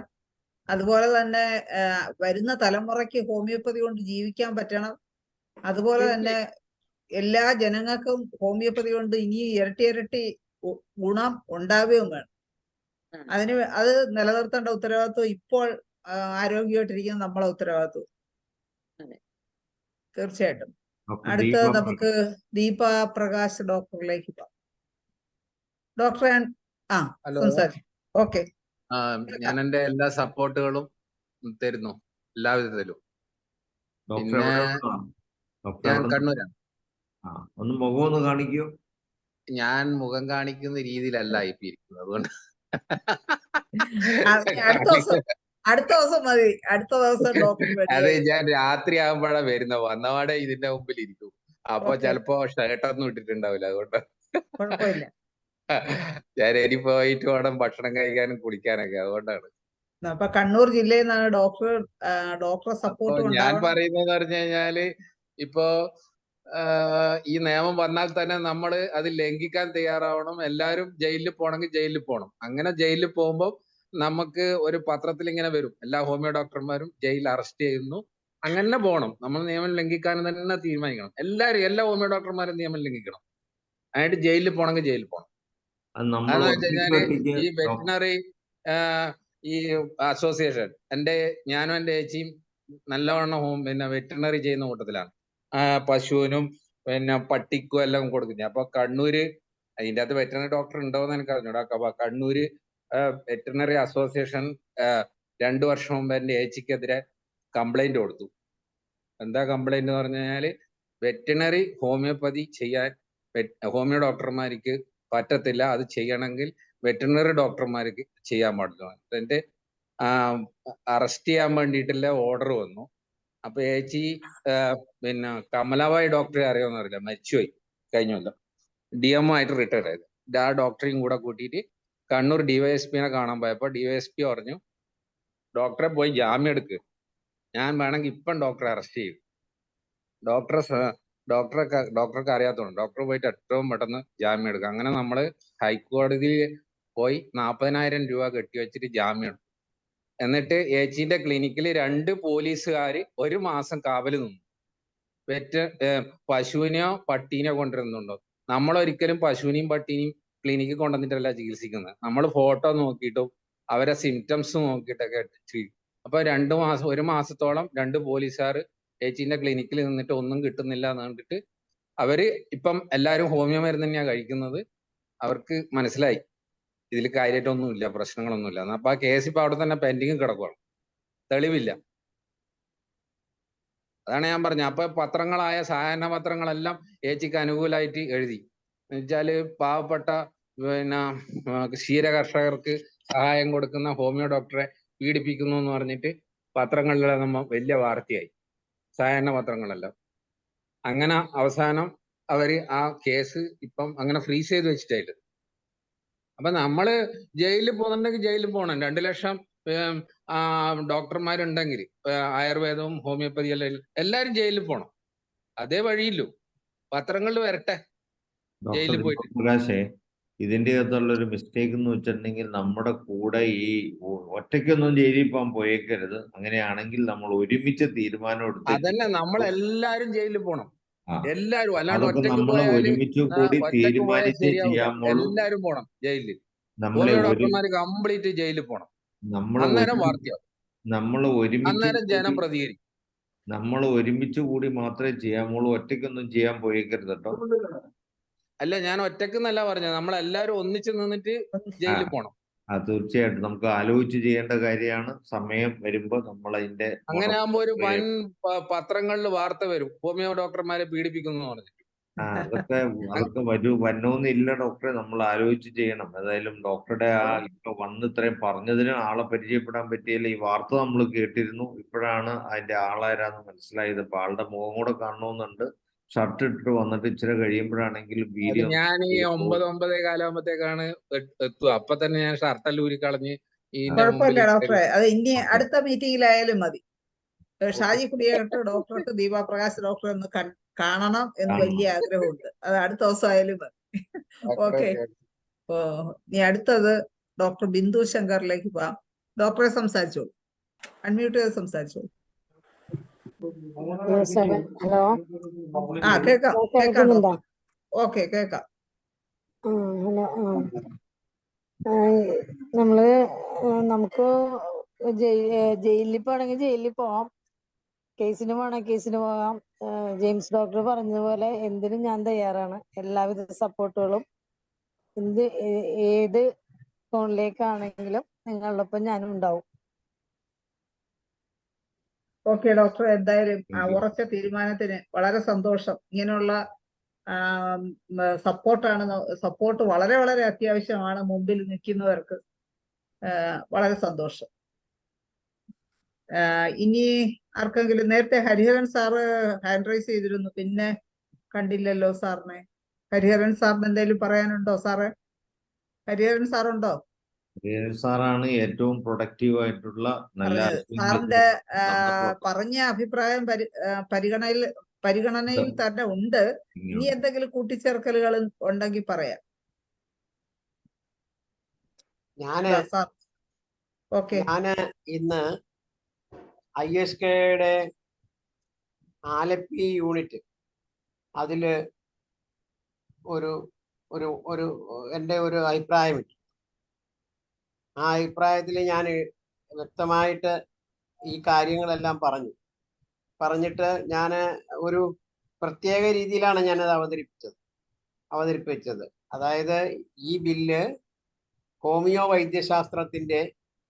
വൈദ്യശാസ്ത്രത്തിന്റെയും ഹോമിയോപ്പതി ഡോക്ടർമാരുടെയും അന്തകനായ ബില്ലാണിത്. ഇത് ISKയുടെ തലപ്പത്തിരിക്കുന്ന ആൾക്കാർ ഇത് മനസ്സിലാക്കണം എന്നും പറഞ്ഞ് ഞാൻ കുറച്ചുകൂടെ വേറെ കുറച്ച് കാര്യങ്ങളും കൂടെ ഞാൻ അതിനകത്ത് ഇട്ടിട്ടുണ്ട്. ഇതേവരെ അവർ റെസ്പോണ്ട് ചെയ്ത് എനിക്ക് കൃത്യമായിട്ട് ഒരെണ്ണം ഞാൻ അതിനകത്ത് കണ്ടില്ല. അമേരിക്കയിൽ സംഭവിച്ചത് ഇവിടെ കേരളത്തിലും സംഭവിക്കും, അതിൻ്റെ തുടക്കമാണ് ഇത്. അതുപോലെ തന്നെ ഒരു കാര്യം കൂടെ ഞാൻ അതിനകത്ത് പറഞ്ഞു, ഒട്ടും താമസിയാതെ ഇവിടുത്തെ ഹോമിയോപ്പതി ഡോക്ടർമാരെ അറസ്റ്റ് ചെയ്യും. ഈ ബില്ല് വെച്ചോണ്ട് നിയമമായി കഴിഞ്ഞു. എത്ര പെട്ടെന്നാ അത് ഗസറ്റി വന്നേ? സാധാരണയൊന്നും ഇത്രയും പെട്ടെന്ന് ഗസറ്റി വരില്ല, വളരെ താമസിച്ചേ ഗസറ്റി വരത്തുള്ളൂ. നമ്മൾ ഒരു മാസം ഗ്യാപ്പ് കിട്ടുമെന്നാ വിചാരിച്ചേ. ഒരു മാസം പോയിട്ട് ഒരു ദിവസം പോലും കിട്ടിയില്ല. ഗസറ്റി വന്നത് കണ്ടോ? ഇത് കണ്ടു. അടുത്തത് വരാൻ പോകുന്നത് വിത്തിൻ നോ ടൈം. ഞാൻ അതാ അതിനകത്ത് ഇട്ടിരുന്നത്. ഹോമിയോ ഡോക്ടർമാർക്കെതിരെ കേസ് വരും. ഈ നോട്ടിഫൈബിൾ ആയിട്ടുള്ള ഡിസീസിനെ കുറിച്ച് ISK നേതൃത്വം ലിസ്റ്റ് ഇടണം. എല്ലാവരും സൂക്ഷിച്ചിരിക്കണം. വേണ്ടി വന്നാൽ ഞാൻ കഴിഞ്ഞ ദിവസം പറഞ്ഞതുപോലെ ഒരു അഫിഡവിറ്റ് വാങ്ങിച്ച് കൈവച്ചോ, കച്ചിത്തുരുമ്പ് പോലെ ഇരിക്കത്തല്ലേ ഉള്ളൂ. എന്നാലും ഒരു അഫിഡവിറ്റ്, ഇതെല്ലാം ഞാൻ എന്തിനാ പറഞ്ഞതെന്ന് വെച്ചാല്, ഈ അളയിൽ ഇരിക്കുന്നവന് കുത്തി നോവിക്കണം, എന്നാൽ ഇവൻ വെളിയിൽ ചാടത്തു. അളയിൽ ഇരിക്കുകയാണ് ഇവൻ. പിന്നെ ഞാൻ സുഖമാണ് എന്നും പറഞ്ഞ് ഈ പൊത്തി കയറി ഇരിക്കുക, പൊത്തിൽ ഇങ്ങനെ ഇരിക്കുകയാണ്, എനിക്ക് സുഖമാണെന്നും പറഞ്ഞ് ഇവനെ കമ്പിട്ട് കുത്തണം. കമ്പിട്ട് കുത്തുമ്പം അവൻ വെളിയിൽ ചാടി വരും. ഈ നേതൃത്വമൊക്കെ, എല്ലാ നേതൃത്വവും, ഞാൻ ISKയുടെ മാത്രമല്ല പറഞ്ഞത്, പലവിധ സംഘടനകളുണ്ട്. ഇവനെല്ലാം ഒട്ടകത്തെ പോലെ ഇരിക്കുക, തല മണ്ണി പൂഴ്ത്തിയിട്ടിരിക്കുവാണ്. എനിക്കൊന്നും അറിയത്തില്ലേ രാമനാരായണ എന്നും പറഞ്ഞിരിക്കുകയാണ്. അത് എന്ത് അന്ധതയോ ആയിക്കോട്ടെ, രാഷ്ട്രീയ അന്ധതയോ ഇല്ലെങ്കിൽ എന്തും ആയിക്കോട്ടെ, പക്ഷെ തല പൂഴ്ത്തിയിരിക്കുകയാണ്. ഇതിന്റെ വരുമരായികൾ വരാൻ പോകുന്നത് വിത്തിൻ നോ ടൈം. എന്റെ വിചാരം ഒരു മാസം പോലും വേണ്ടെന്നാണ് എനിക്ക് തോന്നുന്നത്. അതിനു മുമ്പ് തന്നെ ഇവിടെ കേരളത്തില് കേസ് രജിസ്റ്റർ ചെയ്യപ്പെടും, അതിന് സംശയമൊന്നുമില്ല. അപ്പോഴേ ഇവർക്ക് ഈ തലപ്പത്തിരിക്കുന്ന ആൾക്കാർക്ക് അപ്പോഴും അവർ പറയും സാരമില്ല, നമുക്ക് കേസ് നടത്താമെന്ന് പറയും. പക്ഷെ ഈ കെണിയുന്നത് ഈ ഹോമിയോ ഡോക്ടറായിരിക്കും കെണിയുന്നത്.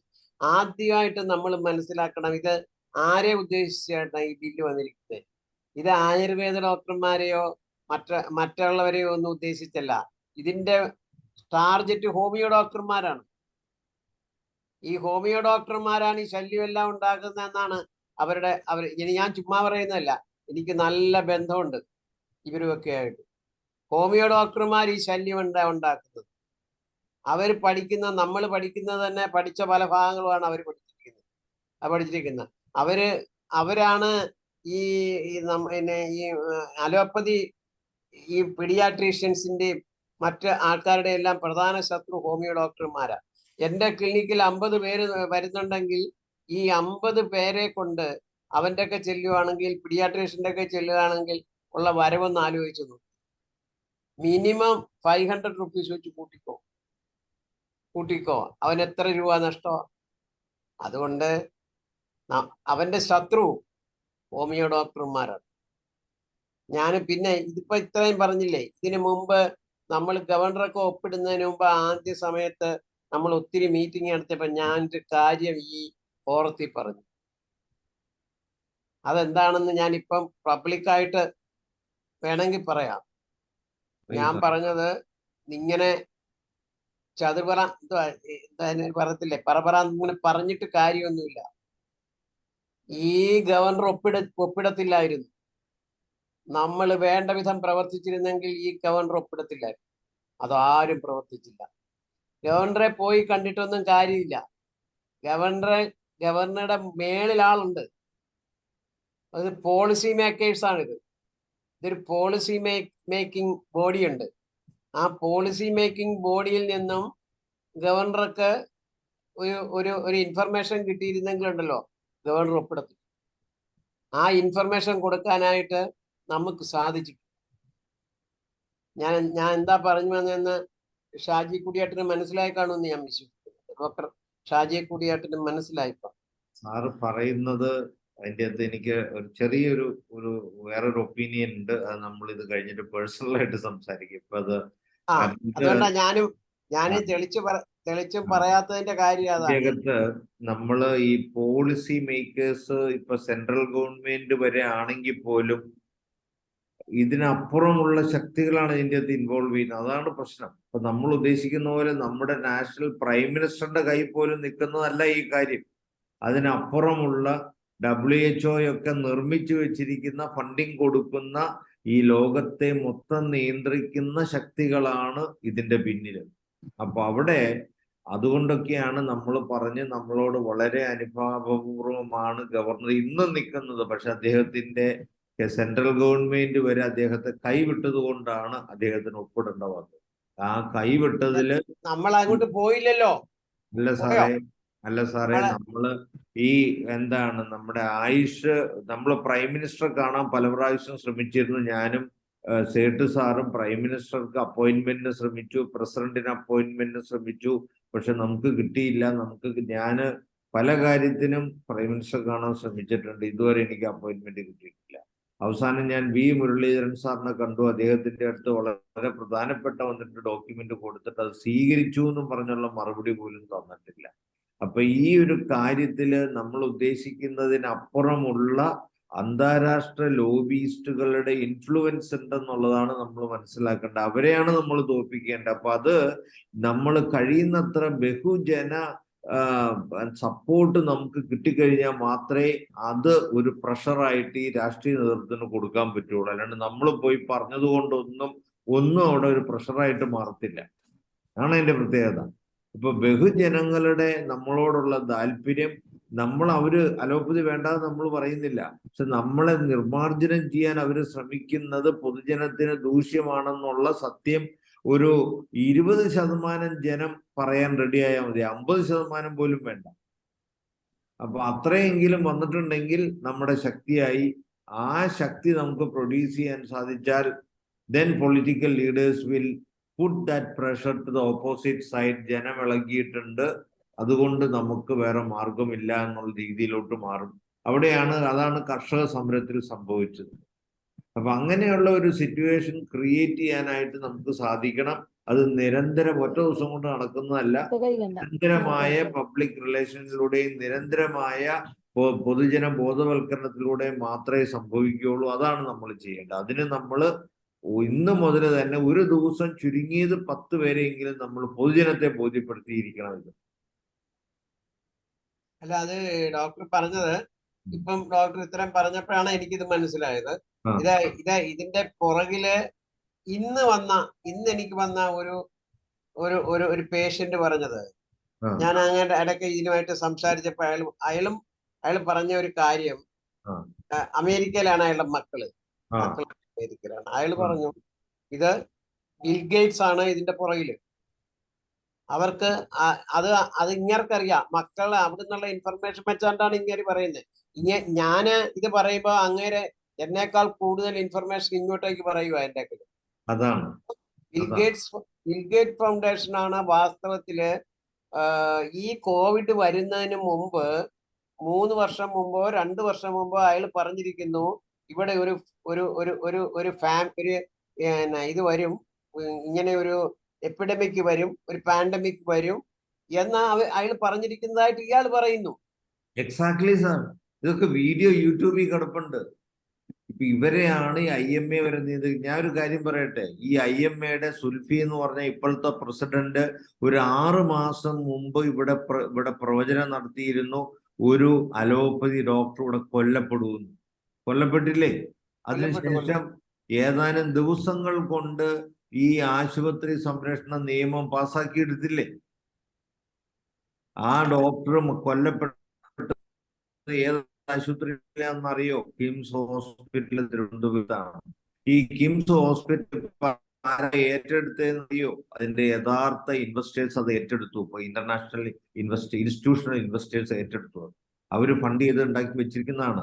കേരളത്തിലെ ഒരാളെ അതിനെ നടത്തിപ്പിനെ ഏൽപ്പിച്ചു. ആ ആൾക്ക് അവർക്ക് തിരിച്ചു കൊടുക്കേണ്ട അത്രയും ഫണ്ട് കൊടുക്കാൻ പറ്റാതെ ഇരുന്നുകൊണ്ട് അവര് നേരിട്ട് ഏറ്റെടുത്തു. ആ ആശുപത്രി വെച്ചാണ് ഈ വന്ദനാദാസ് എന്ന് പറഞ്ഞ ആ ഡോക്ടർ കൊല്ലപ്പെട്ടത്.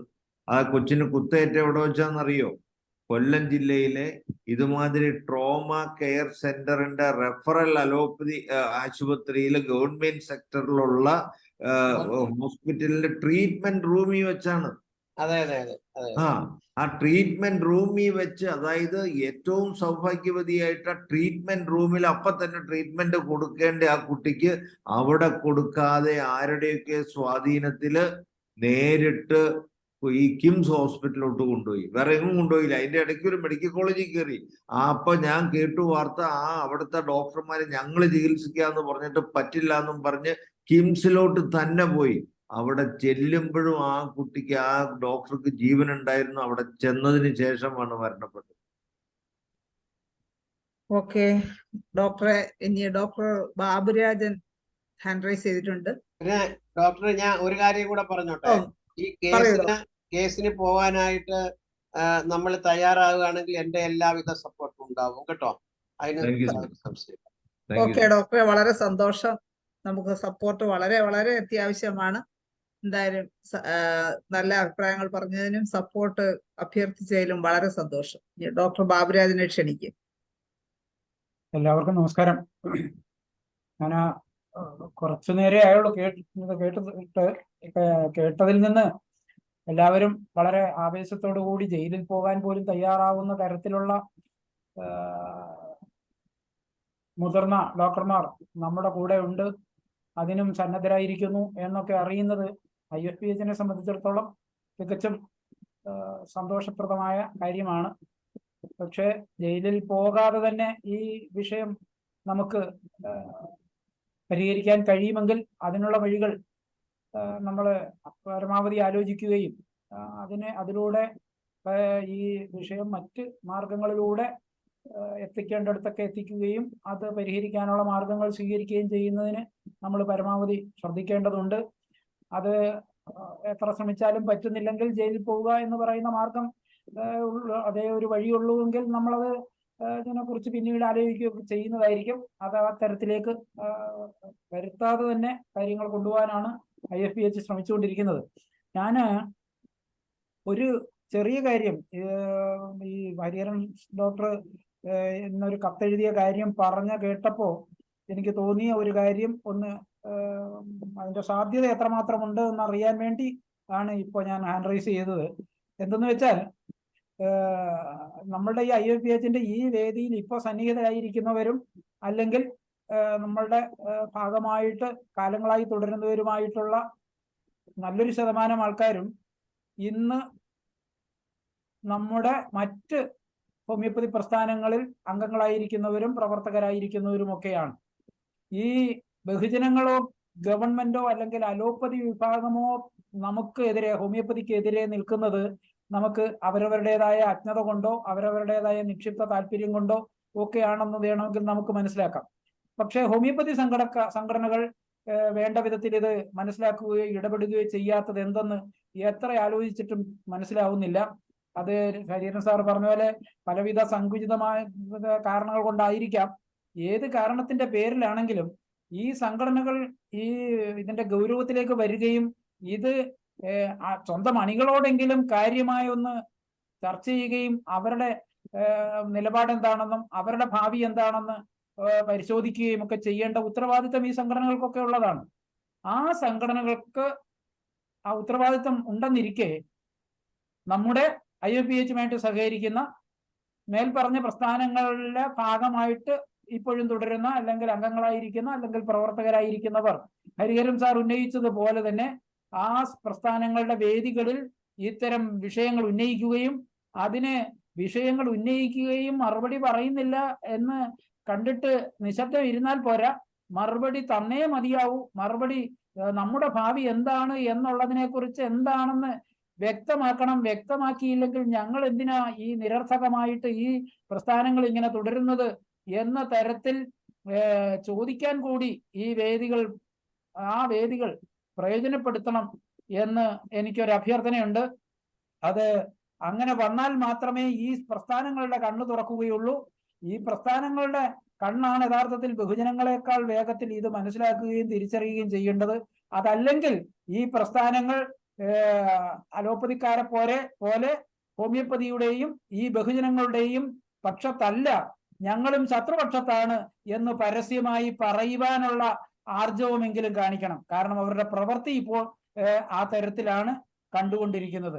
അങ്ങനെ ഒരു പ്രേരണയ്ക്ക് രഹസ്യമായിട്ടോ പരസ്യമായിട്ടോ അവരുടെ വേദികൾ പ്രയോജനപ്പെടുത്താൻ നമ്മുടെ ഈ ഭാഗമായിട്ട് മുന്നോട്ട് പോകുന്ന ഈ ബില്ലിന്റെ ദൂഷ്യവശങ്ങൾ ബോധ്യമുള്ളവർ പരിശ്രമിക്കണമെന്ന് അഭ്യർത്ഥിക്കുകയാണ്. അത് ആ അഭ്യർത്ഥന വളരെ കാര്യക്ഷമമായിട്ട് തന്നെ മുന്നോട്ട് വയ്ക്കുവാൻ ഞാൻ ആഗ്രഹിക്കുകയാണ്. അങ്ങനെ ചെയ്യുമെന്ന് വിചാരിച്ചുകൊണ്ട് ഞാൻ അവസാനിപ്പിക്കുന്നു. നന്ദി, നമസ്കാരം. നന്ദി ഡോക്ടർ ബാബുരാജൻ. ഡോക്ടർ തുടരണം. ഇന്ന് ഈ പങ്കെടുക്കുകയും അഭിപ്രായം പറയുകയും എല്ലാം ചെയ്ത ഡോക്ടേഴ്സിനെല്ലാം നന്ദി പറയുന്നതിന് ഡോക്ടർ ഇനിയും തുടരുമെന്നുള്ള പ്രതീക്ഷയോടെ വേലപ്പൻ സാറിനെ നമുക്ക് ക്ഷണിക്കാം. എനിക്കൊരു അവസരം കൂടെ തരണേ ഇപ്പൊ? തീർച്ചയായിട്ടും. Thank you doctor. ഞാനിന്ന് 2 ദിവസമായിട്ട് എനിക്ക് കയറാൻ പറ്റില്ലായിരുന്നു. ഇന്നിപ്പം കുറച്ച് നേരമായി ആകെ കയറിയിട്ട് വളരെ അപകടകരമായ ഒരു അവസ്ഥയിലാണെന്ന് മനസ്സിലായി. നമ്മുടെ ഇന്നത്തെ സ്ട്രെങ്ത് ഇപ്പം നോക്കിയിട്ട് 41 പേരാണുള്ളത്. അപ്പം നമ്മുടെ IFPH തന്നെ ഇതിന്റെ അപകടം മനസ്സിലാക്കിയ ആൾക്കാരുടെ എണ്ണം കുറവാണെന്ന് തോന്നുന്നു. ഇതിന്റെ എന്തൊക്കെ ആയാലും കുറെ ആൾക്കാർ ഇതിന്റെ പ്രാധാന്യം മനസ്സിലാക്കിയിട്ടുണ്ട്. നമ്മുടെ സാറ് വൈസ് പ്രസിഡന്റ് പറഞ്ഞതുപോലെ ഇന്റർനാഷണൽ മാഫിയക്കാരായിട്ട് നമ്മൾ വർക്ക് ചെയ്യേണ്ടത്. അപ്പം ഇത്രയും പേരെ കൊണ്ട് ചെയ്യാൻ പറ്റുമോ? അപ്പൊ എന്തായാലും കൊള്ളാം. ഇതിന് എല്ലാവിധ നമ്മുടെ അണികളിലുള്ള ആൾക്കാരെ കൊണ്ട് ചെയ്യാൻ പറ്റത്തുള്ളൂ. അപ്പൊ അവരുടെ എല്ലാ പ്രവർത്തനത്തിനും മനസ്സുകൊണ്ട് ഞാൻ ദൈവത്തിനോട് പ്രാർത്ഥിക്കുന്നു. അവരുടെ പ്രവർത്തികൾ വിജയകരമാകട്ടെ പ്രാർത്ഥിക്കുന്നു. അതോടൊപ്പം നമ്മുടെ ഡോക്ടേഴ്സിനും ഈ വൈകിയ സന്ദർഭത്തിലെങ്കിലും അപകടം മനസ്സിലാക്കാനും പൊതുജനത്തിനെ ഇത് മനസ്സിലാക്കാനും കൂടി ശ്രമിക്കണം. മറ്റുള്ള കാര്യങ്ങളൊക്കെ നിങ്ങൾ എൻ്റെ ലീഡേഴ്സ് ചെയ്യുന്നുണ്ട്. അവരുടെ ആ സെൽഫ്ലെസ് വർക്കിനെ അഭിനന്ദിക്കുന്നു. എല്ലാവിധ പ്രോത്സാഹനങ്ങളും എല്ലാവിധ ജനങ്ങളും ഉണ്ടാക്കി പ്രാർത്ഥിക്കുന്നു. Thank you very much. സന്തോഷം വേലപ്പൻ. ഓക്കെ, സന്തോഷം വേലപ്പൻ സാറ്. സാറ് ഇതിൽ പങ്കെടുക്കുകയും 2 വാക്ക് സംസാരിച്ചതിലും. അതുപോലെ തന്നെ വേറൊരു കാര്യം പറയാനുള്ളത്, ഇപ്പൊ ഹോമിയോപ്പതി സ്നേഹികളുടെ പങ്കാളിത്തം കുറവായിട്ടാണ് കാണുന്നത്. അവരെ കൂടുതൽ പേരെ പങ്കെടുപ്പിക്കാനുള്ള ഒരു ശ്രമവും കൂടി ഉണ്ടാവണം. നമുക്ക് കൂടുതൽ പേരെ പങ്കെടുപ്പിക്കണം. അതുകൂടി പറഞ്ഞുകൊണ്ട് നമ്മുടെ സമയം ഏകദേശം ഒരുപാട് മുമ്പോട്ട് പോയിരിക്കുകയാണ്. ഈ ഇന്നത്തെ പരിപാടിക്ക് നന്ദി പറയുന്നതിന് ഞാൻ ഡോക്ടർ ബാബുരാജനെ, നമ്മുടെ സംഘടനയുടെ സെക്രട്ടറി ഡോക്ടർ ബാബുരാജൻ. അല്ല, ഞാൻ ഹരിഹരൻ സാർ എന്തോ സാറിന് ശരിയാണ്. Okay okay. ഞാൻ എനിക്ക് നമ്മുടെ സെക്രട്ടറി പറഞ്ഞതിനോട് പൂർണ്ണമായ യോജിപ്പാണുള്ളത്. എന്താന്ന് വെച്ച് കഴിഞ്ഞാൽ ഞാന് ഏതാണ്ട് ഈ ISP ഉണ്ടായ കാലം തൊട്ട് ഇന്ന് വരെ അതിന്റെ ലൈഫ് ടൈം മെമ്പർഷിപ്പ് ഉള്ള ആളാണ്. അപ്പൊ എനിക്ക് പറയാനുള്ള അവകാശമുണ്ട്. ഇതുപോലെ ഓരോ മെമ്പർമാർക്കും പറയാനുള്ള അവകാശമുണ്ട്. അവരവരിയ്ക്കുന്ന സംഘടനയിലെ അവർ ക്വസ്റ്റ്യൻ ചെയ്യപ്പെടണം. നേതൃത്വത്തെ ക്വസ്റ്റ്യൻ ചെയ്യണം. ക്വസ്റ്റ്യൻ ചെയ്യുന്ന വെറുതെ അല്ല. ഈ ബില്ല് ഇതിനകത്തെ കാര്യങ്ങൾ ചൂണ്ടിക്കാട്ടി ക്വസ്റ്റ്യൻ ചെയ്യണം. ക്വസ്റ്റ്യൻ ചെയ്ത് കഴിഞ്ഞാൽ മാത്രമേ ഇവരുടെ കണ്ണ് തുറക്കത്തുള്ളൂ. ഇത് തന്നെയാണ് എനിക്ക് തോന്നുന്നത് നമ്മുടെ സെക്രട്ടറിയും പറഞ്ഞത്. അതെ ഹരിഹരൻ സാറ്, അതാണ് എനിക്ക് പറയാനുള്ളത്. ഓക്കെ, ഞാൻ ബാബുരാൻ ഡോക്ടറെ സംസാരിച്ചു. അതെ, നമ്മള് ഇപ്പോ ഈ ഇത്രയും വൈകിയ വേളയിലും 10:30 ഈ 10:30 സാധാരണ നമ്മൾ 10 മണിക്ക് നിർത്തുന്നതാണ്. എങ്കിലും 10:30 വരെ ആയിട്ടും ഈ വിഷയത്തിന്റെ ഗൗരവം മനസ്സിലാക്കി, ഈ വിഷയത്തിൽ ഇതിന്റെ അപകടം മനസ്സിലാക്കിക്കൊണ്ട് ഹോമിയോ ഡോക്ടർമാരോടൊപ്പം തന്നെ ഹോമിയോ സ്നേഹികളും ഇവിടെ ഇരിക്കുന്നു എന്നുള്ളത് വളരെ ചാരിതാർത്ഥ്യജനകമാണ്. അവരുടെ അർപ്പണ മനോഭാവത്തെ ഈ എത്ര പ്രകീർത്തിച്ചാലും മതിയാവുകയില്ല. നമ്മുടെ ഇത്തരം ആൾക്കാരുടെ കൂട്ടായ്മ എന്ന നിലയിലാണ് IFPH ഇത്ര കാലവും ഈ ലെവൽ വരെ വളർന്ന് മുന്നോട്ട് പോകുന്നത്. നമ്മളുടെ ശബ്ദം പലപ്പോഴും ബദിരകർണങ്ങളിലാണ് പതിക്കുന്നതെങ്കിൽ പോലും നമുക്ക് ഇങ്ങനെയെങ്കിലും പറയുവാനുള്ള ശക്തി നൽകുന്ന ഈ പരിപാടിയുടെ ഭാഗമായി തീരുന്ന ഈ പരിപാടിയിൽ ഇന്ന് ഇനിയും പങ്കെടുക്കാനിരിക്കുന്ന എല്ലാവർക്കും, കാരണം ഞാൻ തുടക്കത്തിലെ സൂചിപ്പിച്ചു, ഇവിടെ ഇന്ന് നടന്ന പരിപാടികൾ തുടക്കത്തിൽ ആരൊക്കെ എന്തൊക്കെ പറഞ്ഞു എന്നുള്ളതിനെ കുറിച്ച് കൃത്യമായ ഒരു ധാരണ ഇല്ലാത്തത് കൊണ്ട് ഞാൻ വ്യക്തികളെ പേരെടുത്ത് പറയുന്നില്ല. ഈ പരിപാടിയിൽ നമ്മുടെ പരിപാടികൾ പങ്കെടുത്ത എല്ലാവർക്കും നന്ദി പ്രകടിപ്പിക്കുന്നു. IFPHന്റെ കൂടെ എന്നും ഉണ്ടാവണമെന്ന് അഭ്യർത്ഥിക്കുന്നു, എന്നും ഉണ്ടാവുമെന്ന് വിശ്വസിക്കുന്നു. IFPHും ഇത്തരം വിഷയങ്ങളുമായിട്ട് എന്നും ഉണ്ടാവും. അതിന്റെ ഭാഗമായിട്ട് നമ്മൾ ഷാജിക്കുടിയ ഡോക്ടർ ഇവിടെ സൂചിപ്പിച്ചിട്ടുണ്ടാവും. കാരണം നമ്മൾ ഈ ബില്ലിന്റെ ഇപ്പൊ ഗസറ്റിൽ വന്നതിന് ശേഷം അതിന്റെ ആധികാരികതയും അതിലുള്ള പ്രശ്നങ്ങളും ഒക്കെ ഞങ്ങൾ കുറച്ച് ദിവസമായിട്ട് അതിലുള്ള ഓരോ അക്ഷരവും വായിച്ച് അത് പരിശോധിച്ച് അതിന്റെ നോട്ടെടുത്തുകൊണ്ടിരിക്കുകയാണ്. എന്നിട്ട് ഞങ്ങൾക്ക് ഇപ്പോൾ 2 അധ്യായം പോലും പൂർത്തിയാക്കാൻ കഴിഞ്ഞില്ല, 3-4 ദിവസമായിട്ട് ഇരുന്നിട്ട് പോലും. കാരണം അത്ര ഗൗരവത്തോടു കൂടിയാണ് നമ്മളത് പരിശോധിച്ചുകൊണ്ടിരിക്കുന്നത്. അതിൽ ആർക്കും പങ്കെടുക്കാം. ഈ നാളെയില്ല, മറ്റന്നാൾ മുതൽ 3 മണി നേരത്താണ് നമ്മളുടെ വേദിയിൽ ഇത് നടക്കുന്നത്. ഇത് പങ്കെടുക്കുകയും ഇതിന്റെ ഗൗരവം മനസ്സിലാക്കുകയും ചെയ്യാൻ അതിനുകൂടി ഏതൊരാളിലും പങ്കെടുക്കാവുന്നതാണ്. അതുകൂടി അറിയിച്ചുകൊണ്ട് എല്ലാവർക്കും ഒരിക്കൽ കൂടി നന്ദി പറഞ്ഞുകൊണ്ട് നിർത്തുന്നു. നന്ദി, നമസ്കാരം. നന്ദി ഡോക്ടർ ബാബുരാജൻ. നമ്മുടെ മലയാള സെക്ഷൻ പ്രോഗ്രാം വൈൻഡപ്പ് ചെയ്യേണ്ടുന്ന സമയമായി. എന്തായാലും ഈ 10:30 വരെ നീണ്ട ഈ സമയത്തും ഏറ്റവും പ്രായമുള്ള അമ്പാടി മാഡം മുതൽ ജെയിംസ് പോൾ ഡോക്ടർ വരെ, പിന്നെ എല്ലാ ഡോക്ടേഴ്സും ഇതുവരെ നമ്മളോടൊപ്പം തുടർന്നു. ഇതുവരെ ഈ പ്രോഗ്രാമിൽ പങ്കെടുത്ത എല്ലാവർക്കും ശുഭരാത്രി നേർന്നുകൊണ്ടും ഒരിക്കൽ കൂടി നന്ദി പറഞ്ഞുകൊണ്ട് ഇന്നത്തെ പ്രോഗ്രാം വൈൻഡപ്പ് ചെയ്യുന്നു. എല്ലാവർക്കും